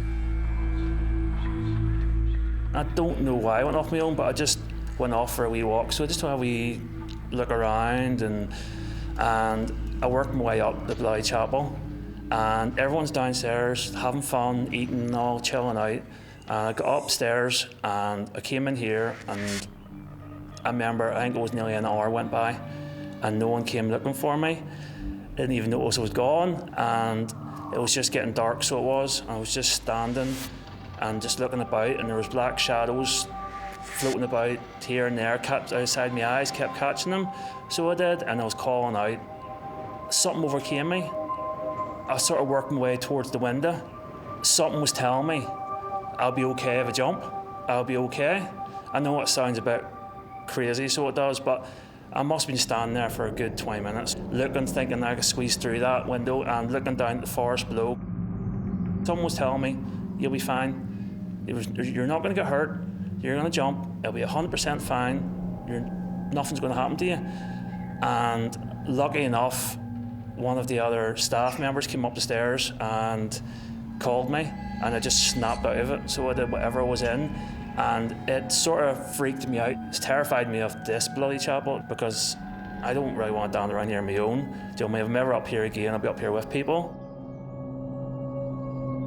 So occasionally we might hear of a ghost sighting or an interaction with a ghost that involves the sensation of having been taken over by the spirit, or, in a way possessed by the apparent spirit. And it's certainly not restricted to Lep Castle. It could be that something in all the history and the sort of the drama and emotion of these stories, and then being at the location, I think can sometimes sort of people can maybe embody something of that through the atmosphere of the building and the history. I think if you're up here on your own, there's a good chance that you could have something that pushes you to do things you don't want to do. Paranormal expert Jo Lockwood was also affected by something in the Bloody Chapel when she paid a visit to Lep Castle. It's a gravel floor. You've got to really be careful where you're standing, because one failed move, you would be out the window. And all of a sudden I felt a wave of emotion come over me, and it was like I was spinning on the inside of what I would perceive to be a vortex or a portal. And I felt like I was spinning round. And as I came to, I was stood right near the window, and one of the people who I was with actually said to me, "You need to come away from the window." So that leads me to then think maybe there was something there that was asking me to do something and I wasn't aware of it. It's a strange occurrence. It's not something that I want to repeat again, if I'm honest. Lots of people are susceptible to spirits, and that means that they're able to be taken over by them, especially mediums or those with clairvoyant gifts. So sometimes mediums can channel spirits, but it's very rare for a person that doesn't practice that kind of spirituality to be taken over by a spirit. But when this happens, it's a sometimes scary and very, very dangerous thing. Going into haunted locations, you come into contact with very powerful spirits that can make you feel the way that they're feeling. We're such sad spirits that make you feel the way that they're feeling. And there have been accounts of people being taken over by spirit. It's not a common thing, but I think it's more common to have a spirit project onto you what they're feeling. It makes more sense than being possessed. And being in such a place of such destruction and terror and torment and torture, definitely makes sense that you'd walk in there and you would feel everything that those people felt going through what they did at that building and that location. Neil will never forget the power of the spirit in the Bloody Chapel. Scary how spirits can actually control you and do stuff to you that you don't think. I thought I was no way in hell. I think I'm stronger than them. Do you know what I mean? I never thought they would have as much power on me.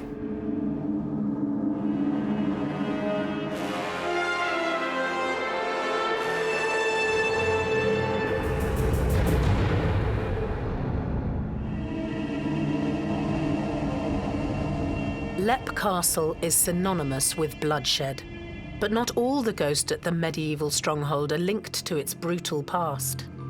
Emily and Charlotte are two child spirits that are often seen and heard playing at Lep Castle.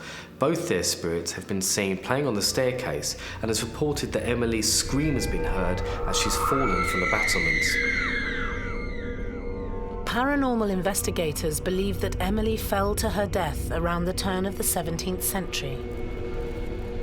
Lots of people would see a rope ladder, because where she got up to fall, she had to go up on a rope ladder. And quite a lot of people who are touched with things see that rope ladder.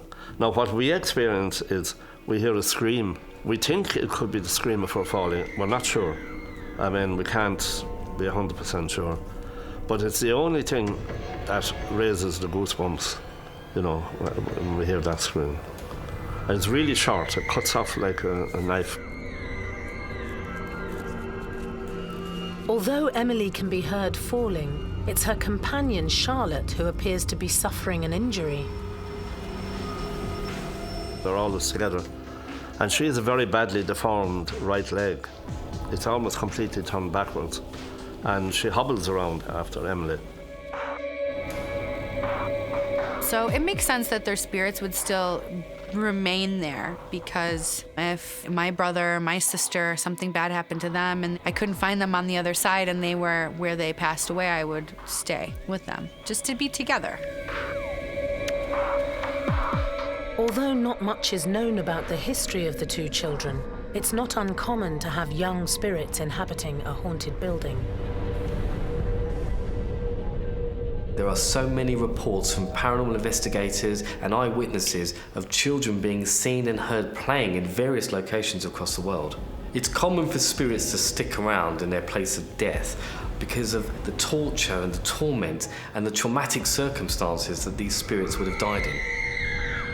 There's something uniquely tragic about the idea of a child having lost its life, even a child being murdered, and then this sort of sense of them being left alone to haunt a place and being trapped there. I think that plays on all of our emotions.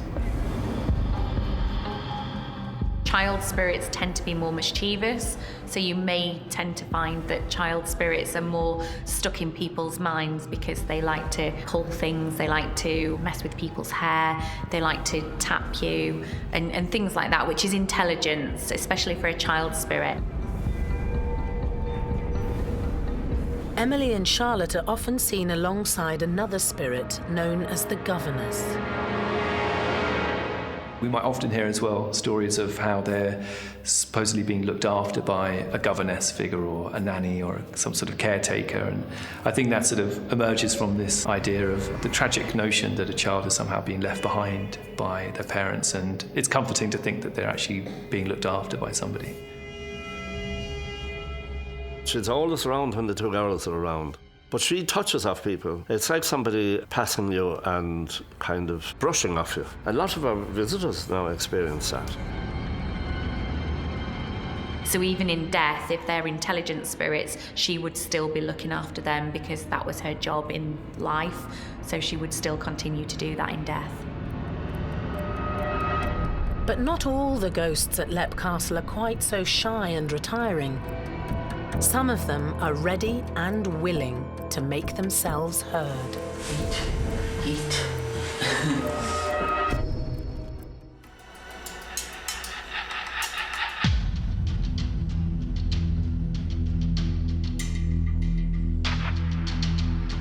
County Offaly in Ireland is home to one of the most haunted historic structures in the world, Leap Castle.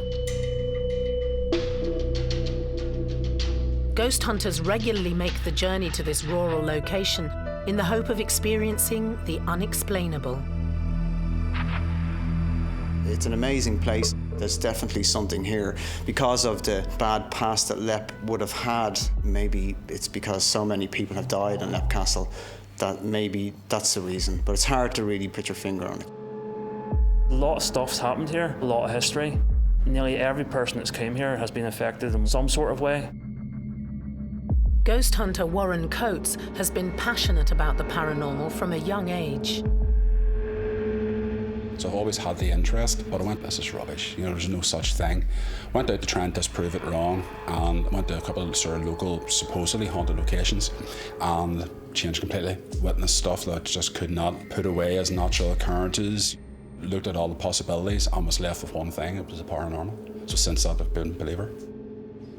Eventually, Warren's curiosity led him to Leap. The first time I came here was around 20 years ago. Long before Leap Castle now is known as one of the most haunted castles in Europe. During one of his many visits, Warren captured something out of the ordinary. One of the photographs we have is actually a couple of group members were up in the room with the balconies in where the elementals are supposed to be seen. And one of the group members was actually looking in the mirror, and I was standing at the far side of the table and I took a photograph. A lot of people say that it looks like a face looking back at them. Could this be the face of one of the many men who lost their lives at Leap Castle? If you've got people being thrown into dungeons who are going to be left there, you imagine the actual emotional anxiety that they're going to go through, it would obviously have a massive effect on the energy levels that are absorbed within the fabric of the building. I would say that it's common for a spirit to stick around where they passed on due to it being so abrupt or so horrific that they don't know they're dead. They feel like they can't move on. It really goes back to the story of the spirit and what happened to them.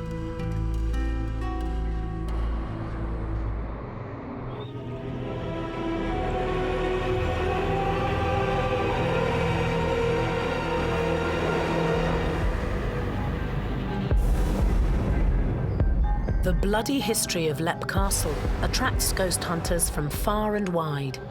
Ray Mullen and his paranormal team are based in Dublin, but they often travel the 90-mile journey just to carry out investigations here.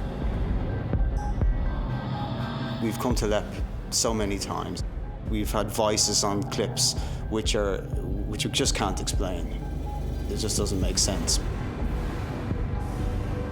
Ray works alongside his paranormal teammate, Derek Johnston.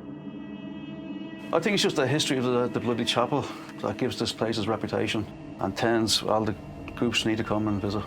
I just keep you drawn back to the place. Ray and Derek have perfected a way of capturing the spirits at Leap. What we do is we set up some cameras, we set up EVPs, and we just talk to see is there anything there and we get any answers. Most of the time you'd be talking away, having a general chat, and you just hear a voice and maybe in the background when you're listening back. And it's when you least expect it. There was two of the lads out on the balcony where John grows the grapes, and we were setting up the cameras on the inside, and I was shouting out to Stephen, who's there with us as well, how to hire and lower the cameras. And then we got this EVP that something said, it, and then a laugh, or it could be eat, and a laugh. Eat. Derek would listen to a lot of footage. He spends so many hours. It takes a lot of dedication. He sits down, he goes through all the tapes, and you'd get a phone call from Derek to say, I've just heard something I really need you to listen to. This particular clip, there was no female there that night. We're just setting up equipment, and it's like you can hear a female voice. It's like as if she's been watching or something, you know, in the background while we're setting up the equipment. Eat. It's saying eat and laughing in like this malevolent, nasty laugh. Sounds like a clear EVP. I would definitely rank that high on the EVP scale. EVPs like this still excite a seasoned investigator like Derek. The hair stand up on your neck, to be honest. Because I'm a skeptic as well, so I don't usually believe in all this stuff, but I can't explain it.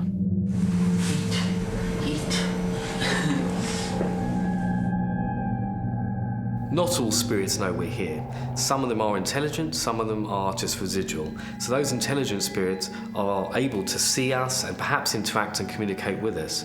But these residual energies, these ghosts, are just moving around their kind of everyday world.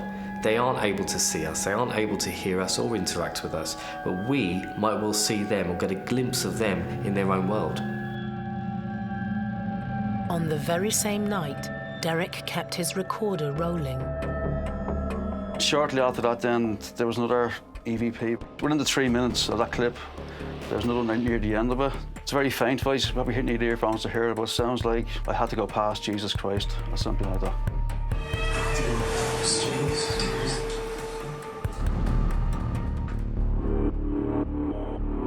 In this audio recording, you can hear what sounds like a male voice, and it says something like, I had to go past Jesus Christ. It's definitely a sentence, it's definitely a male voice that's speaking just as the door is squeaking open. Sometimes you get something that you're like, what was that? I'm gonna have to break that down and, amplify that so I can hear it. And then you have EVPs that are clear as day as this one, that you can hear exactly what they're saying, and I say that's a damn good EVP.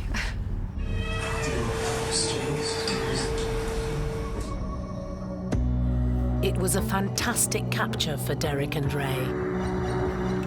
it used to scare us, this is really, really strange, But now, you sort of get used to it. We wouldn't have had a huge amount of times it's happened, but when it does happen, there is no explanation for it.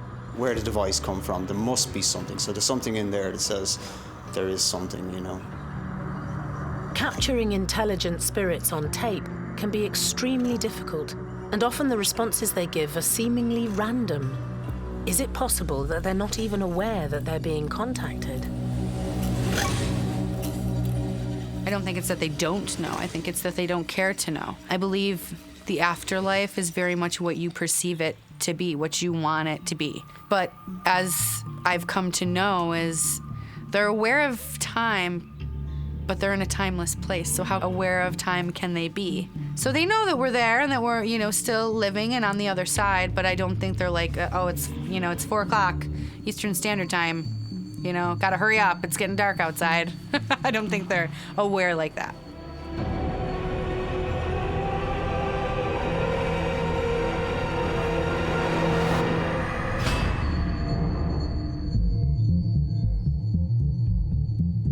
Leap Castle has stood in the Irish countryside for almost 600 years, so it's no surprise that there are numerous stories of paranormal occurrences within.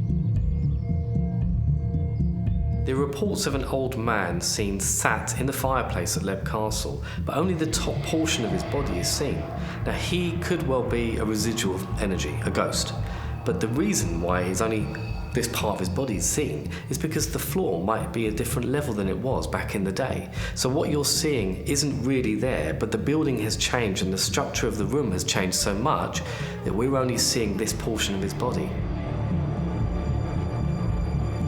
When Jo Lockwood visited Leap, she felt the presence of this mysterious man. I was sat in the fireplace because it was really, really cold when we went there. Leap Castle is situated quite far back and it's quite high up, and once I was in there it was very, very cold because it's all stone, and I was actually drawn to a seat, and I actually asked the gentleman who actually owns the castle, I said, is there a gentleman who sits here? And he said, yeah, you're right. It's hard to pin him down to a time, because we don't know how he's clad or anything. But he doesn't seem to be aware of us. He often sits just here in this corner. He seems to be staring out that window there and doesn't seem to be aware of us at all. There are many theories about why the apparition of the elderly man is not complete.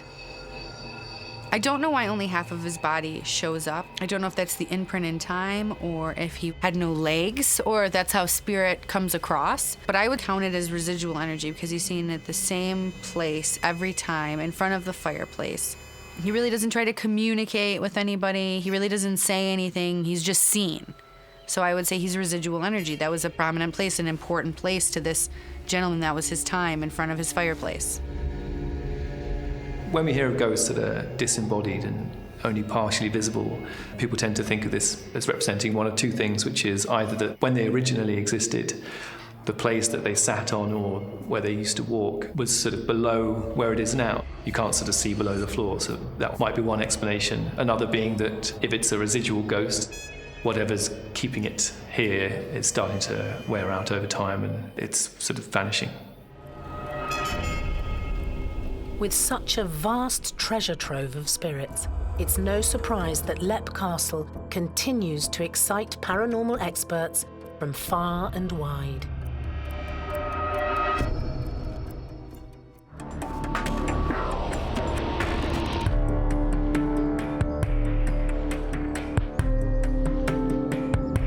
Leap Castle is one of the most haunted locations in Ireland. A history of bloodshed and torture has left a whole host of paranormal energy within the building. I suppose we kind of want to associate spirits with places like Leap Castle because of their sort of quite dark and mysterious and sort of traumatic history. It sort of really captures the imagination of what we associate the haunted place to be. In the castle's most notorious room, the Bloody Chapel, the apparition of Father Thaddeus O'Carroll has been seen on many occasions. It's quite common for the spirit of monks or priests to be seen haunting locations. In this particular case at Lep Castle, the priest was murdered by his own brother in the Bloody Chapel. Thaddeus was one of the members of the barbaric O'Carroll clan who once ruled over Lep Castle. Unlike in so many tribes, the leadership did not pass down to the son of the chieftain. Instead, the elders would select a short list of candidates and decide between them. When Mulrooney O'Carroll died in 1592, Thaddeus and his brother Tig were in line to take over. Two of them were up for chieftaincy at the time, and one of them, Thaddeus, was a priest. Tig was the other one. Thaddeus started a mass one Sunday before Tig arrived, and Tig reckoned it was the worst insult ever paid him, and he killed him. But of course he was getting rid of the opposition, and he did, and he became chieftain. Paranormal experts believe that Thaddeus still roams the chapel in search of revenge. As in Japanese folklore, the sort of spirit is known as a reikon, and you can actually get a very specific ghost called a yurei. So a yurei is a ghost made specifically because the spirit was created through a violent act. And so in that moment of violence or heightened emotion, the spirit transforms into a ghost called a yurei, which then will come back to haunt whoever they consider responsible for their death or creating that moment. But with Thaddeus being a holy man, it's possible that he's not out for vengeance and perhaps just wanders through the chapel he once called home. So his ghost still remains there, which makes sense because he might be protecting it. He may be trying to warn people to not go there if it's a bad place, if it's a dark place, because there's just a lot of heavy darkness surrounded around that energy. So maybe the priest is sticking around to bring light and love and to maybe keep the darkness at bay, like a protector, like there to protect and oversee and make sure that there is peace brought to the land. I don't think he's stuck. I think he's there at his own will to do good. While searching for Thaddeus, paranormal investigator Warren Coates saw the apparition of another religious figure in the chapel. There was one, there's an oldish man. We've seen a couple of pictures up there, and he looks like a stereotypical monk that walks about, but he would sort of hide. If you're over at the far side where Liblade is, he sort of hides over in the background, and he would sort of stay there. And then when you walk away, it's as if he's following you throughout the castle, keeping an eye on just what you're doing. We tend to hear a lot of stories about religious ghosts, or particularly in the United Kingdom and Ireland, ghosts of the Christian faith. We frequently hear of monks being sighted near religious locations or places that have been sanctified. And I guess the reason for this is that the association with the ascension to heaven, but only being possible once you've had a proper burial. So for any religious figure to have not been buried properly or to have been murdered, to have been killed unlawfully, would somehow disturb their spirit, and therefore that's why we might see them still hanging around these buildings. Religious ghosts are actually quite common, and it might well be because they've died perhaps in such traumatic circumstances that there is this kind of comparison to their good, fulfilling life and the way they actually perished. So their spirits are trapped in this ether, in this plane. You don't even have to be inside the bloody chapel to experience the ghosts within. Across the valley, and they've rung us to say there's a light in the chapel again, but by the time we get the call and get up, it's gone, So we actually haven't seen it ourselves, but they do see it, and they ring us. I've actually seen those lights firsthand. I went to Lep Castle back in June of 2016 and went along with two other paranormal investigators, and it was a little bit strange, to say the least. Light anomalies have been seen in the bloody chapel quite frequently. Now this is common because spirits use energy, including light energy, to try and manifest and show themselves.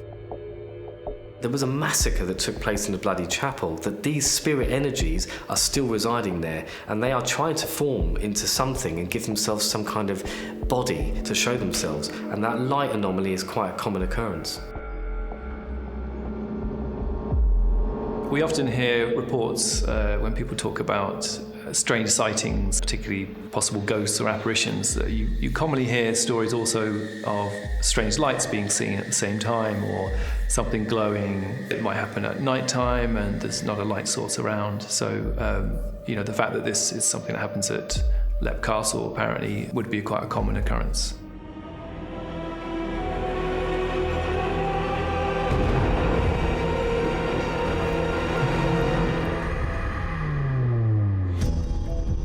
Leap Castle is a fascinating place that constantly simmers with paranormal energy. It's no wonder that the people who visit feel so enchanted by the place. What happened to me here is something that I'll never forget, and it's something that I don't really talk about because it's a bit of a touchy subject sort of thing, and it scared me how much spirits can do, how much power they can have over you.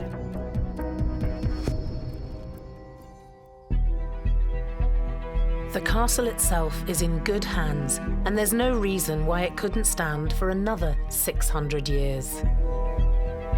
What Sean's done here is amazing. When Sean took us over, it was just a shell, and he's done all the work, and that's why he is so accepted by the spirit energies that live here. But there's a history. If Leap Castle had been knocked down years ago, there would have been a field here, it would have been somebody's big mansion house built here now, and the history would have been gone. The energies would have still been here, stories would have still been here, and all the folklore would have still been here. But once you lose place, I guess it's them gone forever. You can certainly build a replica, but it's not good enough. Even if it wasn't haunted, or even if it was nothing, whatever was going on here, it would still be an amazing building to come and visit, take photographs, bring your kids. It is an amazing building, so it is. It's really important to the haunted world.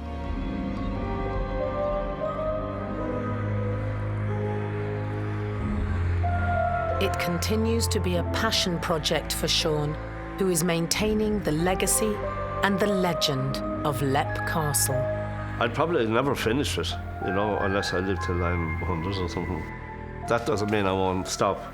I've slowed down a good bit. The mad rush is over, but then we have enough space to live, and that's okay. But we're still working all the time at it.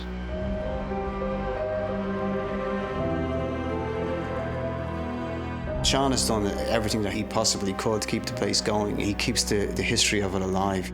It's like when I come here, I try and imagine what it would have been like to live here maybe 600 years ago, and it would have been quite a different place. It's an amazing castle.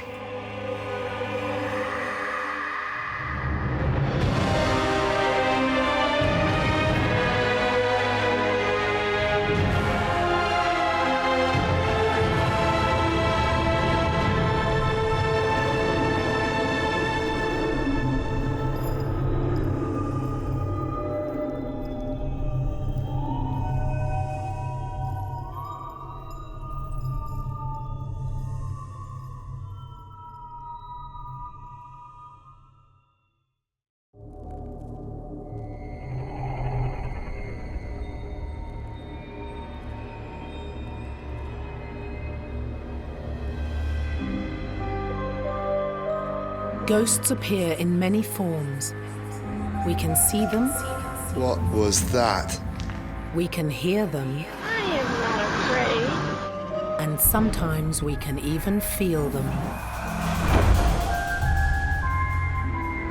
We've gone around the globe in search of the most terrifying spirits and supernatural beings who continue to live on long after their deaths.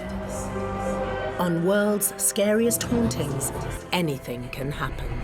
Because you never know who's watching when the lights go out. What the hell was that? In this episode, a trendy neighborhood built on top of a mass burial site.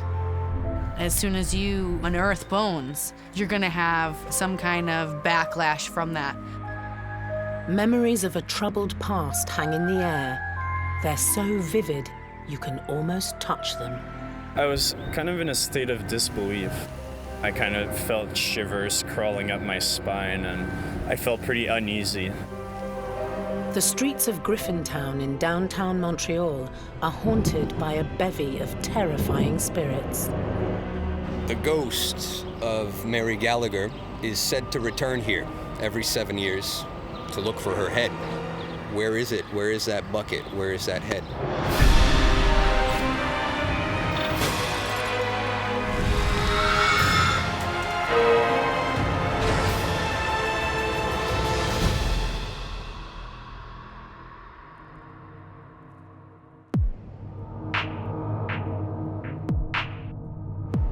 Cosmopolitan Montreal in Quebec, Canada, is an unlikely setting for a series of ghost stories, but hiding away in the modern world is a small neighborhood with memories of a traumatic past.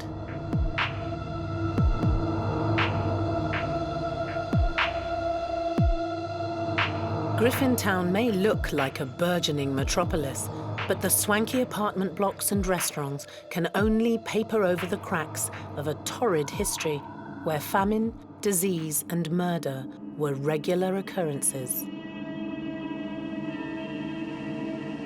Anton Golikov runs paranormal tours of the haunted area, known affectionately by the locals as the Griff.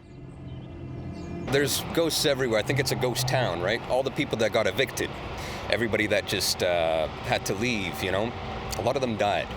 A lot of them passed away here because they had nowhere to go. They didn't have any money. They couldn't move to the other side of the canal. This whole neighborhood was ravaged. So there's a lot of old souls that still permeate this area. It's not uncommon to hear of an entire area that is considered to be haunted, and in the case of Griffintown, it would sort of fit that blueprint very well because there's so much troubled history to the location. So it makes a lot of sense that people might feel that there's something sort of haunted to the area. People often report maybe somebody watching them from behind a curtain or looking in through the new windows from outside the street, or sounds coming from the pipes. Just something is there.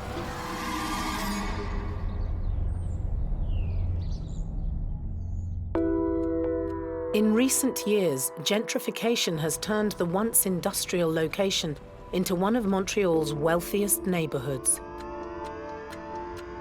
But many believe that the seemingly endless construction work has woken the dead. Griffintown is undergoing lots of redevelopment at the moment. It's becoming a new metropolis. There are bones being dug up, and there are spirits that are seemingly now restless as a result of all this redevelopment and building works. Any kind of change to the spirit's natural place or habitat or their home affects them very much as it affects us. So all the spirits that, you know, aren't laid to rest, or the spirits that have passed down there, the spirits that it was their home, I definitely think it would affect the supernaturalness that happens on the land. A lot of the residents also around these parts, they feel like there's a presence, you know, particularly in the basements and the foundations of the buildings. So, you know, you build a new foundation like there, you know, you dig a hole, but sometimes you find bodies, bones, all kinds of surprises. One of the spirits who remains very much alive in the local psyche is Mary Gallagher, a local prostitute who lived in an apartment on the corner of William and Murray Streets in Griffintown. The house has been demolished for a while, but the story remains. You'd often see people sitting in lawn chairs on the evening of the anniversary of the death of Mary Gallagher. And oftentimes what they will see is a headless corpse walking around, kind of ambling, probably looking for its head. Some spirits like to show themselves on dates of significance, such as anniversaries, birthdays, or even the date they died. It's fairly common, and there are examples of like grey ladies, red ladies, and those kinds of apparitions, historical apparitions, seen at notably haunted locations on exactly the same date every few years. Mary's story dates back to June the 27th, 1879. Mary Gallagher and her friend, Susan Kennedy, went out for a bar hop, and they went all the way down to the Old Port, which is a bit of a walk away from here. And they came across this one man named Michael Flanagan, very robust, drunk Irish man, sitting in a bar by himself, drinking whiskey. Perfect client, you know, perfect person to bring over with them. And they started working their charms on him. The trio headed back to 242 William Street. Now, the story has many different angles. The best witness, the most reliable witness, was a woman that lived downstairs. She was a housewife, and that morning she heard, first of all, a scream, followed by just this whacking sound, this continuous kind of whacking into a wooden floor right above her dinner table.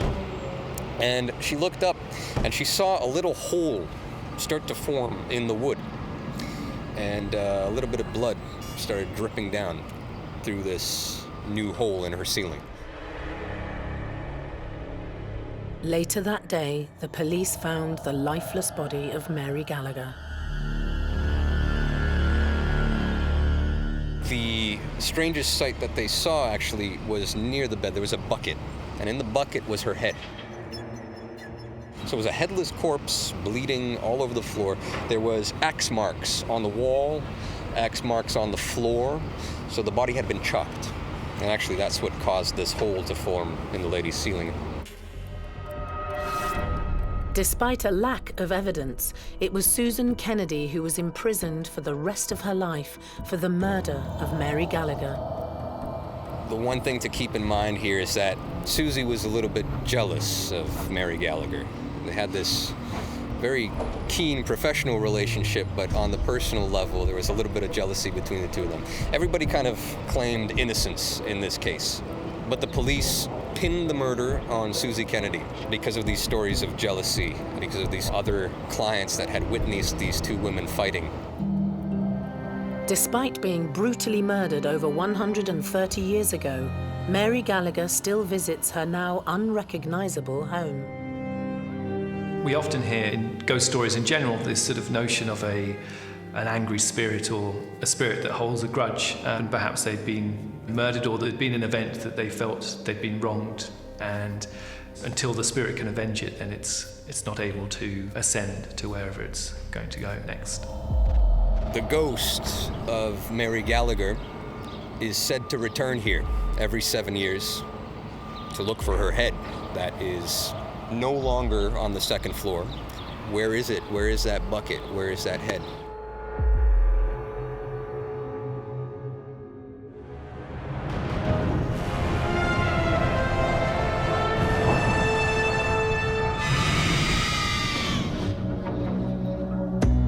Before Griffintown existed, the land was a portage route for Native Americans. After the British arrived in 1760, the area eventually fell into the hands of an Anglo-Irishman named Thomas McCord. While Thomas McCord was on a business trip back to England, he had a very unscrupulous partner that sold his own land to a certain Mary Griffin, where the name Griffintown comes from. The underhand founding of Griffintown in 1799 is very much in keeping with its history ever since. Griffintown is kind of a portrait of Montreal. A lot of demographics, a lot of different peoples came through here. In the 1840s, there was a big influx of Irish immigrants and became a shanty town, basically. One of the biggest shanty towns in North America. The neighborhood never recovered and remained an impoverished area of Montreal. This place was eventually rezoned by the mayor of Montreal in the 60s, and because of that, we saw one of the mass deportations of people from a neighborhood, and from what was a large population of 85,000 people, went right down to about 2,000, 1,000 people. A lot of the unwanted things were brought here to Griffintown and dumped into this canal. With such a checkered history, it's no surprise that the ghosts of the past have been awoken. I think that this place, like I said, has seen a lot of tragedy. It's seen a lot of death from disease, from crime, Just a lot of suffering. A lot of people's suffering still remains here. The energy is still very heavy. You could walk down the street and feel like something is following you. And that's probably the past that's following you. A past full of anguish that refuses to be forgotten.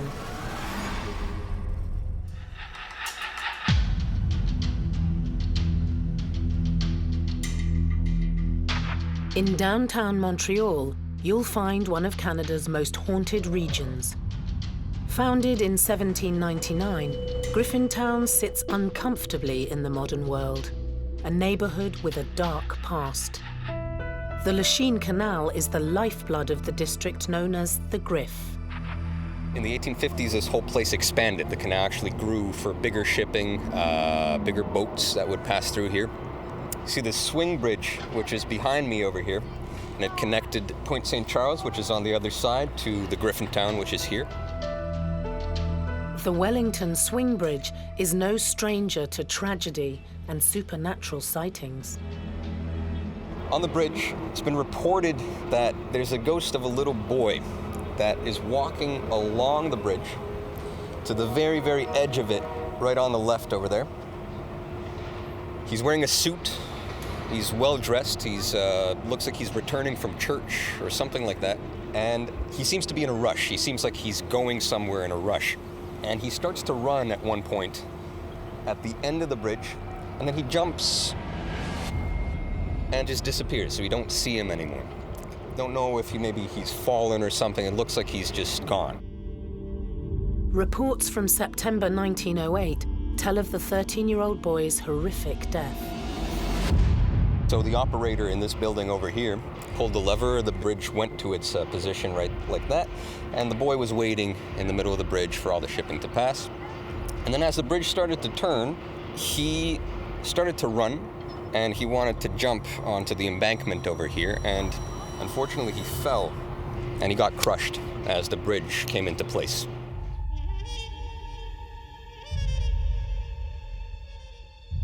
They called the local doctor here. People took a look at this kid. He was dead. His name was Arthur Carr. And they put out a notice, Arthur Carr dead at the Wellington Swing Bridge. And nobody claimed his body. His parents never came. There was no family that came to claim him. The theory is that his spirit still remains here, untouched, and still tries to cross this bridge every now and then. The boy that's seen frequently running across the bridge in a sort of reenactment of what happened the day he died.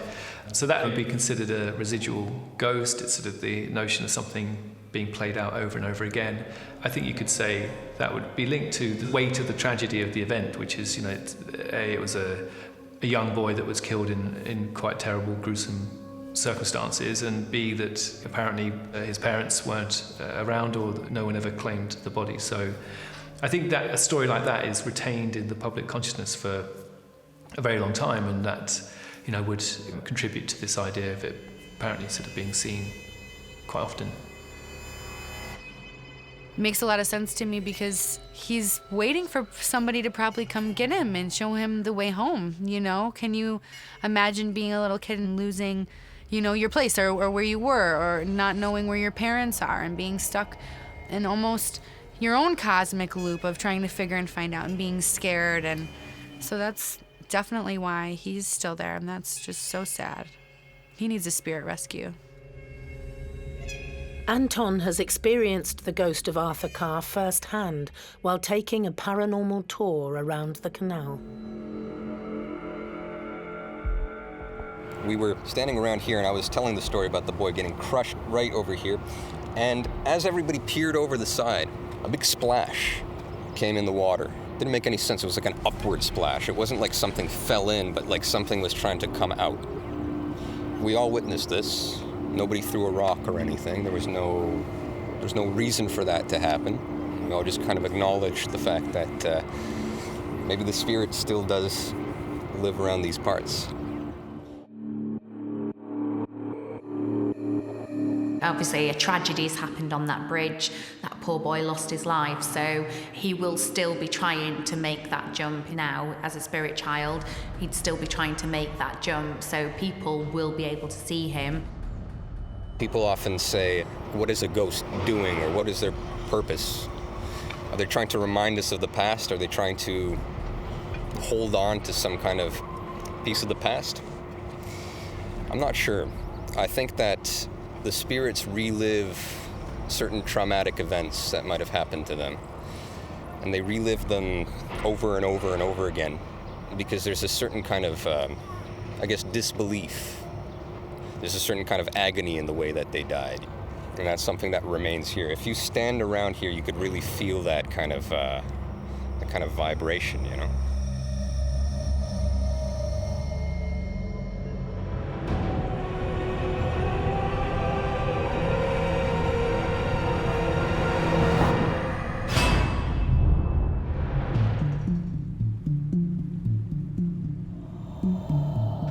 Not all the ghosts of Griffintown are believed to be human. Some lurk in the dark, terrifying the local residents. Catherine Ridyard has lived in and around the neighbourhood for 25 years. She vividly recalls her supernatural encounter on the streets of the Griff. It was late summer. It was about 2:20 in the morning, and I was coming home from that direction over there. And I stood on the corner where the light is, and I looked this way, and I saw what appeared to be, it looked like to me like somebody was squatting on the sidewalk. It was somebody squatting. That's what I thought. I realized that, no, that's not a person, because it was just too tall to be squatting on the sidewalk. And then all of a sudden I got this feeling, and it looked up at me, and it noticed me noticing it, and it looked at me and had red eyes. And the first thing that went into my gut feeling was, it's hungry. The unworldly being that scared Catherine so much is believed to be a shadow person. Shadow people is a name given to a spirit that looks or resembles a dark shadow. It's normally faceless and they move within the shadows. Some are seen as being darker than the dark of the actual area they're seen in. Some say time travelers, some say nasty negative spirits, some just say it's a manifestation of spirit. Some say it's your own shadow. So it could be a vast array of different things. I mean, I could tell the outline of it looked like somebody was like a big frog, almost like in appearance, sort of. But it was a black shadow, and it had like a head, but it had also red eyes, and it scared me. With some trepidation, Catherine has returned to the location of her terrifying experience. It was here, and I came back the next day, and I looked at the ground, and it looked like there was some kind of black goo on the ground. Now, you've got to remember, this is 8 years ago. And then this pole has been this way ever since. I still get a bad feeling just standing here. You know, I don't like it. I don't walk on the side of the street at night, or in the daytime for that matter. Catherine has since begun to study the strange beings. I heard something about shadow people and red glowing eyes and that kind of thing. And I looked it up on the internet, and I saw the exact same shadow, the same squat posture, the same head and black, exactly the same with the red glowing eyes. Now, I researched this particular kind of shadow person, and it's a very bad one to have around or to even be anywhere in your vicinity. And it's supposed to be really demonic, not nice at all. Nor are any other shadow people, in my opinion, there, but this is like the worst one to have. Shadow people are not what I would class as a human being. They would be a manifestation of a presence. Now, this could be negative or it could be positive energy. Sometimes from past experience, shadow people have been known to be negative people. So the fears of the feelings of being watched and fear and panic and things like that are usually associated with shadow people. Catherine has continued to be haunted by the dark shadows. I started getting sick, and things started happening, like bad luck stuff. I was hearing knocking noises in my room. I refused to sleep in my bedroom anymore after that. I would stay at the kitchen table, and that was freaky too. I took a picture in a mirror, and this thing was beside me in the mirror, and it wasn't there when I was in the bathroom taking the picture. In all walks of life, we can sit there and say 7 years bad luck comes from smashing a mirror. You know, how many times is that actually true?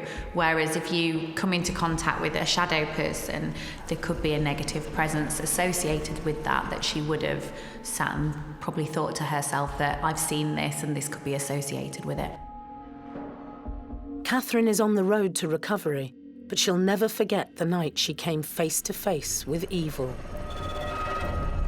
If I hadn't noticed it as quickly as I did, it hadn't noticed me before I noticed it, I think I may very well have disappeared.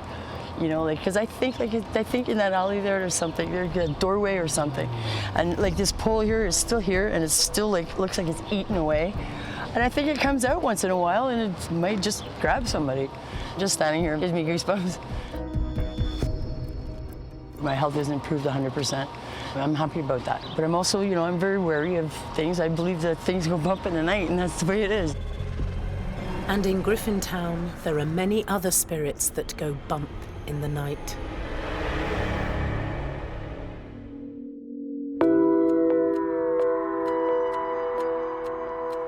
Griffintown's Lachine Canal officially opened in 1825, turning Montreal into one of the world's major ports. This channel of water has become one of the Griff's most paranormally active areas.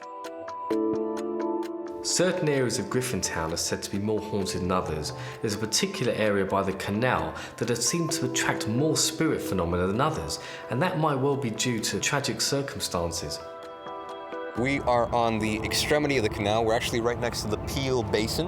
On the other side of the canal over here, there's a lot of ghost sightings that happen. A lot of people take photos around these parts. A lot of tourists come by here, and people notice on their photos after they've taken them that there's orbs, there's little white dots that are floating around in the photos. It's a very strange phenomenon, you know? It's kind of indicative of spirits that might be still living around these parts. During the Irish potato famine between 1845 and 1849, many people fled Ireland and headed to North America. Loaded onto cargo ships, they arrived malnourished and carrying diseases like typhus. Many were quarantined in sheds alongside the canal in Griffintown. They were coming to the old port of Montreal, getting off the ships and just dropping like flies. So these fever shacks that they built here in 1847 housed all of these very sick and dying refugees. At the time, in 1847, Montreal was a very small city. It was a population of about 50,000. All of a sudden have to accommodate 75,000 new people. The citizens of Montreal were not happy about the fact that there was this vast sea of Irish that were contagious and bringing this disease into town with them. Drastic action was taken by the authorities. The army was called. They were put on all the rail bridges, on all of the bridges that would cross into town. It was almost kind of like a zombie apocalypse type thing. You know, they put this fence alongside. All these people that were sick on the other side couldn't cross over. And if they would be shot or they would be thrown into the canal over here. That's the kind of thing that people don't sort of forget very easily, and there's something very haunting about that, of course, so it makes sense that we associate an area like that with ghosts and sightings and hauntings and that sort of thing. One of the ghosts who has been spotted near the canal is a former mayor of Montreal.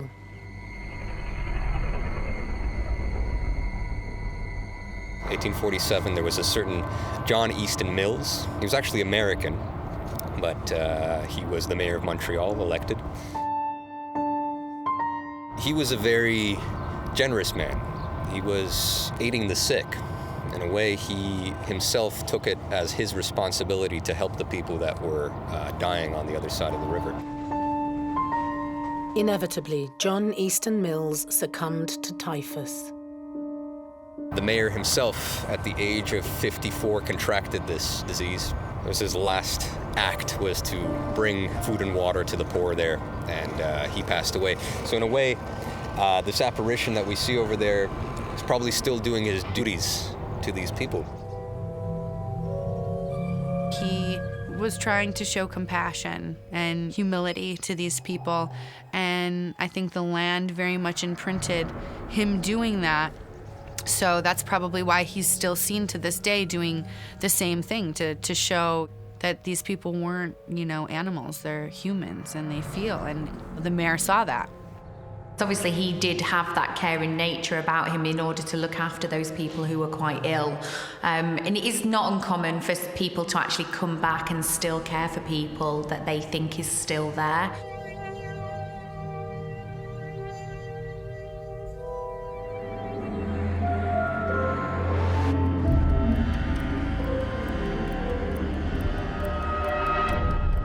The typhus epidemic of 1847 claimed the lives of 6,000 people. The victims of this tragic event are buried just below the cycle path that runs alongside the Lachine Canal today. There was so much death that they had to build trenches to get rid of the dead. They had to build these huge, huge trenches. They dug these trenches and they would just throw hundreds of bodies at a time and bury them on this site here. Right now it's a bike path, so a lot of people that are biking there, they feel this negative energy. They don't know what it's coming from, but it still remains. And a lot of the excavations that are happening in Griffintown, a lot of the new buildings that are popping up, once the foundations are being dug, once the buildings are starting to be built, they discover remnants of the bodies right underground there. One man who is more than aware of the paranormal energy that crackles in the air of the Griff is Louis Lemontagne. This area is in the process of being gentrified. There's many condos popping up, so a lot of the history is being forgotten, but there's a lot of kind of dark and really interesting history around this neighborhood, Griffintown. Louis remembers exploring the area when he moved to Griffintown. My first time here, I was with a couple of friends, and it was mid-January, pretty cold day, and we were going for a walk. We came upon this bridge, and suddenly we just stopped for about 20 minutes, and I was staring off for what seemed like at least half an hour. After a while, I felt like I was in a bit of a trance-like state. I saw kind of a orb glimmering amidst the grass. It was kind of a translucent orb, letting out kind of a diffuse, milky light, kind of something dancing about that felt superimposed on my vision, almost like holographic. I wasn't sure that if I went up to it, I'd be able to touch it, but I could definitely feel it was tangible. Orbs are thought to be essentially disembodied spirits of, the people who have died and sort of unable to leave or pass on to wherever a spirit would go after death. So they've frequently described as being like sort of balls of electricity floating through the air. It really captured my attention, and I just stared at it for a while. And as soon as I considered walking over to see if it was a trick of the light or what was going on, my friend nudged me and told me to go home. Louis knew he had to come back and explore some more. It was actually a couple of weeks later. I was walking by myself this time at night, around midnight or so, and I could see this conglomeration of white orbs kind of dancing above the mounds. So whereas last time I only saw one, this time it looked like there could have been thousands. But I could hear kind of in the background these voices in my head. So I thought I was having like an auditory hallucination or something like that. All of a sudden I just kind of closed my eyes to focus in on what I was hearing, and it sounded like the wailing of voices. At first I thought it sounded maybe like a choir or something like that, but I realized there was an element of pain in the voices as well. I kind of collapsed, like slumped over on the mound, and when I came back to my senses, I could see ships, kind of ghost ships, just floating above me, I guess, paired with the sound of these voices coming again. Spirit shows you things when they're trying to communicate with you and tell you certain things. So whatever they show you from that point on, whether it's in your mind's eye or physically in front of you, I really believe it has to do with the spirits that are there and the story that they're trying to tell the person that they're communicating with. The sheer size of the paranormal event stunned Louis. I was kind of in a state of disbelief. I didn't really trust my senses. I was pretty curious as well, but also pretty frightened. I kind of felt shivers crawling up my spine, and I felt pretty uneasy. If a person's quite open and quite sensitive, to go into a trance-like state, which would enable his subconscious to actually communicate with the orbs and obviously followed them as to what he was supposed to do, then it could be a possibility that they've actually led him to where they wanted him to be. After a while, it just kind of dissipated, and I was just left there kind of bewildered, wondering what I was doing, and got back on the bridge and I walked home. Before his mystical encounter, Louis was unaware of the history of the area. At the time, I had no idea that this was a burial site, so I thought I was going a bit crazy, and I just kind of brushed it off. And it's only when I spoke to my friend a couple of weeks later that he told me that this was actually a mass burial site from the mid-19th century. 1847 was called Black 47 here in Montreal. All these dead and dying still buried on the other side of the canal. And the orbs are the vestige of that. They still float, these spirits that are forgotten and underground. The renovation of Griffintown may explain why the paranormal activity is so rife. Another sort of trope that we often hear coming out of stories about ghost sightings in Griffintown is this notion that somehow spirits have been disturbed because bodies have been dug up in the process of rebuilding the area. This is quite a commonly held notion in many cultures throughout the world, that the idea that if you disturb a body after it's been laid to rest, then it somehow creates a restlessness in the spirit, or indeed, if a body hasn't been properly laid to rest, the spirit will remain restless until that has been rectified. Unearthing any human remains in general and disrupting the ritual and the laying to restness that has been done will definitely riff the spirit, because again, you're disrupting a holy ground, a holy place, whether ancient or modern. As soon as you unearth bones, you're disrupting that spirit who's laid to rest. You're gonna have some kind of backlash from that, whether it's karmic or cosmic. Louis still can't quite believe what he experienced that night. The only way I can justify it in my own mind is that, maybe in certain places where a lot of things happen, it can leave some sort of trace, let's say on electromagnetic level or something, I don't know.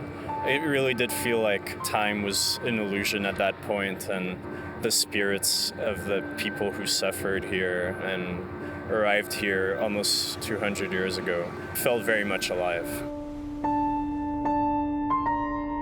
The paranormal energy generated beneath the banks of the Lachine Canal continues to show itself, even in the modern surroundings of 21st century Griffintown.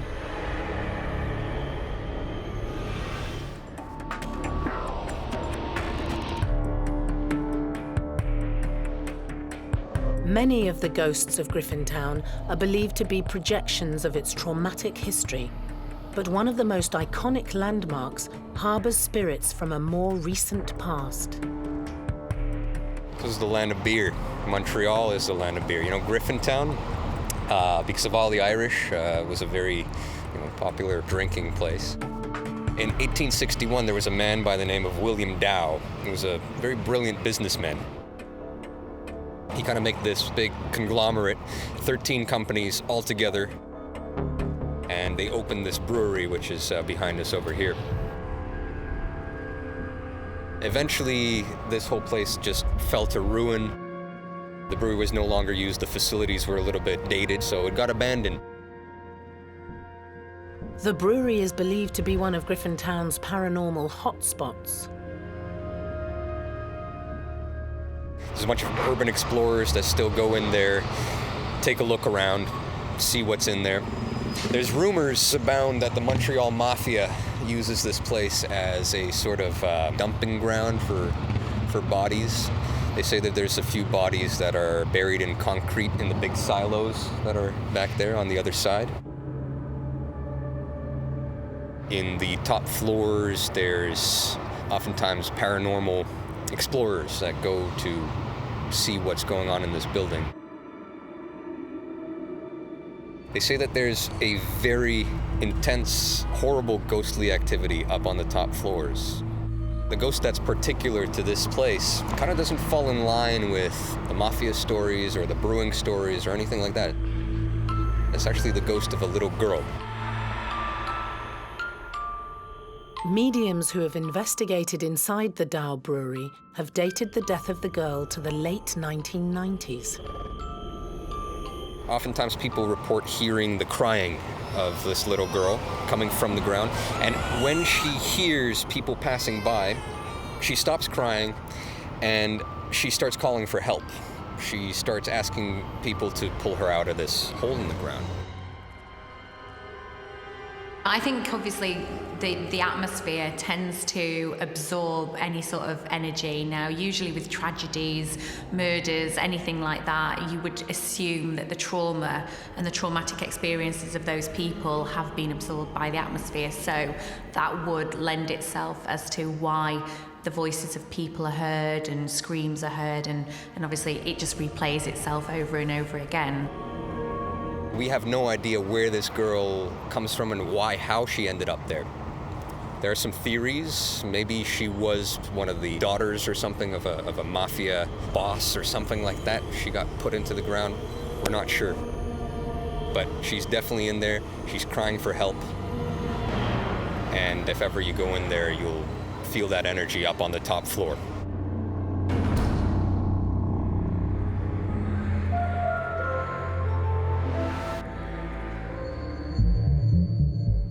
With so many Irish immigrants entering Griffintown, St Anne's Catholic Church on the corner of Mountain and Basin Streets was once a bustling part of the town.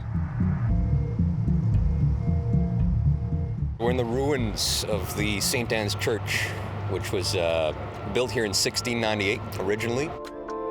This little chapel stood for about a century and then it burned down. The church was rebuilt in 1854. It was a lot bigger.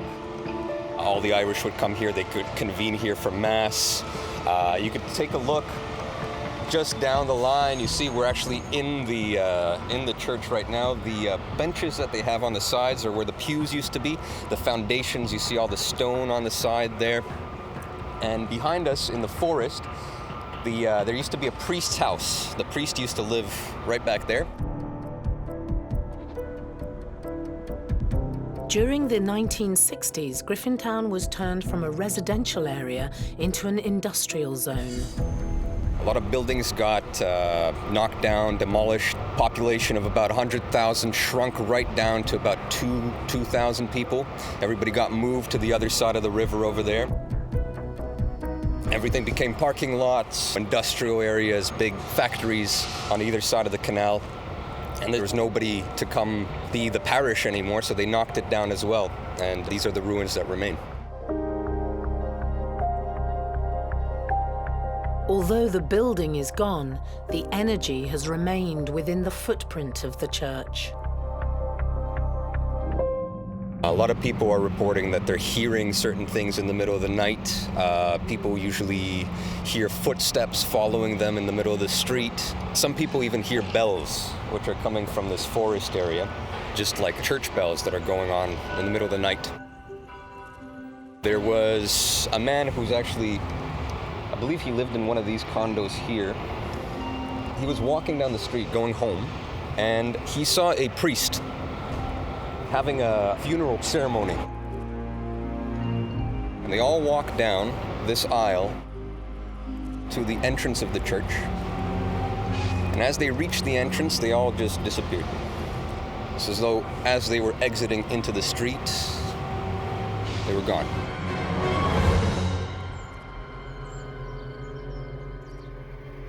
Now, there was no noise, there was no sound, but the person who witnessed this said that the mouths were open, they were singing, and there should have been noise. This is an example of a residual haunting, because the spirits seemingly moved through, oblivious to their surroundings, and then suddenly disappeared. Somebody obviously passed away that was grave importance to the land or the people that are in the procession, and it made an imprint on the land, so it shows itself from time to time replaying as residual energy does.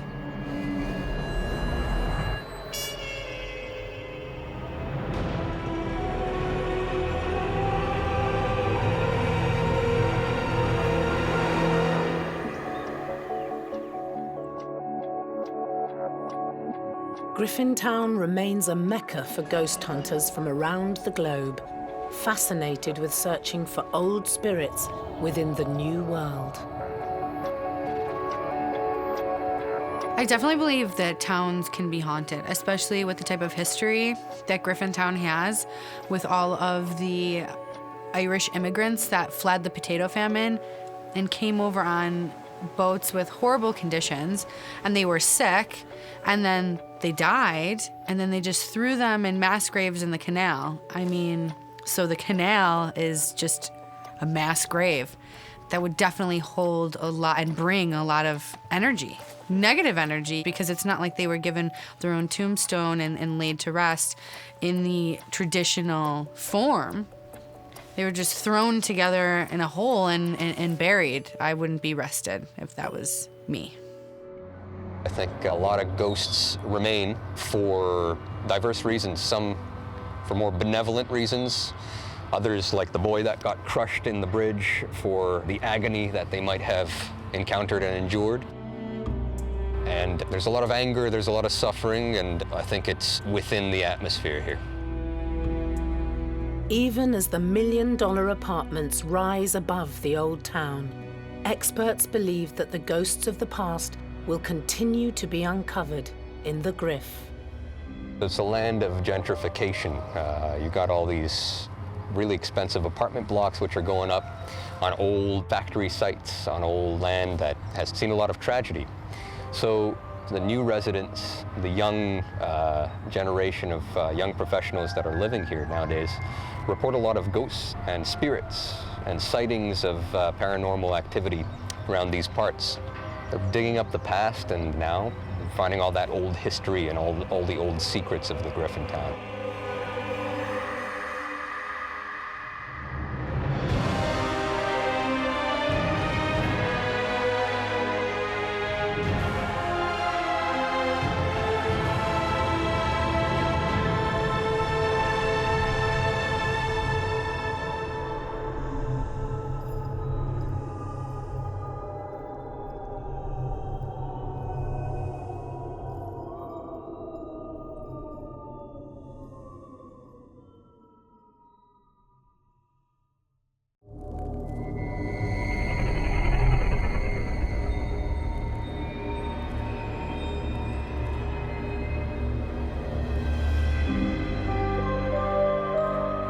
Ghosts appear in many forms.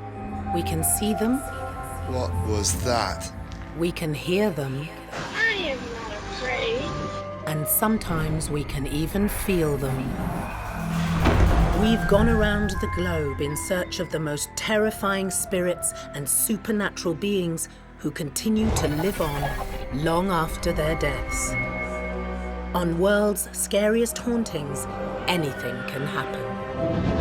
Because you never know who's watching when the lights go out. What the hell was that? In this episode, a 17th century house in the woods that gives many visitors the creeps. Everyone's a bit nervous when they first come to Plas because it's such a dark, cold building. It does create fear in people's minds. The spirits of one wealthy family terrorize anyone who dare enter. I felt there was something in the corner of the room. As I pointed my camera, there was a loud bang and candles were thrown off the table. Ghost hunters have been physically attacked. This thing, entity, spirit, whatever you want to call it, grabbed me in the throat and actually pinned me to the wall.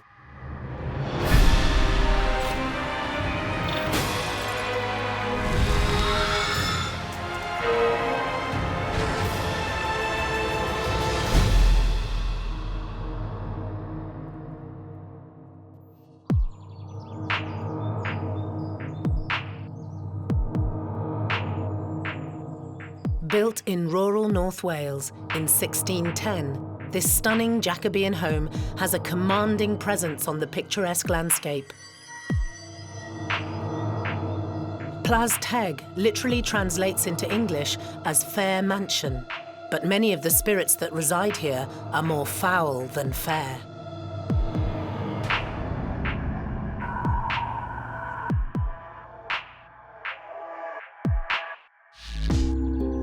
The 17th century mansion was home to the Trevor family for over 325 years and even served temporarily as an asylum.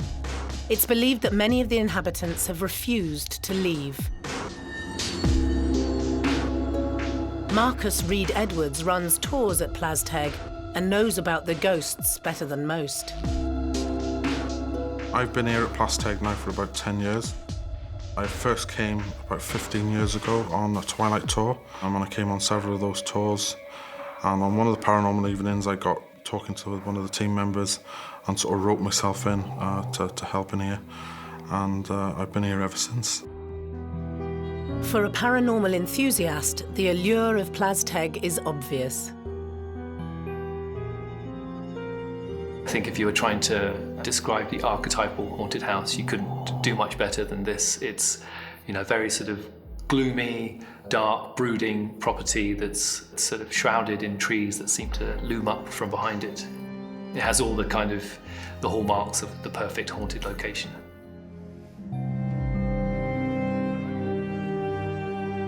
9 times out of 10, it would be residual energy that has been obviously left there from the previous occupants of the house.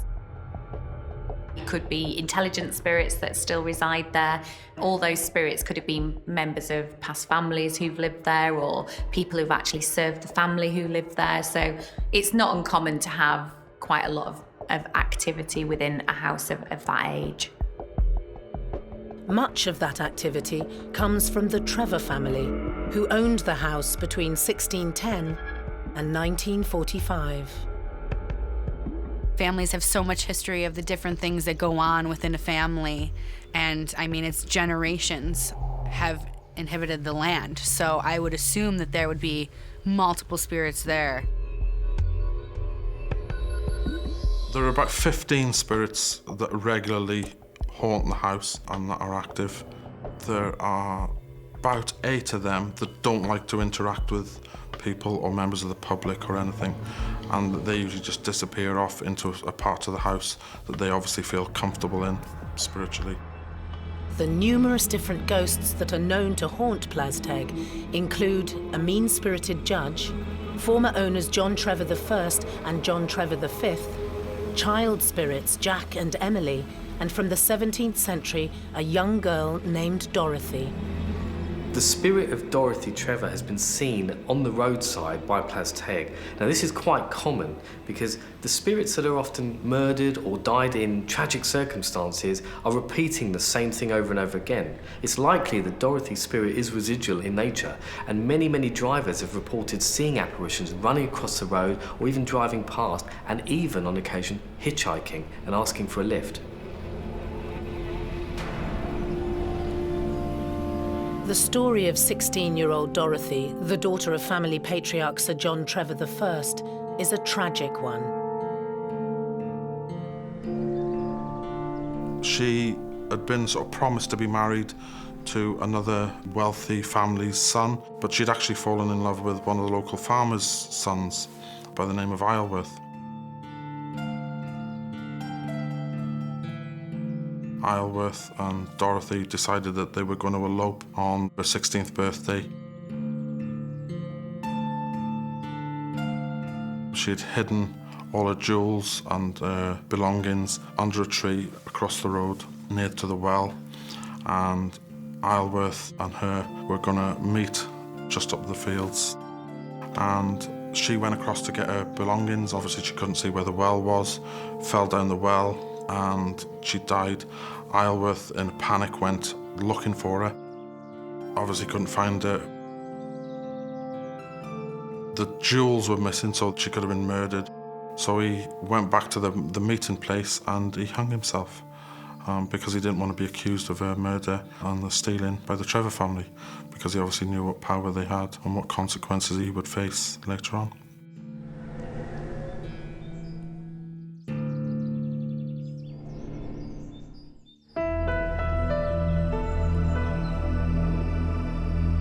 When anything happens, murders, things like that, when your life is tragically taken from you, you want to avenge your own death. That would be the explanation as to why she still haunts the well or the vicinity of the well, just in order for her murderer to be brought to justice.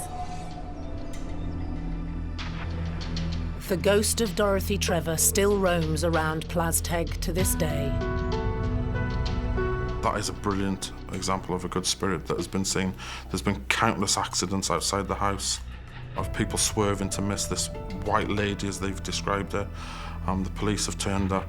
There's nobody in the area. There's nobody been knocked over. It's believed that this is the spirit of Dorothy, who is still said to be searching for her jewellery and her belongings.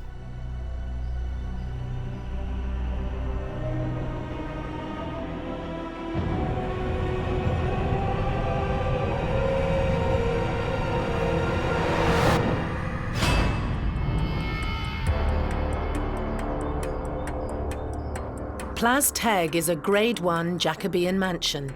The breathtaking stately home has stood in North Wales since the 17th century. Plas was built in 1610, but there was actually a dwelling on the site before the house that we see today. That belonged to the Ethel family. It was slightly smaller than the Plas we see today.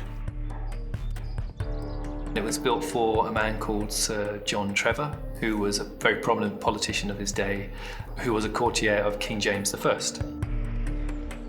He wanted a sort of a holiday escape, a holiday home, and it wasn't until sort of the end of the 1700s that it started to become a family home. When later descendants of the Trevor family actually took ownership of the house. Once one Trevor had passed on, obviously the son from the previous family would get the house. Then the sort of hereditary ladder sort of carried on. The original owner of Plas, Sir John Trevor I, held office as Speaker of the House of Commons twice between 1685 and 1695. He was an MP, he was quite a powerful person. He only actually had the house for about 19 years. 1629, 1630-ish, Sir John Trevor died. His wife died about 15 years later. Despite his death over 350 years ago, Sir John is still known to make the occasional appearance at Plas.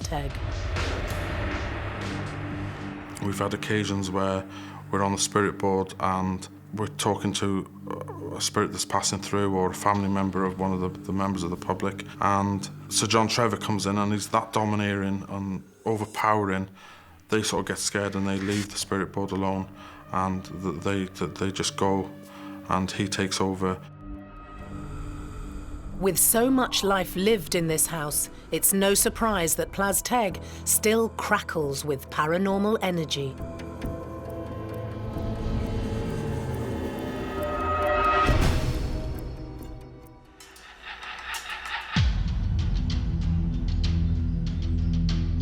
In Flintshire, North Wales, a 17th century house named Plas dominates the landscape.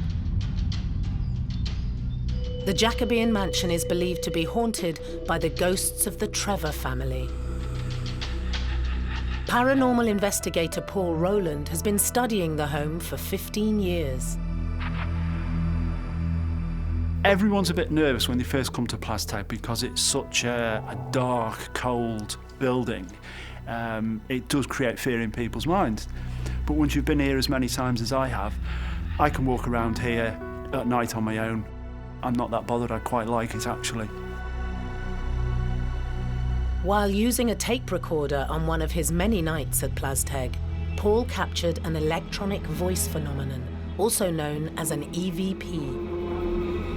We would have been in the parrot room behind us, and there was a group of public, and I'd put a specific piece of equipment on the table, and I was asking for a spirit to respond through the box because they're capable of live audio EVP, voices through the boxes.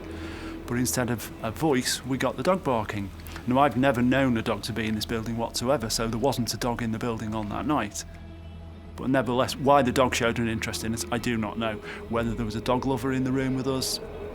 But it was curious that it was actually heard in real time, and fortunately enough, I had an audio recorder going at the time and caught it on recording. Introduce yourself by your name and ask for a response through the machine. You know the action. Yeah? Then we can you do. Right, sounds like a dog. It's rare, but it's not uncommon for animals to come through during a call-out session. So when you're calling out doing an EVP, you might well hear a response, and sometimes these could be domestic pets making noises. If their spirits are still there, you might well catch them at the time. What I find strange is the fact that they've actually heard it with their own ears, which is a Class A EVP, which is something that you hear with your own ears at the same time as obviously picking it up on a voice recorder. So that is a fantastic EVP. Introduce yourself by your name and ask for a response through the machine. You know the action. Yeah? Then we can you do. I think if we hold the idea of spirits and ghosts to be a genuine occurrence, then there's absolutely no reason why other animals, other than humans, are also capable of existing in that manner. I mean, if a spirit can touch you or, or move things, who's to say you can't hear a dog bark or a cat meow or feel the presence of an animal? Paul often works alongside fellow ghost hunters Mike Gibson and his mother, Jean. Oh, I've always loved it. Always loved it. It's always intrigued me. So it was a great opportunity when they asked me to be a member here at Plas. So, yeah, I never looked back. You're just sort of drawn to this place and you want to try and catch much evidence as you can so other people can see what you've caught, really, and try and prove there's a supernatural world. Jean and Mike have also had paranormal experiences in the parrot room. We were filming at the table, and as we were filming, there were questions were being asked by Jean Gibson. You want us to spend the night here? You want him to stay here? When you've been in that room for about an hour, and then we have got a bit of footage where I happen to ask out, do you play tricks on Cornelia, the lady at the house? Do you move things? Well, do you know the lady at the house? Do you ever play tricks on the lady at the house? Because she keeps blaming that someone takes the Radio Times and pinches stuff. Is it you messing about? As this was going on, I felt there was something in the corner of the room. As I pointed my camera, there was a loud bang where there was candles, and candles were thrown off the table. You messing about? You move the lights on?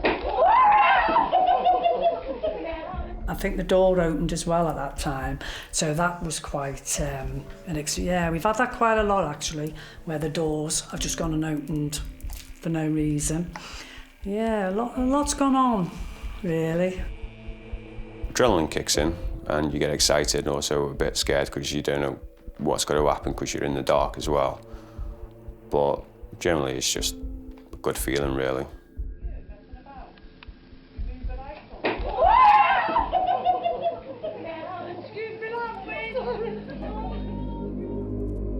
The supernatural happenings in the parrot room don't end there.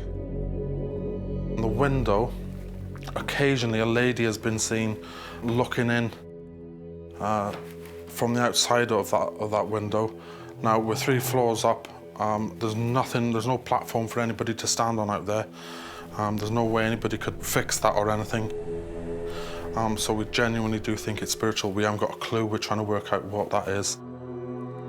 There are 9 bedrooms at Plas, which are kept in impeccable condition by current owner Cornelia Bailey. Many of the rooms experience unexplainable occurrences. The Amber Room, a friend of Cornelia's actually came and stayed with her several years ago. Around about 3 or 4 o'clock in the morning, this spirit would come in, walk around the end of the bed and disappear off up the long gallery. And it got him to the point where he was too scared to stay in the house, and he actually moved to one of the local hotels, and he stayed there while he was doing Cornelia's finances or whatever it was at the time, and he just refused to sleep in the house after that. Next door, the Blue Room has a dark history. In 1901, Plas was temporarily used as an asylum, primarily for housing unwed, pregnant women. This is the Blue Room. This is where the ladies would have been brought to give birth to the children, and there would have been a couple of beds placed in the room, and then the child would have been forcibly taken from the mother, and then it would have been adopted to a married couple to become part of their family. Now, on the windows in this room, you can see that there are bars on the windows. This was to stop the mothers from passing the child to a waiting father below, probably in a makeshift basket made from sheets off the bed. And similarly, it was to stop her from committing suicide after the child was forcibly taken from her. It's no wonder that there's supernatural energy in the Blue Room. It usually affects the ladies in a group, and they get stomach pains and they feel sick, and they'll step back out of the room and come back in, and once they're out of the room, they'll be perfectly fine, come back in, and the pains and the sickness will sort of start again. You imagine the actual emotional anxiety that they're going to go through. It would obviously have a massive effect on the energy levels that are absorbed within the fabric of the building. So it wouldn't be uncommon for them to actually still stick around.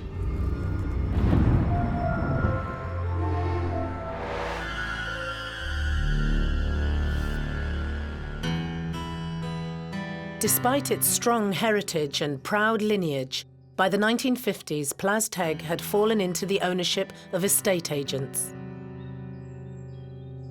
They put a demolition order in on the house, and that's when Patrick Trevor Roper, one of the later descendants of the Trevor Ropers, heard about the plight of Plas, and he decided that he was going to purchase the house, which he did.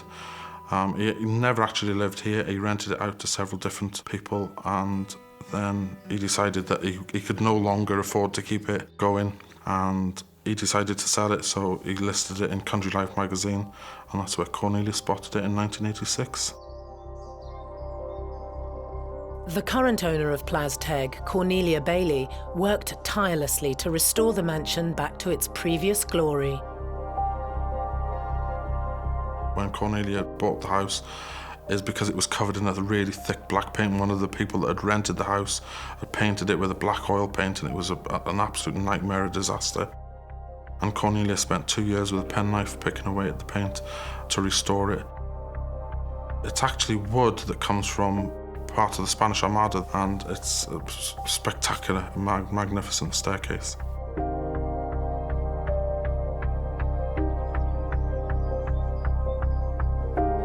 I made all the curtains, I did all the upholstery and helped do everything else. I mean, I love it. I mean, it's a Grade 1 house, but it means it's of great importance because it's so well designed as a house.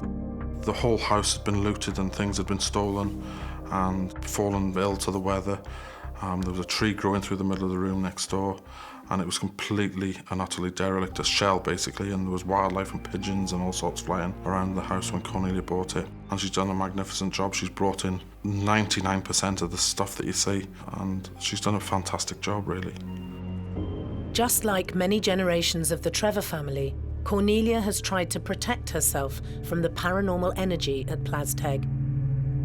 There are pentagrams or witches' marks etched into the stonework, as there are on some of the cheeks to the windows on the outside. Now, it was said that they were put in place to keep evil spirits from entering a building, and they would have been placed on entrances and exits to stop these evil spirits from getting into the house. But it doesn't always work. One of the scariest things that's ever happened to me, during a paranormal night, we usually have a break about 11:30, and we came down, and I usually go outside for a bit of a breath of fresh air, have a coffee and whatever, and I put my cup of coffee onto the windowsill, and this thing, entity, spirit, whatever you want to call it, grabbed me in the throat and actually pinned me to the wall. And there were several people outside there that seen this and were quite sort of terrified, as was I, quite disturbed. It was at that point I thought, I'm completely crazy to even do this, so I'm going to pack it in. I'm not doing nothing with paranormal again. It did sort of freak me out for a short while. But then I thought, no, that's stupid of me because it's something I enjoy. The spirits obviously like interacting with us, and I wanted to come back for more. And Marcus is not alone. Many ghost hunters cannot wait to return to Plas, all hoping to capture something truly incredible.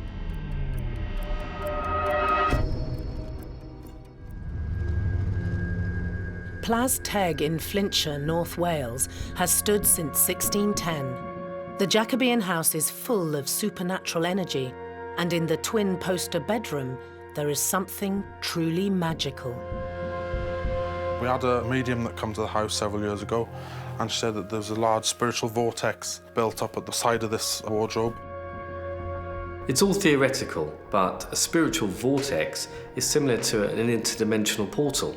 So often psychics, mediums are able to see these vortexes as kind of swirling mists or spiralling forms of energy. Sometimes they're also seen as shimmering parts of the building. A spiritual vortex is thought to be a kind of place of force or power that's created through the convergence of ley lines, which people believe are sort of channels of power or energy that aren't necessarily discernible to the eye. And so in the spiritual vortex, you would get an area of heightened power, supposedly, that might be a gateway or a portal into another dimension, or enable people to become more sensitive to seeing spirits, that kind of thing. Are these vortexes the same as interdimensional jumps? Are spirits able to communicate with us by coming through these? Who knows? The spiritual vortex may be the reason why 2 child ghosts who predate the building have appeared in the twin bedroom. Jack and Emily weren't actually from Plas. They were part of the Ethel family who lived in the previous house to Plas, and they've obviously taken a like to the house, and their spiritual energies have stayed. We often hear ghost stories involving children as ghosts or spirits of children. And this is, I think, mainly due to the fact that it's the idea that a child would somehow be left alone, to sort of haunt an area, or that just the sheer fact that a child had died, prematurely, there's something very tragic about that. So it's often something that's very emotionally compelling as a story. Marcus has been fortunate enough to make contact with the spirit of Emily. I've encountered her on a couple of occasions. I've actually seen her. She was supposed to have been, or they were supposed to have been, murdered by their father, who smothered them in the bed. And obviously the spirits are still terrified of him. It was later discovered on several Ouija board sessions that we've done. It was the mother that had actually killed them, and the father took the blame.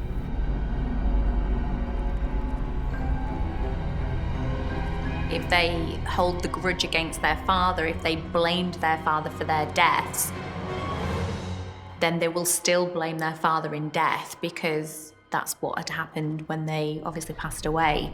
I think it was their mother who actually killed them, but they wouldn't have held any grudge against their mother because they would have always believed that it was their father who killed them. Because it's him that's coming through quite regularly, and he seems to be, for want of a better word, protecting them, or trying to protect them. I think they don't quite know who to be scared of, whether it's the mother or the father, but they're basically scared of them both because he'd obviously covered up what the mother had done to protect her, and that's basically why I think that they are scared of him as well as her. Marcus will never forget the day he made physical contact with Emily. This is the twin bedroom, and this is where Jack and Emily mainly haunt, obviously because Cornelia's got it decorated in a child-friendly manner, so they've taken a particular shine to this room. And this is the room that I actually saw Emily in for the first time. She was stood by the bed here, and I was sat on the floor in front of the door just there, and there was a group sat roughly in front of the fireplace, and her father entered the room through the wall at the end of that bed, and she came running across to me and she actually sat on my knee. The best way I can explain it is like having a helium balloon on your knee. You know it's there, but there's no weight or substance to it, and it was an absolutely amazing experience, absolutely wonderful. Child spirits are just as they are in real life. They just want to have fun. They want to play. They don't want somebody that, asks them, what year did you die? Do you know, where you are? Are you missing your mom? The child spirits are friendly. They like engaging with the paranormal seekers. They have fun with that. Paranormal investigator Paul Rowland has been trying to capture the child ghosts on camera using some high-tech equipment. I've been working for several generations of equipment using blue, ultraviolet and pink light, and it's a different wavelength, a different colour. And the ultraviolet in particular is a much stronger form of light, although it's less visible to our eyes. And this particular unit, it pulses the light at a rotating frequency. It gives me greater detail. Whenever I capture something, there's more detail there to look at. You can pick up sounds, and there's frequencies that you can pick up that are inaudible to the human ear. There's quite a bit of equipment that is set up on paranormal nights. And I've had more results since I've started using this equipment than a lot of people get over the years. Armed with his high-tech camera, Paul came to Plas determined to capture some evidence of paranormal activity. Well, it was one of the public paranormal nights, and I would have spent some time with the groups in one of the rooms, almost certainly in the twin poster. And as they go down for a break, I decide to stay up here on my own, set up my camera and digital lighting system, and randomly take photographs. On that particular night, I got a laser pointer with me, and I just wanted to doodle and make laser art on the statues and the corridor behind me. So I took many photos with a red laser pointer scribbling on the statues, and I didn't notice straight away. It was only when I got back downstairs on several of the pictures there were anomalies, i.e. grey, misty figures. But you have to bear in mind, I was the only living person up here at the time. There was no one else with me, and nothing to account for how these misty objects or figures had appeared. So it was only later reviewing the pictures that I realised I'd caught something unusual. Paul appears to be using a full spectrum camera. Now this takes photographs using infrared and ultraviolet light in order to see what we can't see with our naked eye. So it allows more light in and visible light so that we can see any spirits that may be lurking in that vicinity. The incredible pictures were exactly what Paul had dreamt about capturing. I called it the Plas Ghost Child, but probably about this high. And I believe it had come out from the room here and walked. There's a series of photographs where it had walked across the front of the camera. The most interesting one, I think the figure was standing about there, probably looking at me, wondering what I was doing. But the reason I think that the spirit appeared was it was curious about my laser pointer. And my frame of mind at the time was not of fear or anything to worry about. I was literally just playing and enjoying myself. And I think that is the connection that drew the child out of the room. 4 years later, Paul returned to Wales, determined to find out more about the Plas ghost child. The second one was actually 4 years apart, and the figure looks a little bit different, but it's the same height. So I believe it's probably the same spirit of a child, or the other child. There's supposed to be two children associated with the twin poster room here. I think it's amazing that Paul managed to capture the same anomaly twice over 2 different years outside the same bedroom. Now this could well be a child spirit forming, and the reason for that is because children like to interact. They're playful, they want to try and get attention, and especially from adult figures. If you're getting the same spirit in the same spot, there's obviously a moment captured and printed in time there, because that moment keeps playing over and over and over and over and over again. So, every day at 6 o'clock, you're gonna be able to stand there and maybe get the same picture that somebody else took. I think it's just literally being inquisitive. The more you can make yourself curious to a ghost or a spirit, the more likely you are to have an encounter. If you sit in a room in the dark, all hunched up and quiet and frightened, not quite going to be the same level of interest to a ghost or a spirit. But if you're doing something more creative or you're asking the right questions, you're more likely to get a response.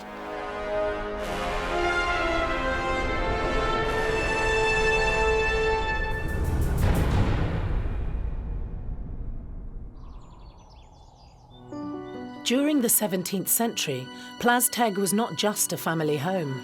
It was used by travelling judges to try local criminals. The day room, for the family, this would have been just basically chill out sort of room, our living room as you like today. But it was also used by Judge Jeffreys, and he held court in this room on several occasions. He was a travelling judge, so we had several big houses like this with rooms set aside from which he'd carry out his court cases. Guilty criminals would be hanged in the Indian bedroom. However, it's not their spirits that have returned to Plas, but in fact, Judge Jeffreys himself. The judge has been seen on a couple of occasions. There was one occasion in this room where he was said to have attacked a member of the public. She was quite terrified. She was on the floor and we had to get her out, calmed her down, and she wouldn't take part in the rest of the night, and she just went home, and she wouldn't have nothing to do with it. She was in a complete and utter state. She was absolutely terrified by him.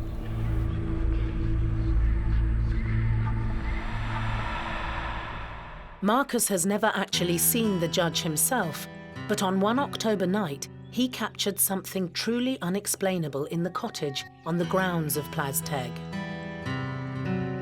I wasn't aware of any spiritual activity next door, and it was last Halloween night I came down just to keep a check on Cornelia, really, and make sure that she was safe. And I went outside, just walking around the grounds till sort of midnight, and I was just taking photos with my phone, and took one through the cottage window, or took several actually, and in one of the photos there is a man sitting in the chair, and it's absolutely awesome because the photo that I'd taken previously, there was nothing at all in the chair.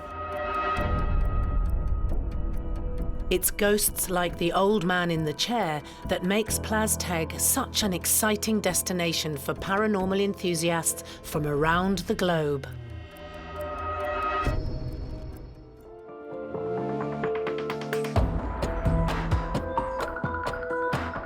Built in 1610, Plas in North Wales was commissioned by Sir John Trevor I.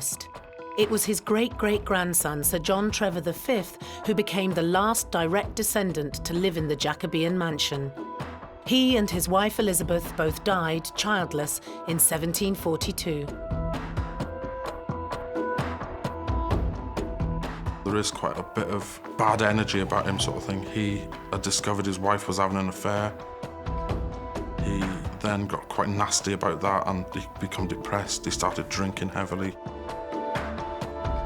He decided one day that he was going to kill himself, so he tacked the horse up and he rode it at some speed across the ground, straight into a tree, killed the horse outright and severely injured himself, and he was taken to the Regency bedroom, where he spent several weeks in severe agony, and he contracted several infections, and he died of his injuries about 3 or 4 weeks later. And that's why his residual energy is so strong, and we believe he's one of the more negative spirits in the house. The reported sightings of angry spirits is again a sort of common element of ghost stories or stories of hauntings, and this comes from what had happened to the person shortly before they died, or something that would have been related to the manner in which they died. If you die tragically and you have all this stuff on your mind and you are grief-stricken, that's not going to be you being calm and peaceful. You're not just going to cross over. There's some stuff that you have to work out before I believe you could get to that step. So I believe that's why he's very predominant on the land. But this story has a macabre twist. Before killing himself, Sir John Trevor V had murdered his wife Elizabeth in a fit of jealous rage. She was found in a pool of blood in this room, and it said that he actually had her murdered and got rid of, because he got this depression and he got so low. And occasionally she will throw that mirror back against the wall in distaste of the people that come into the room. Now, it could be said that floorboards are moving the mirror, but we're moving the floorboards now, the mirror's not moving, and occasionally that mirror has come back on itself, which is absolutely impossible. Paranormal investigator Mike Gibson has experienced the mysterious moving mirror firsthand. When we come into the Regency bathroom, we was with a member of the public, and we could hear a running tap over near the sink. So I get up to have a look if the sink was running, and it was. And I called out and said, if any spirits in here, if you don't want us in here, could you make yourself known? As I said that, this mirror here slammed forward and then slammed back, proper aggressively. And as it did that, we got up and left the room. Mike is certain that it was Elizabeth, the wife of Sir John Trevor V. I think he was quite an aggressive spirit when he comes through, and he is quite strong in that room. And I think his wife haunts this bathroom, and I think that's where the connection of she doesn't like men being in here. And I think that's why we got an aggressive reaction, really. Spirits do hold grudges. There are accounts and reports worldwide of vengeful spirits, those spirits that are trying to get revenge on the person that's living. And that might be because they were murdered, they were persecuted, they were bullied in their lifetime. And these spirits are there set on causing harm and suffering to those that are still living.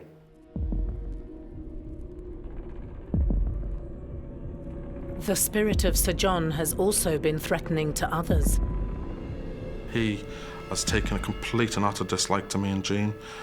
He has said unspeakable things. I can't speak about them on camera, obviously, because some of them are swear words, but he said he'd like to hang us and see our demise. Some of the things he's come out with on the boards is quite scary. Marcus has a theory behind the bad energy. It's probably feels threatened by us, whether I'm taller than him and Jean's more domineering than he would have been. And that's basically why I think he's taken a particular dislike to us. Sir John Trevor V remains one of the most terrifying spirits at Plas. We've never seen him, never actually seen the spirit. We've contacted through the Ouija board and table tipping sessions, and there's a big table up in the parrot room, and when he gets that table moving, it's a really heavy table. It's quite a lump of wood, and it's lifted completely off the floor.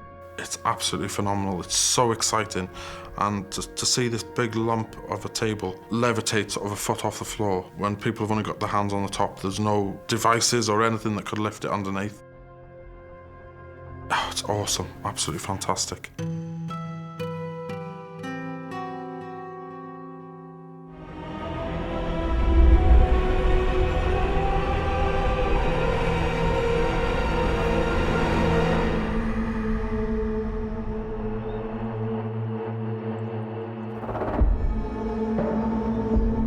Ghost hunter Jean Gibson has been co-hosting Paranormal Evenings at Plas for 7 years.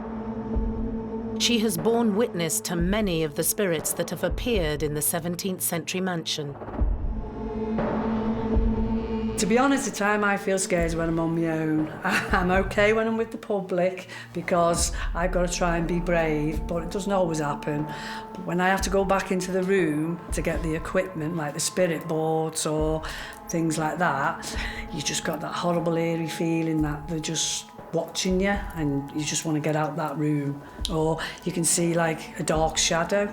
So you think, was it or wasn't it? You know, is your imagination getting the better of you? Can be quite eerie.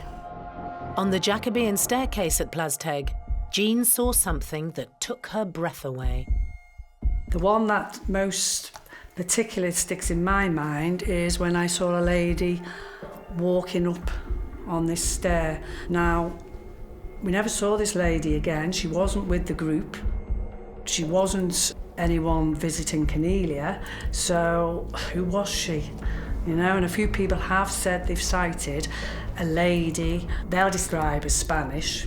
She did have lovely black hair. I would say that the woman on the staircase would still be there from whatever happened to her. That's keeping her there, whether she fell, whether she was murdered, whether her body was never found, whether it was a place she loved. But there's many different reasons why a spirit would stay at a place. It was a case of just looking, and because to me, she was just like looking at you know, she was solid. So I sort of just looked, never thought anything of it.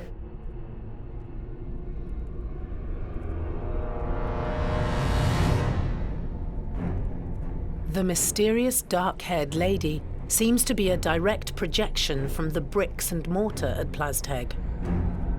Now, nobody knows who she is or why she's there, and she doesn't seem to interact with anybody. There are two different types of spirits, intelligent and residual. But these intelligent spirits are actual spirits that are able to interact and communicate with the living, whereas a residual energy is more like an echo of the past, a playback of past events. It's likely that she's a residual energy. She's a ghost that is there because she's attached to the building. It might well be a member of the Trevor family. Jean will never forget seeing this fascinating apparition. I wasn't scared because, to me, I just sort of looked, saw this nice young lady walking up the stairs. Part of me now just wish, if I could go back now, I'd love to have followed her, because we never saw her again. Is it the same lady that other people have seen? It's a bit of a mystery.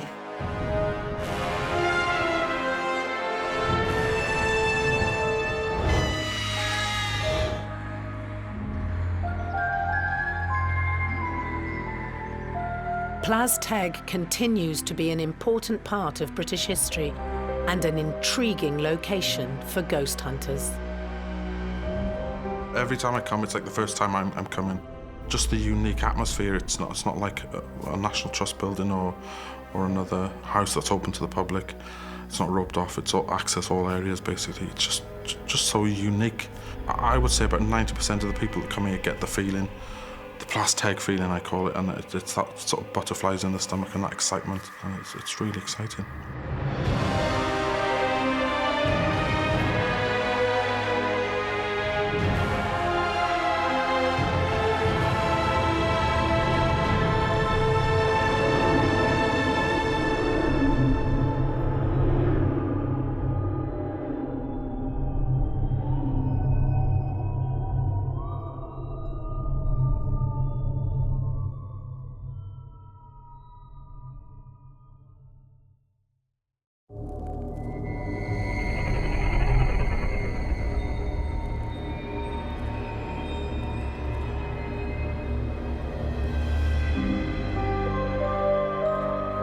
Ghosts appear in many forms. We can see them. What was that? We can hear them. I am not afraid. And sometimes we can even feel them. We've gone around the globe in search of the most terrifying spirits and supernatural beings who continue to live on long after their deaths. On World's Scariest Hauntings, anything can happen. Because you never know who's watching when the lights go out. What the hell was that? In this episode, nestled deep in the Essex countryside, is one of the UK government's best-kept secrets. It's just a wooden building which looks very, very small, but as soon as you get past those doors, it is miles of underground tunnels and secret passageways. A subterranean relic of the Cold War, the vast secret nuclear bunker at Kelvedon Hatch comes alive with the energy of the dead. Kelvedon Bunker is, in my opinion, one of the world's most scariest places. It's teeming with different energies, everything from shadow people to full-bodied apparitions. Buried 125 feet below the ground, only the brave managed to spend a night here. It's a really creepy place, and it feels like you've been watched all the time, like you're not alone. That chair's moving. That chair's moving. Oh my God.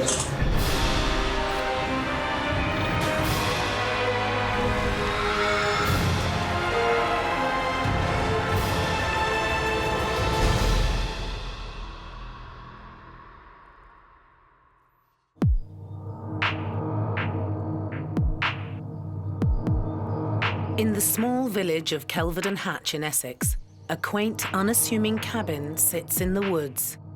But this is not an idyllic British cottage. Deep below the foundations lies one of the UK's best-kept secrets.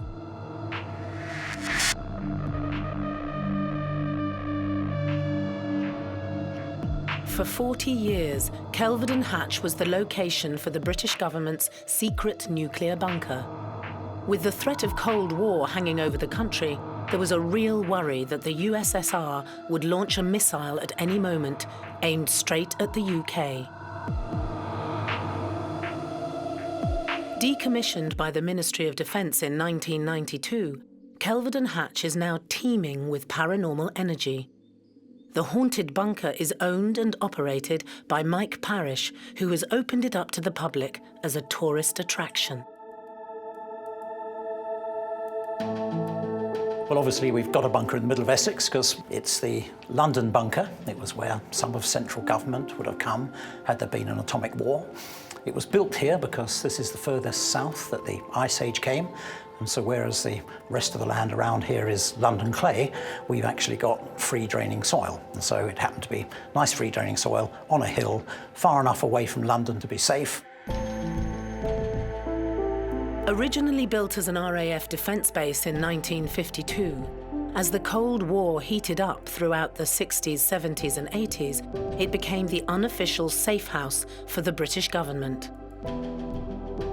It took them a mere 7 months to build it, from start to finish, which was quite remarkable. It would take you that long now to get planning permission. But obviously there was a bit of a panic going on.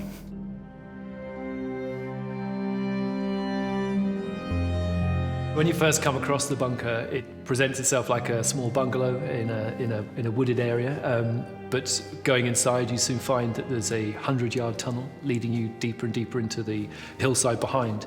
The bunker underneath itself is actually 125 feet below the ground.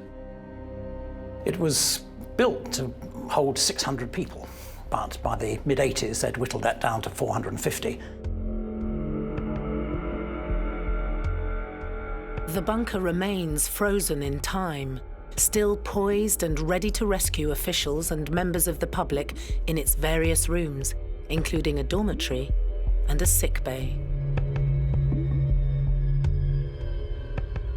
There are so many different rooms in the nuclear bunker. All these rooms house different operational departments.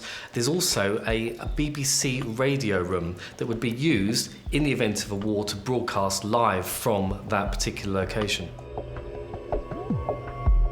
Once you're actually on the inside of Kelvedon Hatch, it's just a rabbit warren of tunnels. It is a huge place and it's very easy for somebody to get lost on the inside of there, but the location is amazing for a paranormal investigation.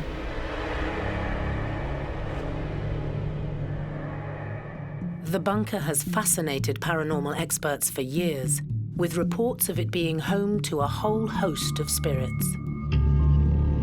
One of the explanations as to why the bunker might be haunted is that a burial ground was disturbed when they constructed it. And it's a very common sort of cultural trope that if anybody's body is not correctly buried or has been disturbed after it was buried, then it leads to a discomfort in later life.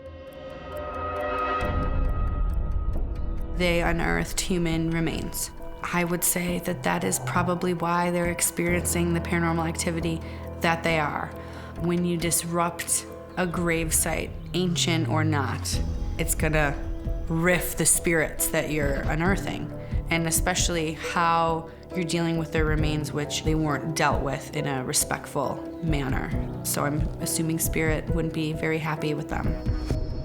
Kelvedon Hatch also has reports of various other entities and demonic spirits that manifest themselves here due to the fact that people have conjured these spirits and have done Ouija boards and seances over many, many years. I picked up on a number of people. There is a female there. She likes to sing and she likes to make herself known, and there's quite a lot of floral perfume as well that follows this lady about. I've never myself experienced it.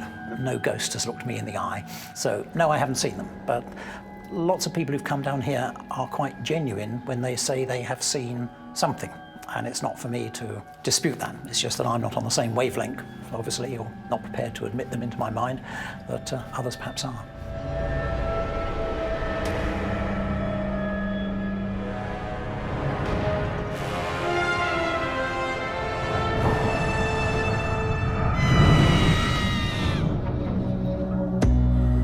One ghost hunter who has spent more time at Kelvedon Hatch than most is Mickey Gokul. He stumbled upon the paranormal secrets of the Cold War relic completely by accident. The secret nuclear bunker here at Kelvedon Hatch, for us, was a training ground, a place where we would take our paranormal investigators to get used to an environment, get used to the dark, no ambient sounds from outside. It meant that none of the equipment would be interfered with. For example, the what they call the ghost box.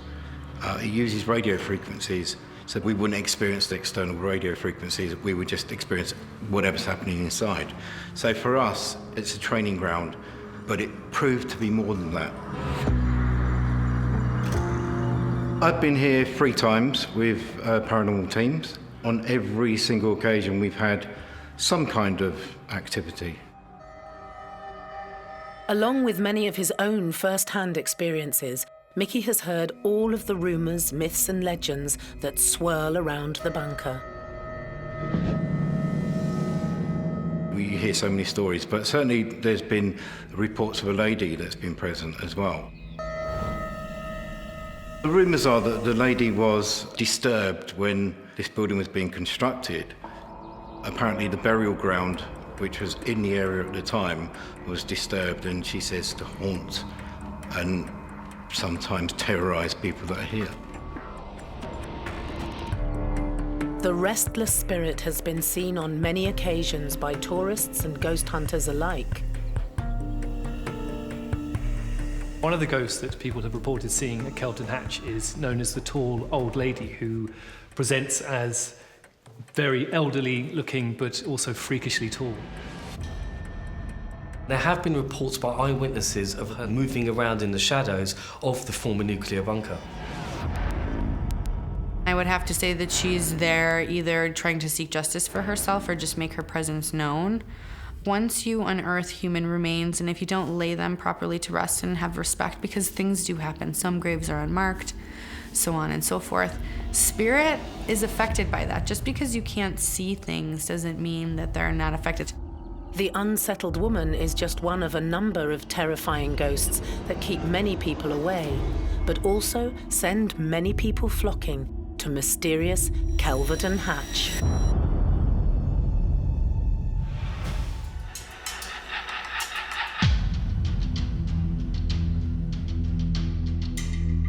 In the village of Kelvedon Hatch in Essex, a clandestine bunker is hidden below the ground.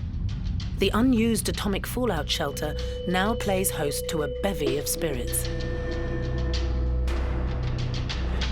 But you'd never know it by looking at the unassuming entrance. It's just a wooden building which looks very, very small, but as soon as you get past those doors, it is miles of underground tunnels and secret passageways. You will get lost inside there. The entrance tunnel that leads down to the main bunker is haunted by one of the most often seen ghosts of Kelvedon. There have been reports by many visitors to Kelvedon Bunker of seeing a woman in full military uniform, often as real as you and I. This female officer has also allegedly been telling people to get out, and she speaks to these people as clearly as we are now. Many people who visit Kelvedon don't even get as far as the bunker, chased away by this fearsome woman. Keen ghost hunter Sadie Forth has first-hand experience of this.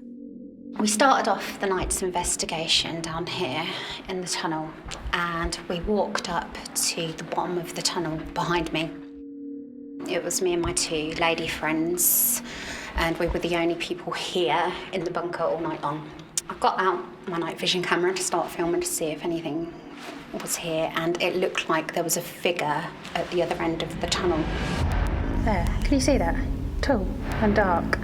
Yeah. With a face. Yeah. A dark silhouette, a shadow type figure, which was quite frightening to look at. And I zoomed in on the camera to see if it was still there, and it was.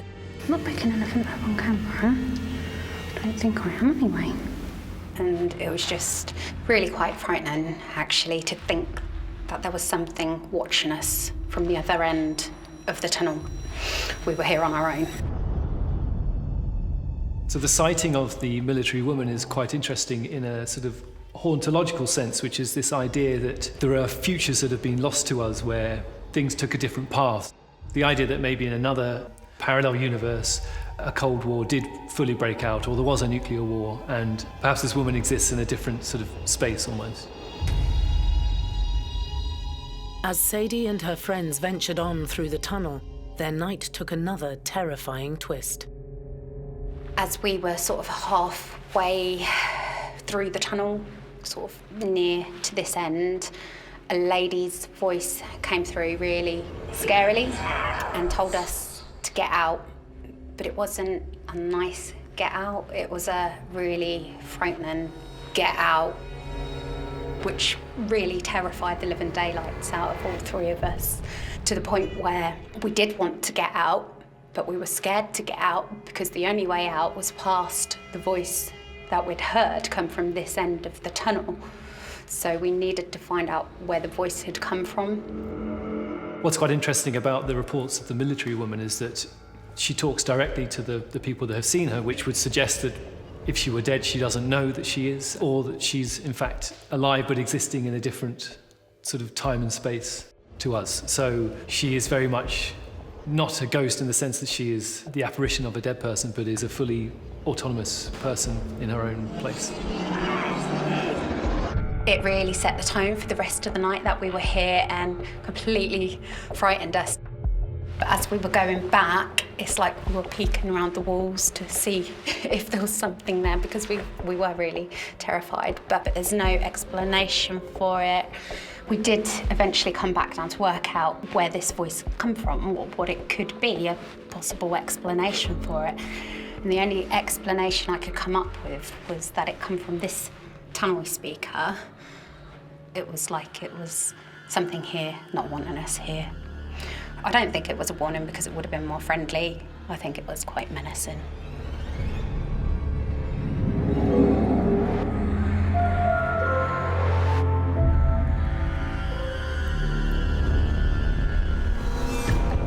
Deep down inside the vast nuclear bunker at Kelvedon Hatch, you'll find some of the most unnerving spirits. So one of the types of apparition that have been reported at Kelvedon Hatch are shadow people, which are frequently occurring dark shadowy shapes that are seen at the periphery of people's vision. Seeing shadow figures at Kelvedon Hatch is probably the most common phenomenon reported there. And I think the reason for that is because this place is so very dark and it's underground, and the fact that it might well have been built on a burial site gives rise to the many different spirit forms that may well dwell still at this property. Some say they're time travelers, some say they're evil spirits. I've come into contact with shadow figures that haven't scared me. I believe it's very much when you're investigating or you're in a haunted space, you use your body as a tool. So it's how the shadow person makes you feel. Obviously, you're gonna be unnerved because there's a shadow figure standing in front of you.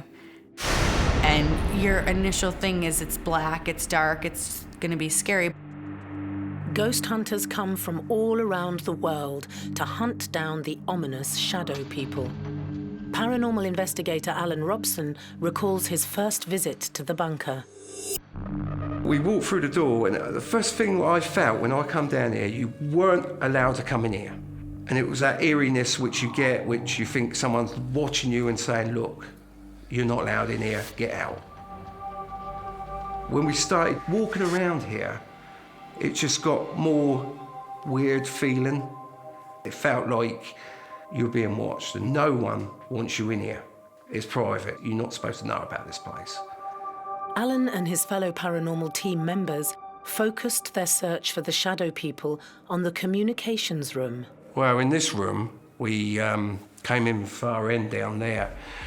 So we decided to set a couple of cameras up down there. We put some detector lights on these tables here. When we were down there with the cameras doing a bit of an investigation, we had these lights go off on these tables here. And we got to this spot, it was like we had all of us got a tingly feeling. So often when people report seeing shadow people, the sightings come with a sense of malignancy. So there's a feeling that these entities or whatever they are out to cause harm. They feel dizzy, they get headaches, they feel tingly. I would say that that's caused from the energy that they're experiencing from being around certain spirits. In this instance, because remains were unearthed, I would say that these spirits aren't happy. I'd say that they're not at rest, and that's why you're getting shadow people. Both scared and excited, Alan and his team lay in wait. All the lights were off, and we waited for anything to happen out here. We started getting noises, things moving out here, which just needed to be really quiet for this to happen. We couldn't come out of that room because we knew it would stop. And that's when we could see the shadow passing past the windows in that room. And this happened about 3 or 4 times. We know no one was in this room. We were all in that room together. So whatever the person was that was walking around here, it wasn't alive.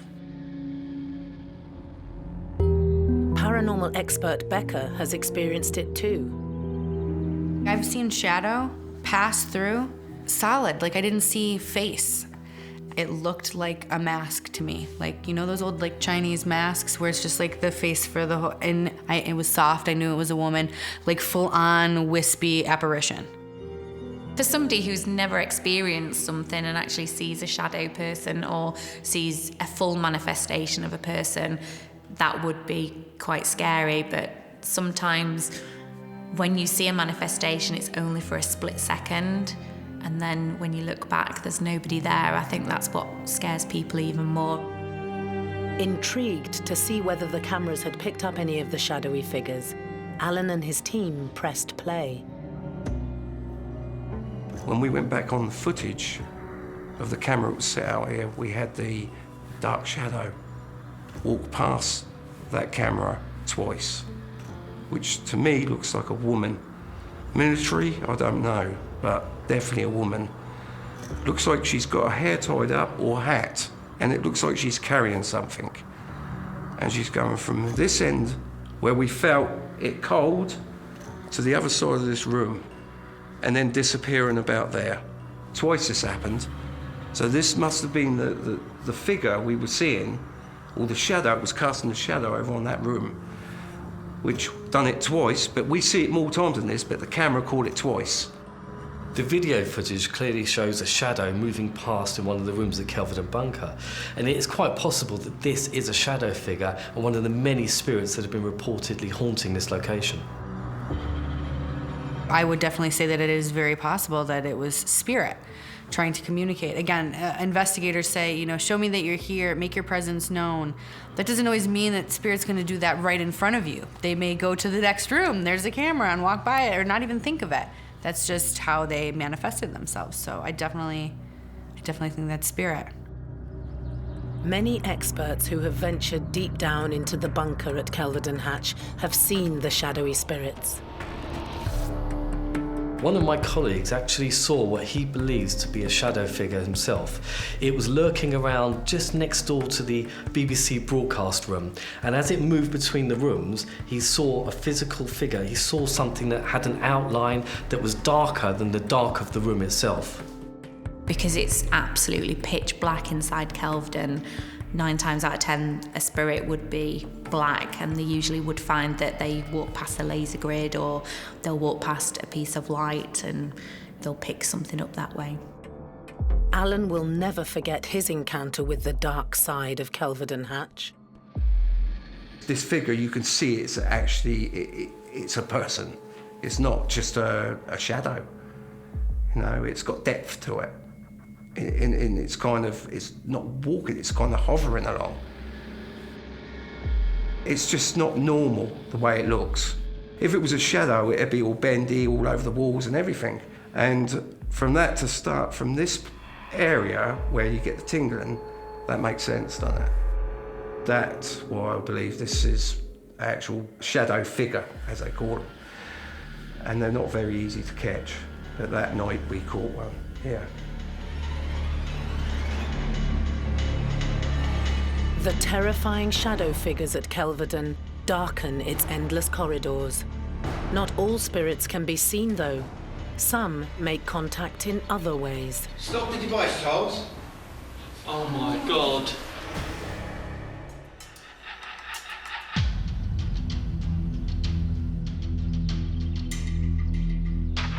In the woods on the outskirts of a small village in Essex lies a secret nuclear bunker, an unused Cold War base concealed from the British public for 40 years.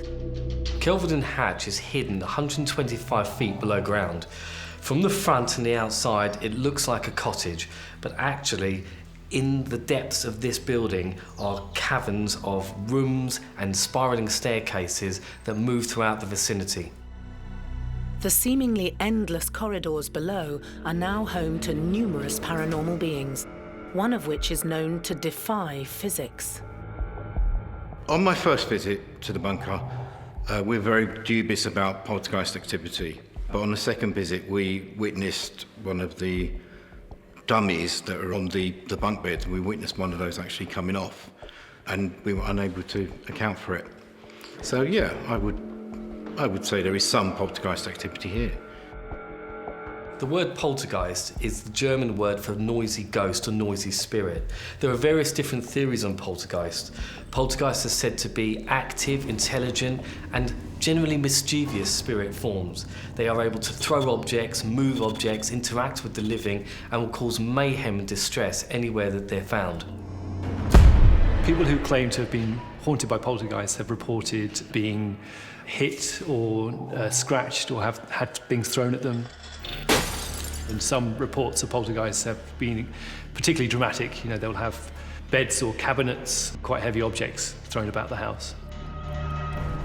Some poltergeists can even make a physical connection from the spiritual to the real world. I've known people who are hardened skeptics, have their own personal experiences of being touched, and I've also had people who are very, very open, who've experienced absolutely nothing. So it depends whether that spirit kind of takes a liking to you or not. I've had somebody follow me around a place and touch my leg and give me kisses, and that's quite unnerving when you actually have that, because it's kind of a little bit strange. I would say it would be energy from spirit. I'd say it'd be a spirit that's able to harness or manifest a lot of energy. To be able to move things or touch you, like I said, that takes a lot of energy. A low-level spirit isn't gonna come up to you and you wouldn't feel their poke or that they're even near you. High energy, you're gonna feel that dizziness, you're gonna feel that tingly, they're gonna affect you physically. The poltergeist activity at Kelvedon Hatch is believed to be down to one man in particular. So there is a story about the construction of the bunker which involves one of the workers. Apparently he'd been laying concrete at one of the lower floors. And so it was pumped into the walls, and it was a day and night job so that they didn't get a day break in the concrete that would then make it weak. Rumour has it that one morning they turned up and the foreman was missing, and his gloves were on the side of the wall where the pump was pumping the cement in, and he was never seen again. His hat was seen floating on top of the cement in the morning, and his spirit is said to haunt Kelvedon Hatch to this day.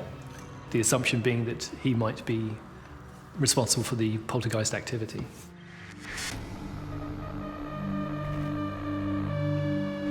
One paranormal team who investigated Kelvedon captured some of the amazing poltergeist activity on camera.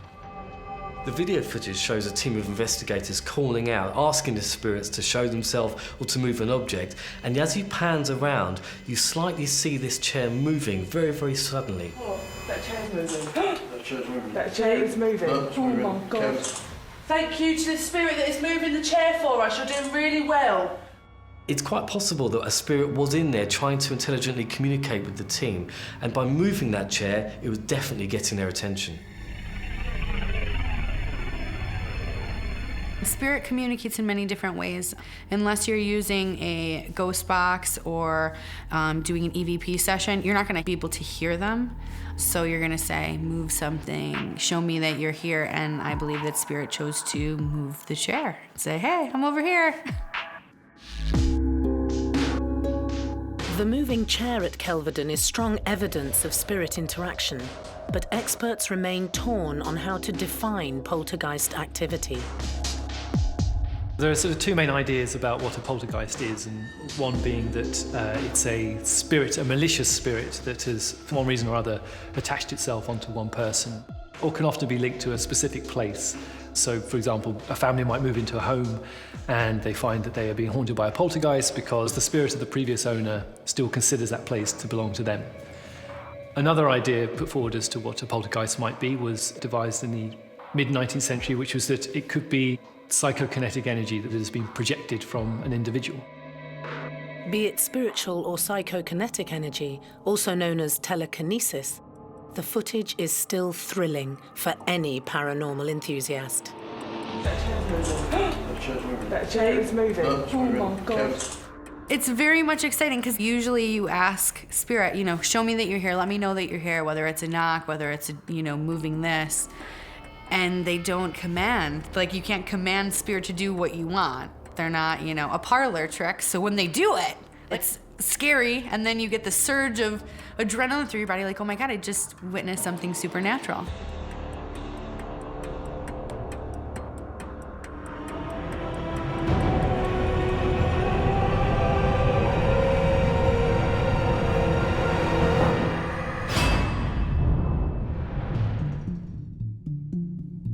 One of the most active areas at Kelvedon Hatch is the radio room. Mickey Gokul has been investigating the nuclear bunker for 5 years and experienced one of his most unexplainable happenings here. Well, this is the communications room here at the secret nuclear bunker. My team arrived into this room and we felt a presence. We felt as if there was energy here that we couldn't explain. Specifically, when we got to this point here, this was the point that changed a lot of things for a lot of people. This is the point where we established a communication with a spirit called Charles. It was quite remarkable because using a simple EMF device, which was handheld, and a lady that we'd never met before sat in a chair right here. And she was surrounded by my team holding night vision equipment, recording equipment, and EMF equipment. Charles, is that you, sir? Can you make that bleep once for yes, please? Thank you. An EMF device, also known as a K2 meter, is one of the most commonly used tools by any ghost hunter. They were using a K2 meter, which measures the electromagnetic force field or frequency around you. And spirits are able to use that and manipulate it to give you answers. Are you going to show yourself to me? Indicate by bleeping this device. Thank you very much. 2 for yes, 1 for no. And the spirit was communicating with him. The EMF, or electromagnetic field responses, were quite unbelievable. Would you mind lighting the device if you are happy with the present that you received from Her Majesty the Queen? Thank you very much. I used this filing cabinet as an experiment to see whether this spirit could actually hear what we were doing, could hear sounds. I tapped 3 times, and there was a response on the EMF meter. I tapped 3 times, and very quickly followed by 2. And again, there was an immediate response. That's when I knew it could hear us. I'm going to knock. I want you to replicate the knock on there. 1,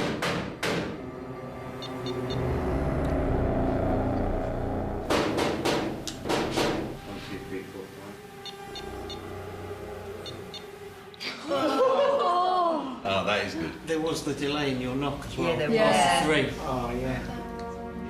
And this is where I felt the most energy. I felt, standing in this spot here, there was an energy, but I couldn't tell what type of energy it was. I didn't know if it was a male or female, But then it dawned on me we were making contact with someone or something using the EMF device. So I asked the question, "Are you here?" And the EMF device started bleeping. Is this where you are? I asked, "Would you make the EMF device bleep faster?" And it did. Bearing in mind the EMF device was 20 feet away, it was bleeping faster and faster and faster until I said stop, and it stopped on demand. Stop the device, Charles. Oh my God. I knew that this was the spot where Charles was. I would say it's a mischievous spirit. How you are in life is very well how you are in death, and you might have a spirit that just likes to be a trickster or is reacting to the things that are being asked by the paranormal team. Are you here? Show me you're here. Like I said, they just don't do things on command. If your name is Charles, please activate this device and make it go. Just come closer to me, sir. Is your name Charles? Thank you very much. By speaking to Charles through the EMF device, Mickey was able to find out much more about this enigmatic spirit. I could feel him. I couldn't see him, but I knew he was here. And through a series of questions, using the EMF device, we were able to ascertain that he worked here, that he wasn't an ancient spirit. He passed away at the age of 50 in 1992 or thereabouts. He also refused to give me his full name, but preferred me referring to him as Charles. This has really changed it for me. This location, this spot, and the spot we were just in with the chair has changed my life. The one reason why I believe communicating with spirit is important is to hear their story. As an investigator, and I'm sure as why you do what you do, documenting haunted locations is to get down to the bottom of the story. Why is this haunted? Why are we here? Why are these spirits here? That's very important, and you can only do that so much without communication with spirit. And there are so many more stories waiting to be heard. 125 feet under the ground at Kelvedon Hatch.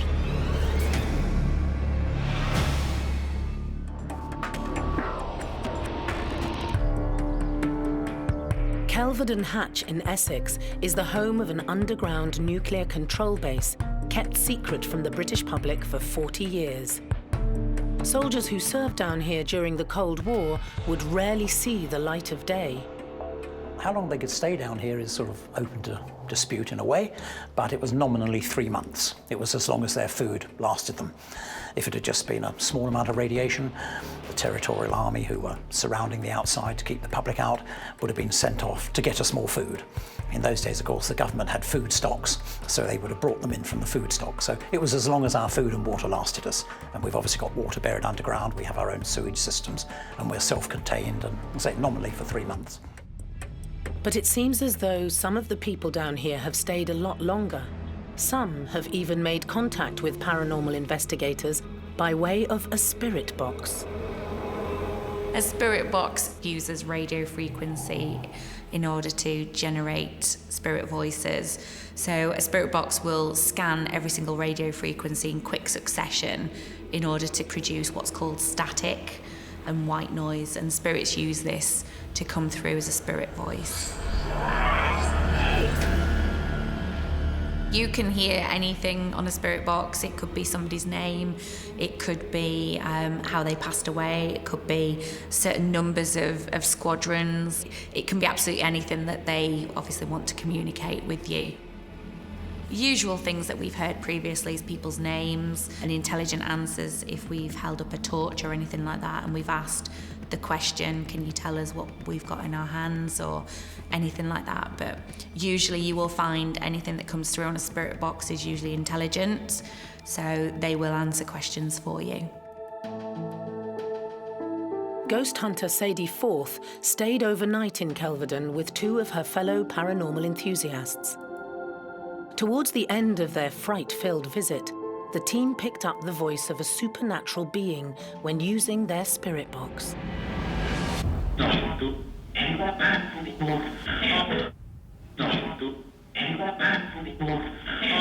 It wasn't anything explicable in our world. It was something just random. It wasn't a recorded voice that was projected to come out at a certain time. It just was there and then, as though it was telling us to get out. It basically terrified the living daylights out of us all. It was me and my two lady friends who came here, and we were here all alone all night, and it was really quite frightening.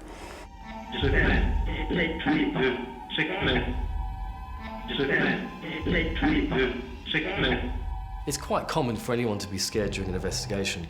I personally do feel fear in some of the places that I visit, but often you have to put that aside and carry on with the job at hand. It's very normal for investigators to feel fear during a paranormal investigation, and on several occasions I have had such a sense of fear and foreboding that I've had to leave the property.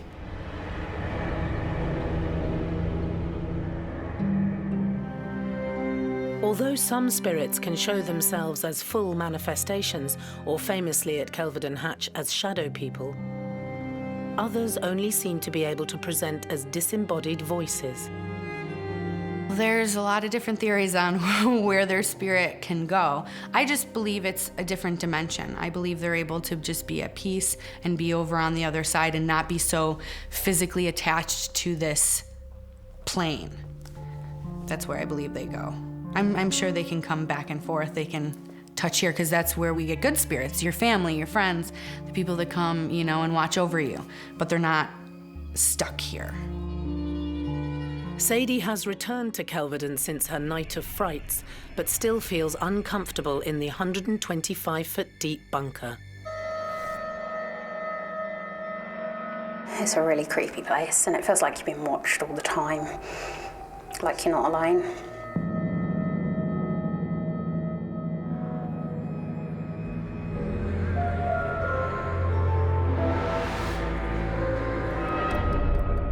Some experts believe that the ghosts who haunt Kelvedon Hatch may not even be from our own space and time.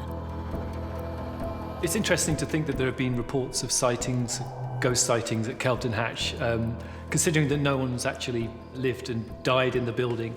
But there's something incredibly powerful about the space, because the idea of a nuclear war for all of us is sort of one of the most terrifying concepts, and the way that the bunker is put together and how it still exists today, it's very easy to sense that something had taken place and that, you know, it had been in operation, and perhaps that in another time and place a nuclear war did occur. And so when you go into the bunker to see it laid out the way that it is, it almost feels like there's an alternative future somewhere where this place had actually been in operation. In a sense, when you're in the bunker, you can intuit the lives of the people that in another world might have lived down there.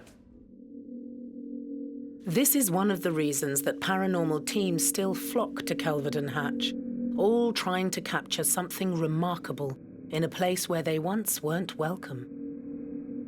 Well, obviously not when the government had it, because people hadn't been down here then. They weren't indeed allowed in here to investigate it. But since we've been open to the public, so they have come down, paranormal groups, and most of them find evidence of paranormal activity of some measure, be it orbs, or be it mediums getting hold of people, or occasionally the odd photograph.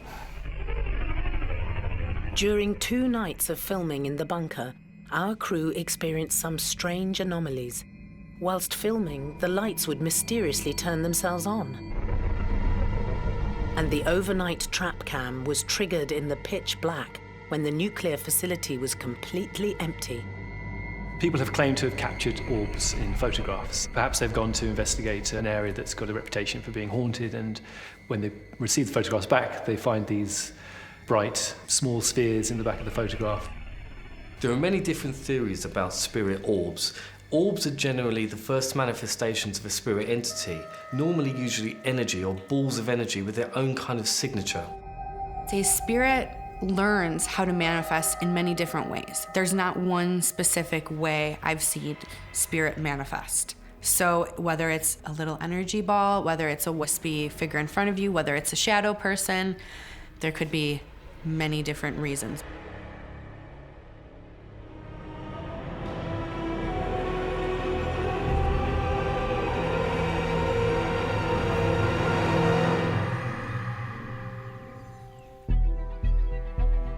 The secret nuclear bunker at Kelvedon Hatch may have been decommissioned in the early 90s, but it certainly seems that some of its residents are still at home, deep within the subterranean network.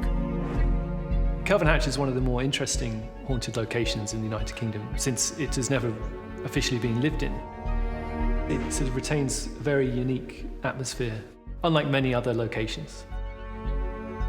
Kelvedon Hatch has got activity there, and I would say that there is presences of numerous people there.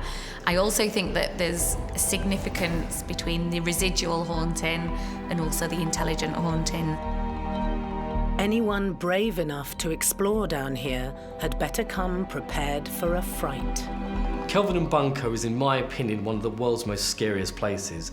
It's teeming with different energies, everything from shadow people to full-bodied apparitions and possibly demonic entities.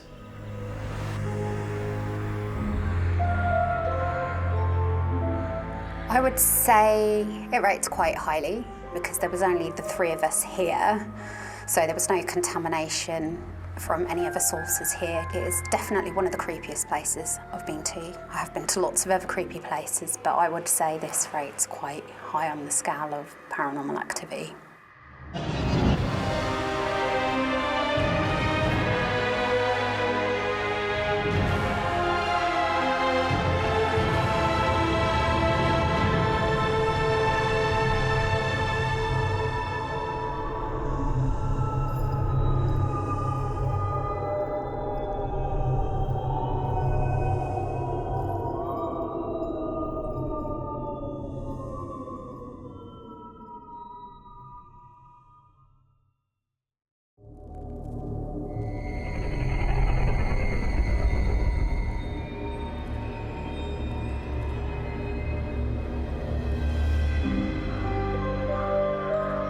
Ghosts appear in many forms. We can see them. What was that? We can hear them. I am not afraid. And sometimes we can even feel them. We've gone around the globe in search of the most terrifying spirits and supernatural beings who continue to live on long after their deaths. On World's Scariest Hauntings, anything can happen. Because you never know who's watching when the lights go out. What the hell was that? In this episode, a 13th century castle with an evil power hidden beneath it. Houska Castle was built seemingly in the middle of nowhere, standing alone, to preserve the rest of the world from what is underneath it. Legend has it that Houska was constructed to cover a gateway to hell that was once used for torture and experimentation. It was offered a prisoner full pardon if he agreed to have himself lowered in the pit, and when they pulled him out, his hair was white and he was mad completely. Today, Houska is a hotbed of paranormal activity, full of mysterious sights and terrifying supernatural forces. There's somebody in here making me freezing and then making me warm. What do you want from me?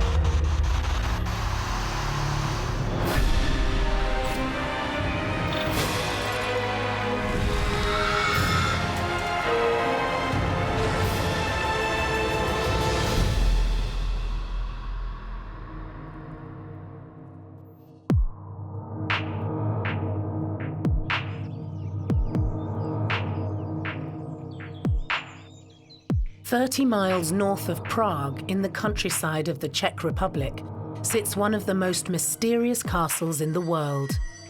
This medieval fortress wasn't built to keep people from getting in. It was built to keep something from getting out.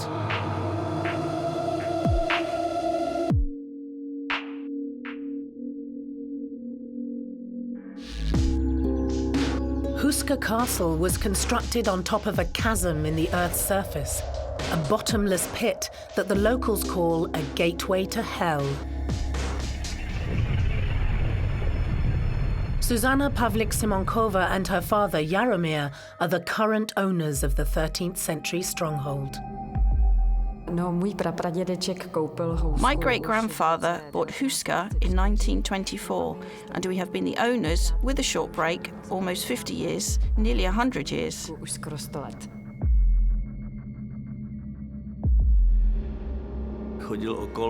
He bought it because he used to walk past the castle, watching it decaying, and he also owned woods around it, so he decided to buy it and reconstruct it. When I first came here, that was in 1990, the atmosphere was very strange.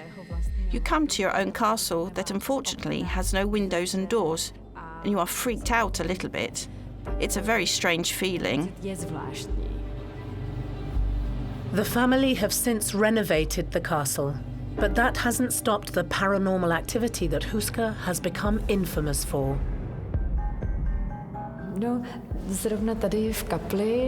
There is always a weird atmosphere in the chapel. For instance, we hold wedding ceremonies here, and I'm not sure if it's thanks to the paranormal forces, but I have seen several people faint here.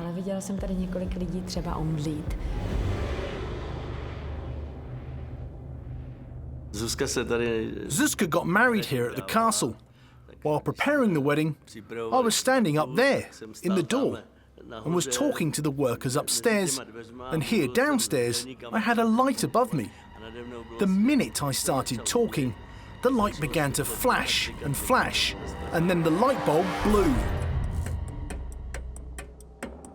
Exploding light bulbs are a regular occurrence in the castle.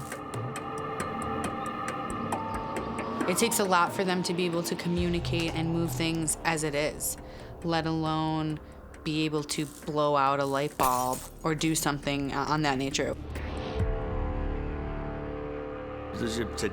We used to have a show here called A Night with Superstars.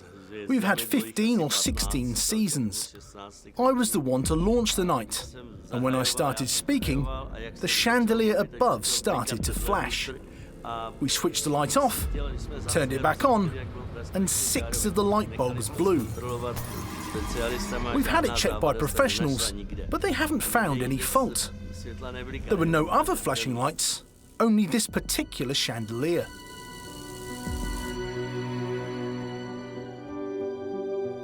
If somebody walks into a room and a light bulb blows, we could argue that that's just energy at that time. That person may give off a certain electromagnetic field, or if it's paranormal, a spirit could use that light bulb and actually shatter that light bulb. I've only seen it probably on one occasion, and nobody was stood anywhere near it, and it was a lamp, and it actually shattered. They can take the energy and draw it up from whatever they can use the energy from, whether it's from the portal or the hole or whatever the hole represents or where they're coming from. They could definitely use that energy to manifest it and blow out light bulbs.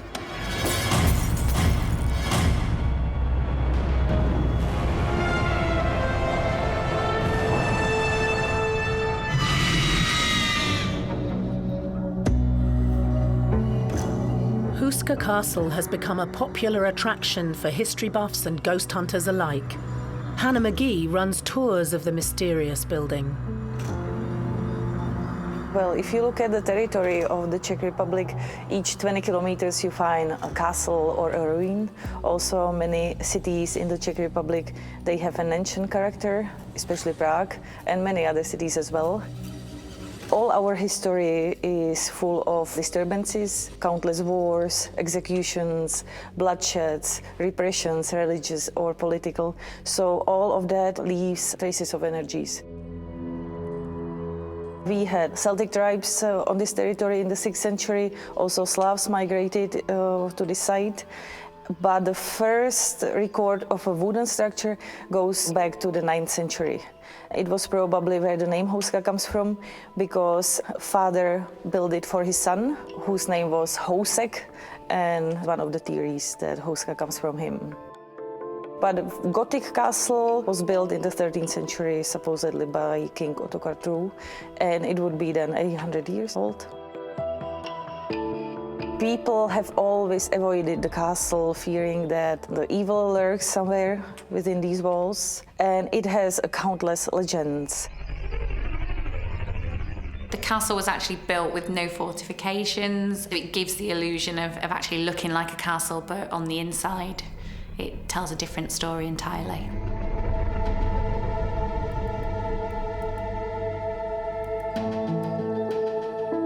The current warden of Houska is Miroslav Konopasek.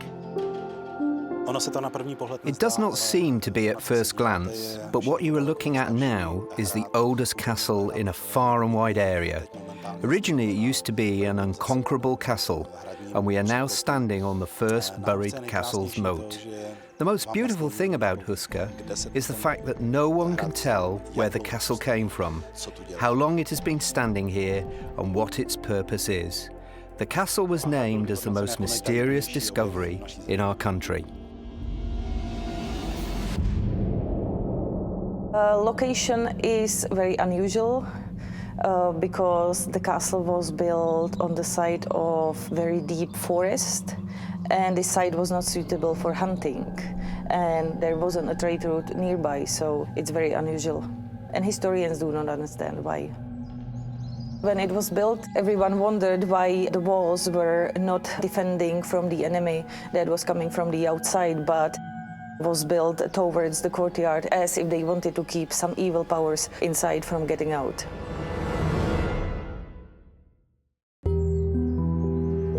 But what was it inside the castle walls that the locals didn't want to escape?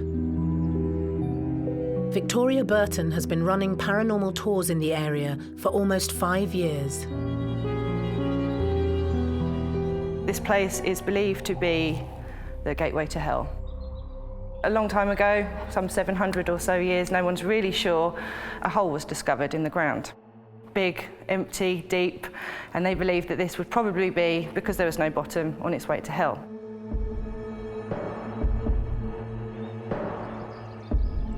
This bottomless pit apparently contained the devil, demons, creatures that were half human and half animal that would creep out at night and roam around attacking people and just causing immense fear to local villagers. These big creatures and winged beasts were coming out and terrifying people. We figured that this would be demons. So a chapel was built over the top, and then later we had to fortify it to stop these beasts from coming and getting us.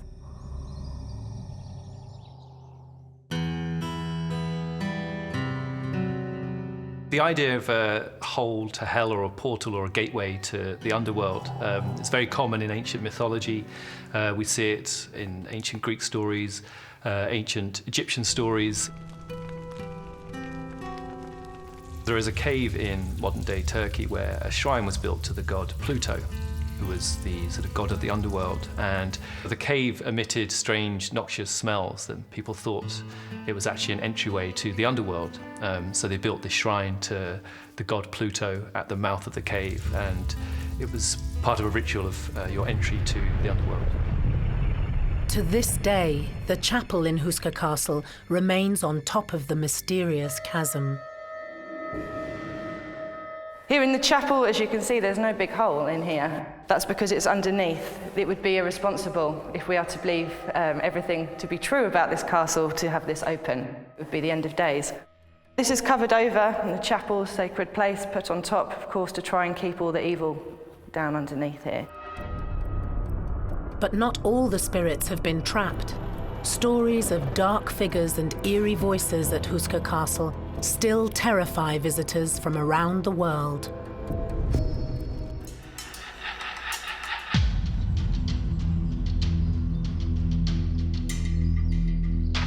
Just outside the town of Melnik in the Czech Republic stands one of the world's most haunted castles, Houska. The chapel in the foundations of the mysterious stronghold covers what many believe to be a gateway to hell. Before Houska was built in the 13th century, the seemingly bottomless pit was used for torturous experiments. Houska would be considered one of many in a long line of places that are thought to be gateways to hell, but it's particularly interesting because it has a history that many of the others don't have, which is these stories of people being lowered into the pit and apparently coming back claiming to have seen monstrous, like Lovecraftian entities that were sort of half human, half beast. A prisoner was offered a full pardon if he agreed to have himself lowered in the pit, and later on if he reported what was happening there. So he agreed and he was dropped down on a rope. It was a silence, and silence was followed by a scream, and when they pulled him out, his hair was white and he was mad completely. Supposedly they repeated this experiment a few more times later on, and they always got the same result. Hall to Hell later on was sealed by a plate of stone, heavy plate of stone. It was during the construction of the Gothic-style castle to seal it, and the chapel was built over it to keep the negative powers down there. While our crew were filming at Houska, they left trap cams running overnight in an underground chamber, right next door to the chapel that conceals the Hole to Hell. These were triggered on numerous occasions. A strange mist was caught on one of the cameras. And another managed to capture a spectacular light show, courtesy of some mysterious orbs.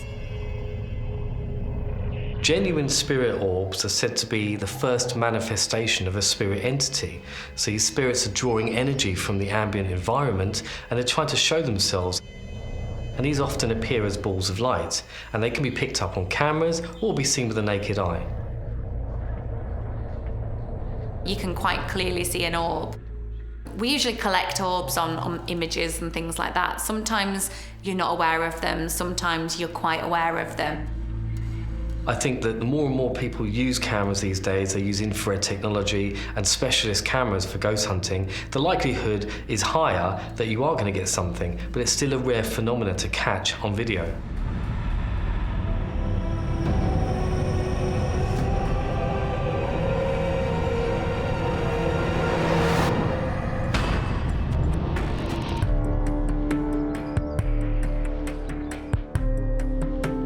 Ghost hunter and tour guide Victoria Burton has been investigating Houska for 5 years since moving here from London. She's still trying to decipher the mysteries of the castle. Today we're just going to feel out, try and establish whether this is just a big myth, a big misunderstanding, or if there's something really hiding underneath all of this mysterious castle. Victoria has come equipped with a range of ghost hunting tools, including an electromagnetic field or EMF detector. Paranormal investigators use EMF detectors to try and communicate with spirits, but you can do that by visually seeing these lights changing colour and flashing, and also listening to the alarms that these devices give off. Spirits are said to manipulate the environment, the ambient temperature, the electrostatic energy, and the EMF, and those meters are able to pick up on these changes. You can more or less ask closed questions to something, such as, are you there? Flash to red if you are here, and you can kind of have a good communication session using an EMF meter. Nothing's happening at the moment, which isn't surprising. There's no reason for it to go off. Let's pretend the paranormal is a big lie. Nothing exists, nothing is real. Then this shouldn't do anything. But if something wants to join us, we may see it here, and we can ask the valuable yes or no questions. Another way of detecting spirits is by listening out for their voices. This is our SB7 spirit box. This is one of my favourite devices. It scans radio frequencies very quickly, and the idea is that it will provide a signal for the other side to be able to send us their voice back through. What we're listening for are voices that cut through all of that stand alone and come through more than once. If we have a voice that comes through twice and it's the same, then I would say the chances are quite high we were talking not to the radio. When it comes to communication, there is no language barrier in the spirit world. Lots of people use English when they speak to these devices, and a lot of time we get a lot of stick because why are we speaking English to old Czech ghosts from hundreds of years ago? When we come to these old places, when we go to new places, in any part of the world, it doesn't matter what language you're using. My favourite theory, and one I prescribe to from hearing things and experiencing things, is that language only works the way it does here on planet Earth. We are very foolish to think that the same rules apply anywhere else. We have our physical realm, we have our vocal cords to say chair, table, bear, watch out for those things. But when we leave this body and we leave this place, there are no bears, there are no chairs. We no longer have to find a way to communicate our feelings because we are kind of our feelings. So you can use intention. So if you're somewhere spooky, as long as you use your heart and your mind and you open yourself up and you can speak any language, but you will hear them come back through the spirit box in their native language because that's what they're used to in the physical world, which they are trying to contact. I personally absolutely love them because they are a tool that everybody can hear. I did something in broad daylight with a couple of people who, one person was quite sceptical about it, another person was quite open, and this person who actually came through was a member of their family who'd passed away 10 years previous. Now, I didn't know this person, but he knew my name and he knew how many people were in the room at the time, and 4 people witnessed this. And even to this day, they said they would never have believed it if they hadn't have seen it or heard it. According to Victoria, her best chance of detecting a spirit in Houska is by, quite literally, feeling their presence. I also have one more. This is the thermometer. It's an infrared thermometer. And the idea is if anything crosses in the beam, not only we can see that disappear, but the temperature will change accordingly. The idea is that things draw the energy out of the air and make it colder so we can check. Also, you may feel suddenly very hot, I find. There are hot spots and cold spots.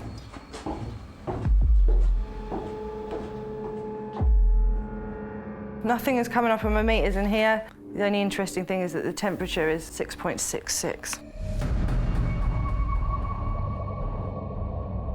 Yeah, let's keep heading down. Victoria enters the chamber next to the chapel that was built on top of Houska's infamous Hold to Hell, the same room where our trap cameras picked up some incredible paranormal activity. The temperature right here was 4 degrees a moment ago, and then it was 3, and now it is going down. It was 2.6, 2.5. Come on, more. Can we make this more? If you really don't like me being in here, you'd better make it so cold that I leave. 2.5. Can we get it any colder? 2.4, 2.3. Come on, let's get colder. It's really strange. It was 4 degrees right here, and now there are significantly more bodies in here, so it should be a little bit warmer, if anything. That is odd.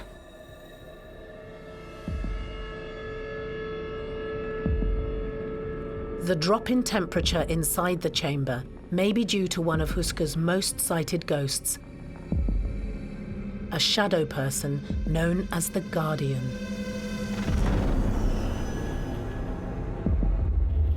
The guardian shadow figure. It makes sense in terms of the hole or the portal or the vortex, or however you would like to classify the gaping hole underneath Houska. But it makes sense because people state that he was guarding something, he was protecting something. That could be the hole, that could be from something coming in or going out, that could be from people going in, that there could be an array of things, but he's obviously there for a reason. And he makes that known to people, that he doesn't even have to say anything, and his presence alone makes them feel like he's guarding or protecting something, because he probably is. Can we bring this back up to warm? If there's anybody in here, changing the temperature. Do you need help? Coś pomoc? Suddenly, Victoria begins to feel hot. It's like a feeling that I'm not choosing, if that makes sense. And this is all very exhilarating, but it's like an excitement feeling that's not mine. I don't know, maybe it's something in here is, and I'm not cold. I'm not cold at all. Right now, I'm not cold at all. It feels like it's in my body. 3.6, 3.5. Are you on me? Okay, Okay, I'm going to use the spirit box because I'm hot. I'm actually starting to sweat a little bit. Down in the underground and most places where I go where they're haunted, if I suddenly get warm, then there's a good chance there's someone around. It's a good sign. If there's somebody in here making me freezing and then making me warm, what do you want from me?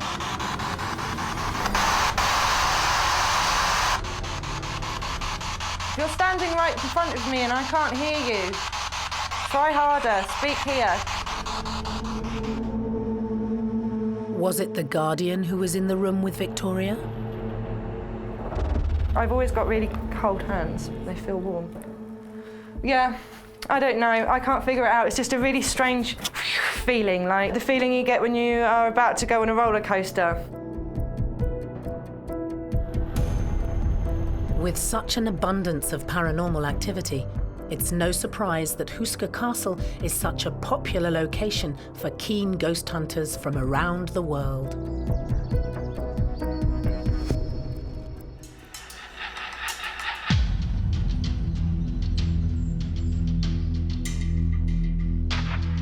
Houska Castle in the Czech Republic has become a tourist hotspot for paranormal enthusiasts. But between 1939 and 1945, the then Czechoslovakia was occupied by the Nazis, who attempted to harness the mystical power deep inside the 13th century castle. It's documented that Hitler stayed in the Melnik region a couple of times. Our people had to leave during the war.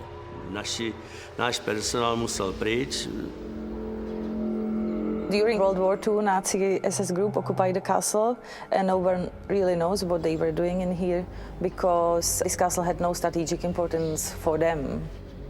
When Germany was bombed, a lot of important books were brought from Germany to Houska, and when Nazis left, they found a lot of books on occult and Kabbalah. One of the theories is that Nazis wanted to change course of the war when they were losing at the end by doing some rituals. But also one of the theories is that they were breeding pure Aryan race in here at the castle. They had suitable women, and this is what they were doing here.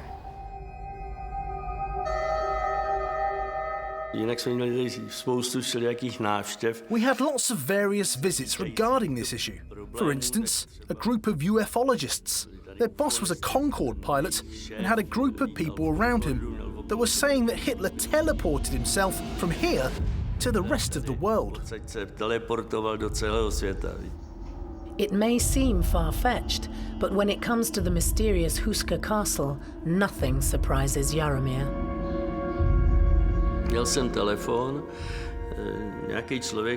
I had a phone call. A person wanted to meet me up at Cafe Slavia and tell me something about game rules on Houska. I went with my wife. The person waiting for us was very strange. He looked strange. He didn't like the fact that I hadn't arrived on my own. I think that was the reason that he didn't tell me much. He wasn't prepared for me to come with company. The chat showed that he wanted to warn me, to treat the supernatural powers with respect, not to go against them. Otherwise, they could turn against me. That was the end of our conversation. It ended untimely. He was a very strange person to look at. He was blonde with very strange blue eyes.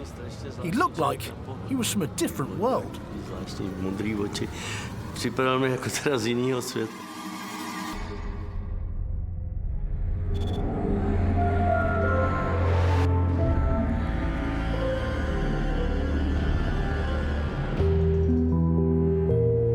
Not all the activity at Houska takes place down in the castle's underbelly. Owner Jaromír has heard many stories about a terrifying spirit in the hunting room. We had two female musicians here, a grandma and her granddaughter. One played keys and the other one some sort of a flute.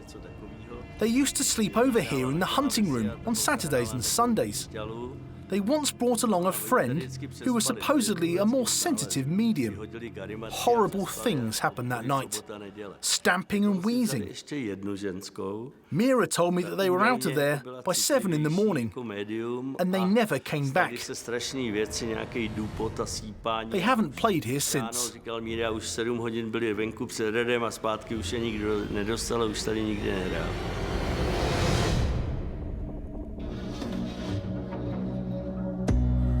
Paranormal enthusiast Andrea Trinity remembers the night that she spent at Houska.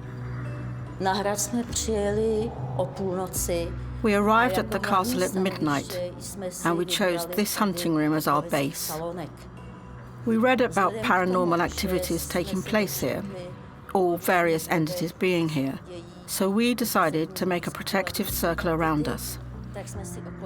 We drew the circle with sanctified chalk to prevent an attack from beings, ghosts. Before we even drew the circle, one of my colleagues, Ivan, started to unpack our stuff, and my other colleague, Jacek, went to have a look around the castle. We went up this staircase, and we found a large room above our base, the hunting room. The room had a very negative feeling. Our hearts were beating fast. We couldn't breathe. We then came back to our base. When we drew the protective circle, we lit a candle and waited for what was going to happen. When the candle was lit, nothing happened. Totally quiet.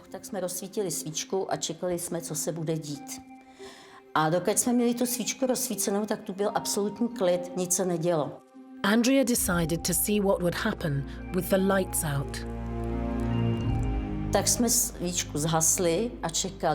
We blew the candle and waited. After a while, we heard steps coming down the stairs toward our circle. At first, we thought that the wooden floorboards were moving.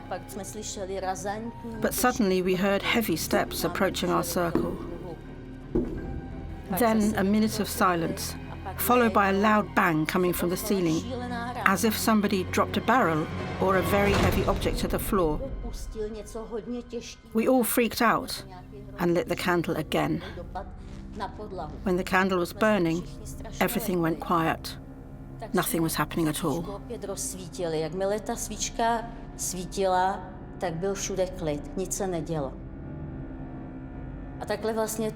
This was happening all night long. When we had the candle burning, everything went quiet. We blew it out, and paranormal activities started to take place. We cannot say why this was happening.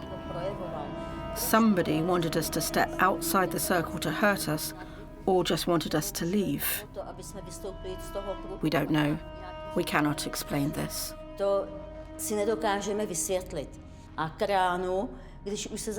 At dawn, we heard steps in this place, where the niche is.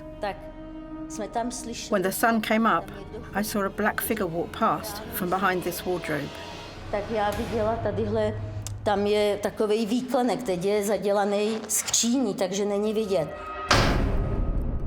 Was the black figure one of Houska's notorious shadow people? It's claimed that shadow people have been seen a lot around Houska Castle. So these are sort of shadowy entities that people catch on the periphery of their vision, and they're thought to be malignant and have been associated with the demonic. And I think when people have seen them, they've often reported feeling very terrorized and scared and nervous.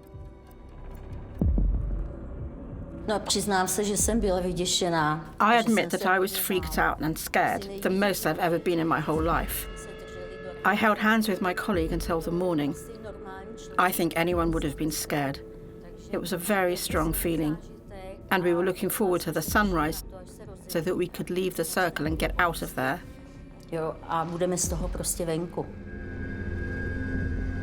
After surviving the night, Andrea woke up terrified and is still mystified to this day.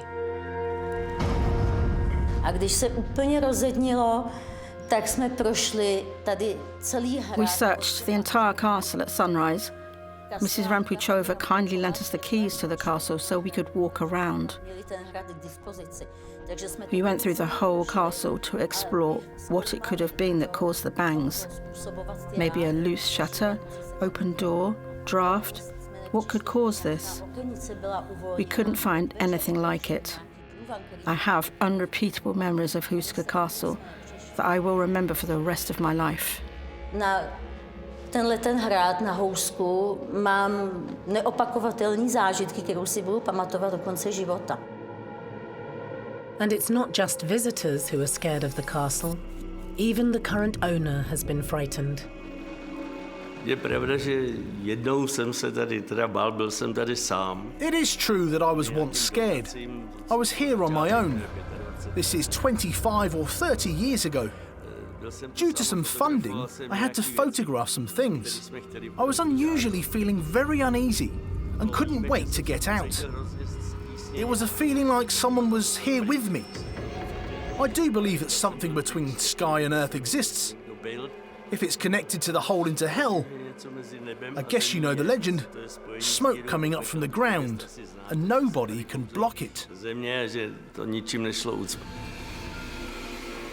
It may be too scary for some people to visit, but many others cannot wait to come and sample the devilish delights of Houska Castle.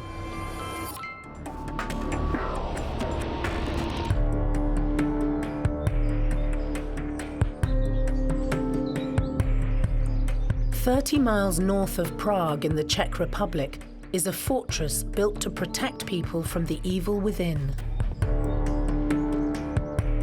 Local journalist Jitka Lenakova knows all about the secrets of the enigmatic Houska Castle.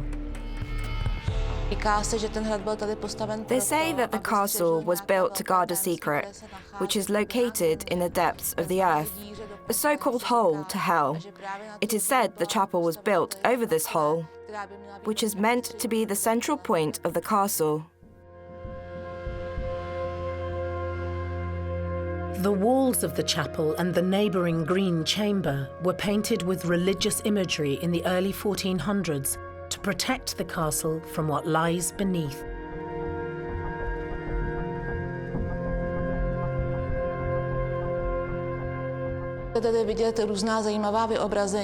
You can see here various interesting illustrations. You will probably recognize St. George killing the dragon. The interesting fact is that on St. George's Day, the first ray of sunlight after sunrise comes through the window to the spear and moves downwards towards the dragon's muzzle during the day until sunset.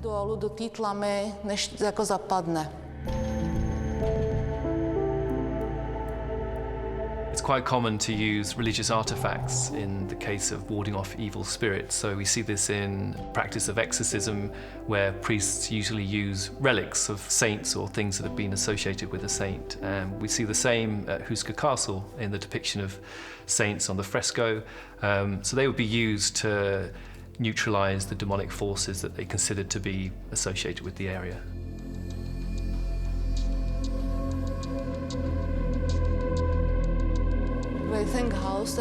This is St. Michael, who weighs the souls, comparing their guilt or their sins.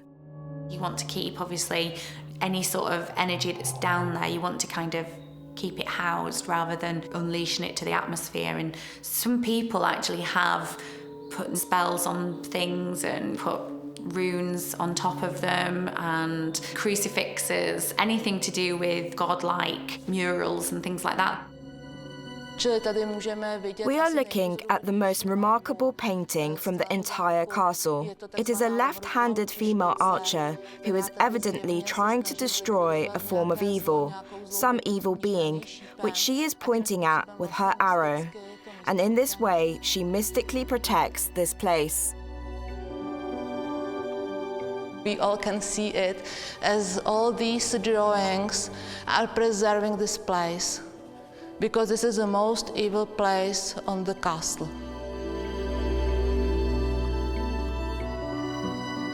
When you're going into any haunted location or space, especially dating back to the early, 1400s, your religion and the things that you believe strongly in are what protect you. So whether it's a painting, whether it's an amulet, whether it's a symbol, whether it's a stone, whether it's an herb, your intent, if you feel protected by it, that will protect you. So that makes total sense on why they would build a holy place above a place that they believed was full of darkness. When ghost hunter Andrea Trinity visited Houska, she noticed that it wasn't just the humans that were scared by the 13th century castle. When we arrived, there were 2 German shepherd dogs in here. They greeted us and played with us. When they came closer, suddenly they bristled up, got scared, and ran away from us to hide, as if we were soaked up with something strange. They felt it and ran away. Animals are very sensitive to things like that. It was not normal. Something strange.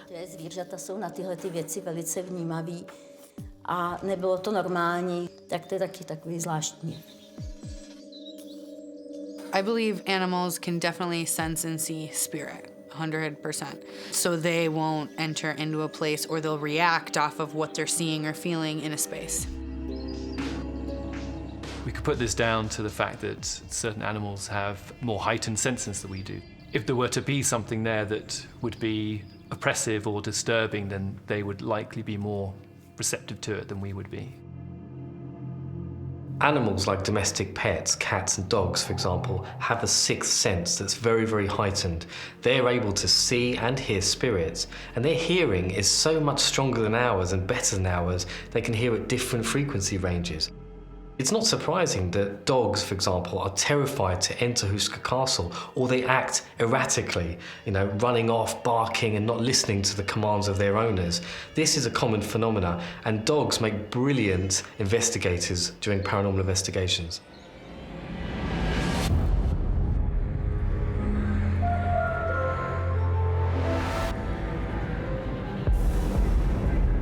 The paranormal energy at Houska is palpable. Castle owner Jaromir has learned to live alongside it. We hold a ball here every year. I usually hang around in our private space at the back. We call it a club. Lots of my friends were sitting there, and they called me over to tell them something about the mysteries. I came over with my glass of wine. I put my glass on the table, started to talk, and all of a sudden, my glass moved towards the centre of the table. I caught it after about 20 or 30 centimetres. Didn't feel any force. When I released it, it moved a bit more, then stopped. We weren't able to technically explain this incident. We couldn't think of any reason, because the glass wasn't wet, the table wasn't wet near me. We couldn't explain it. You can find evidence for technical stuff, but this movement of a glass is not possible to explain.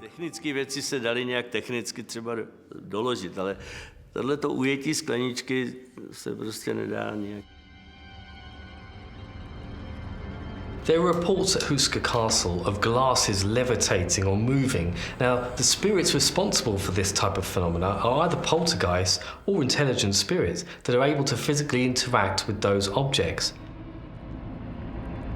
People would consider a poltergeist to be a spirit that can interact with our real material world. So there'd be a sense that they're autonomous and are aware of themselves and aware that we are there too.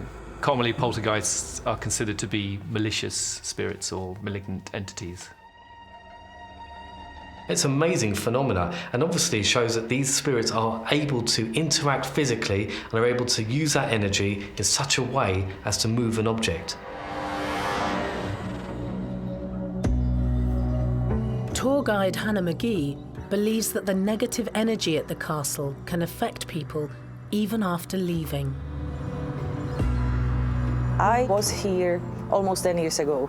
I felt a bit uneasy when I was entering the courtyard, but I had my dog at that time. He was sniffing around, and then he started to bark, and there was nothing except for walls around him, so there was no reason why he was getting so excited. But it wasn't major. When we returned back to Prague, I parked my car in the city center, and when I returned back 4 hours later, the car was gone. It was found by the police later on, trashed, stripped off all the valuables. But it is said that some people, after they left Houska, they were followed by bad luck. So I don't know if it was coincidence or just bad luck.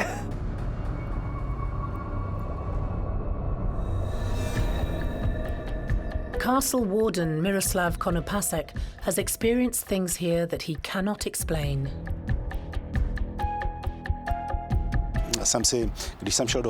When I entered the castle, there was always something behind my back. It was an unpleasant feeling. So I went to the castle one night on my own, and whatever it was, I seriously told it off. Nothing has happened since then.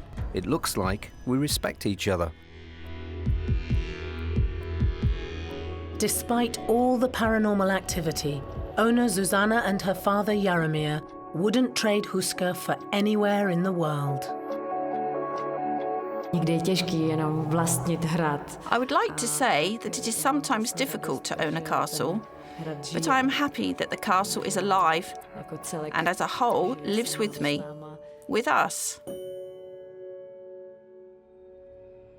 But do they believe that Houska is haunted? I hope it is, and I also hope that the forces are only good.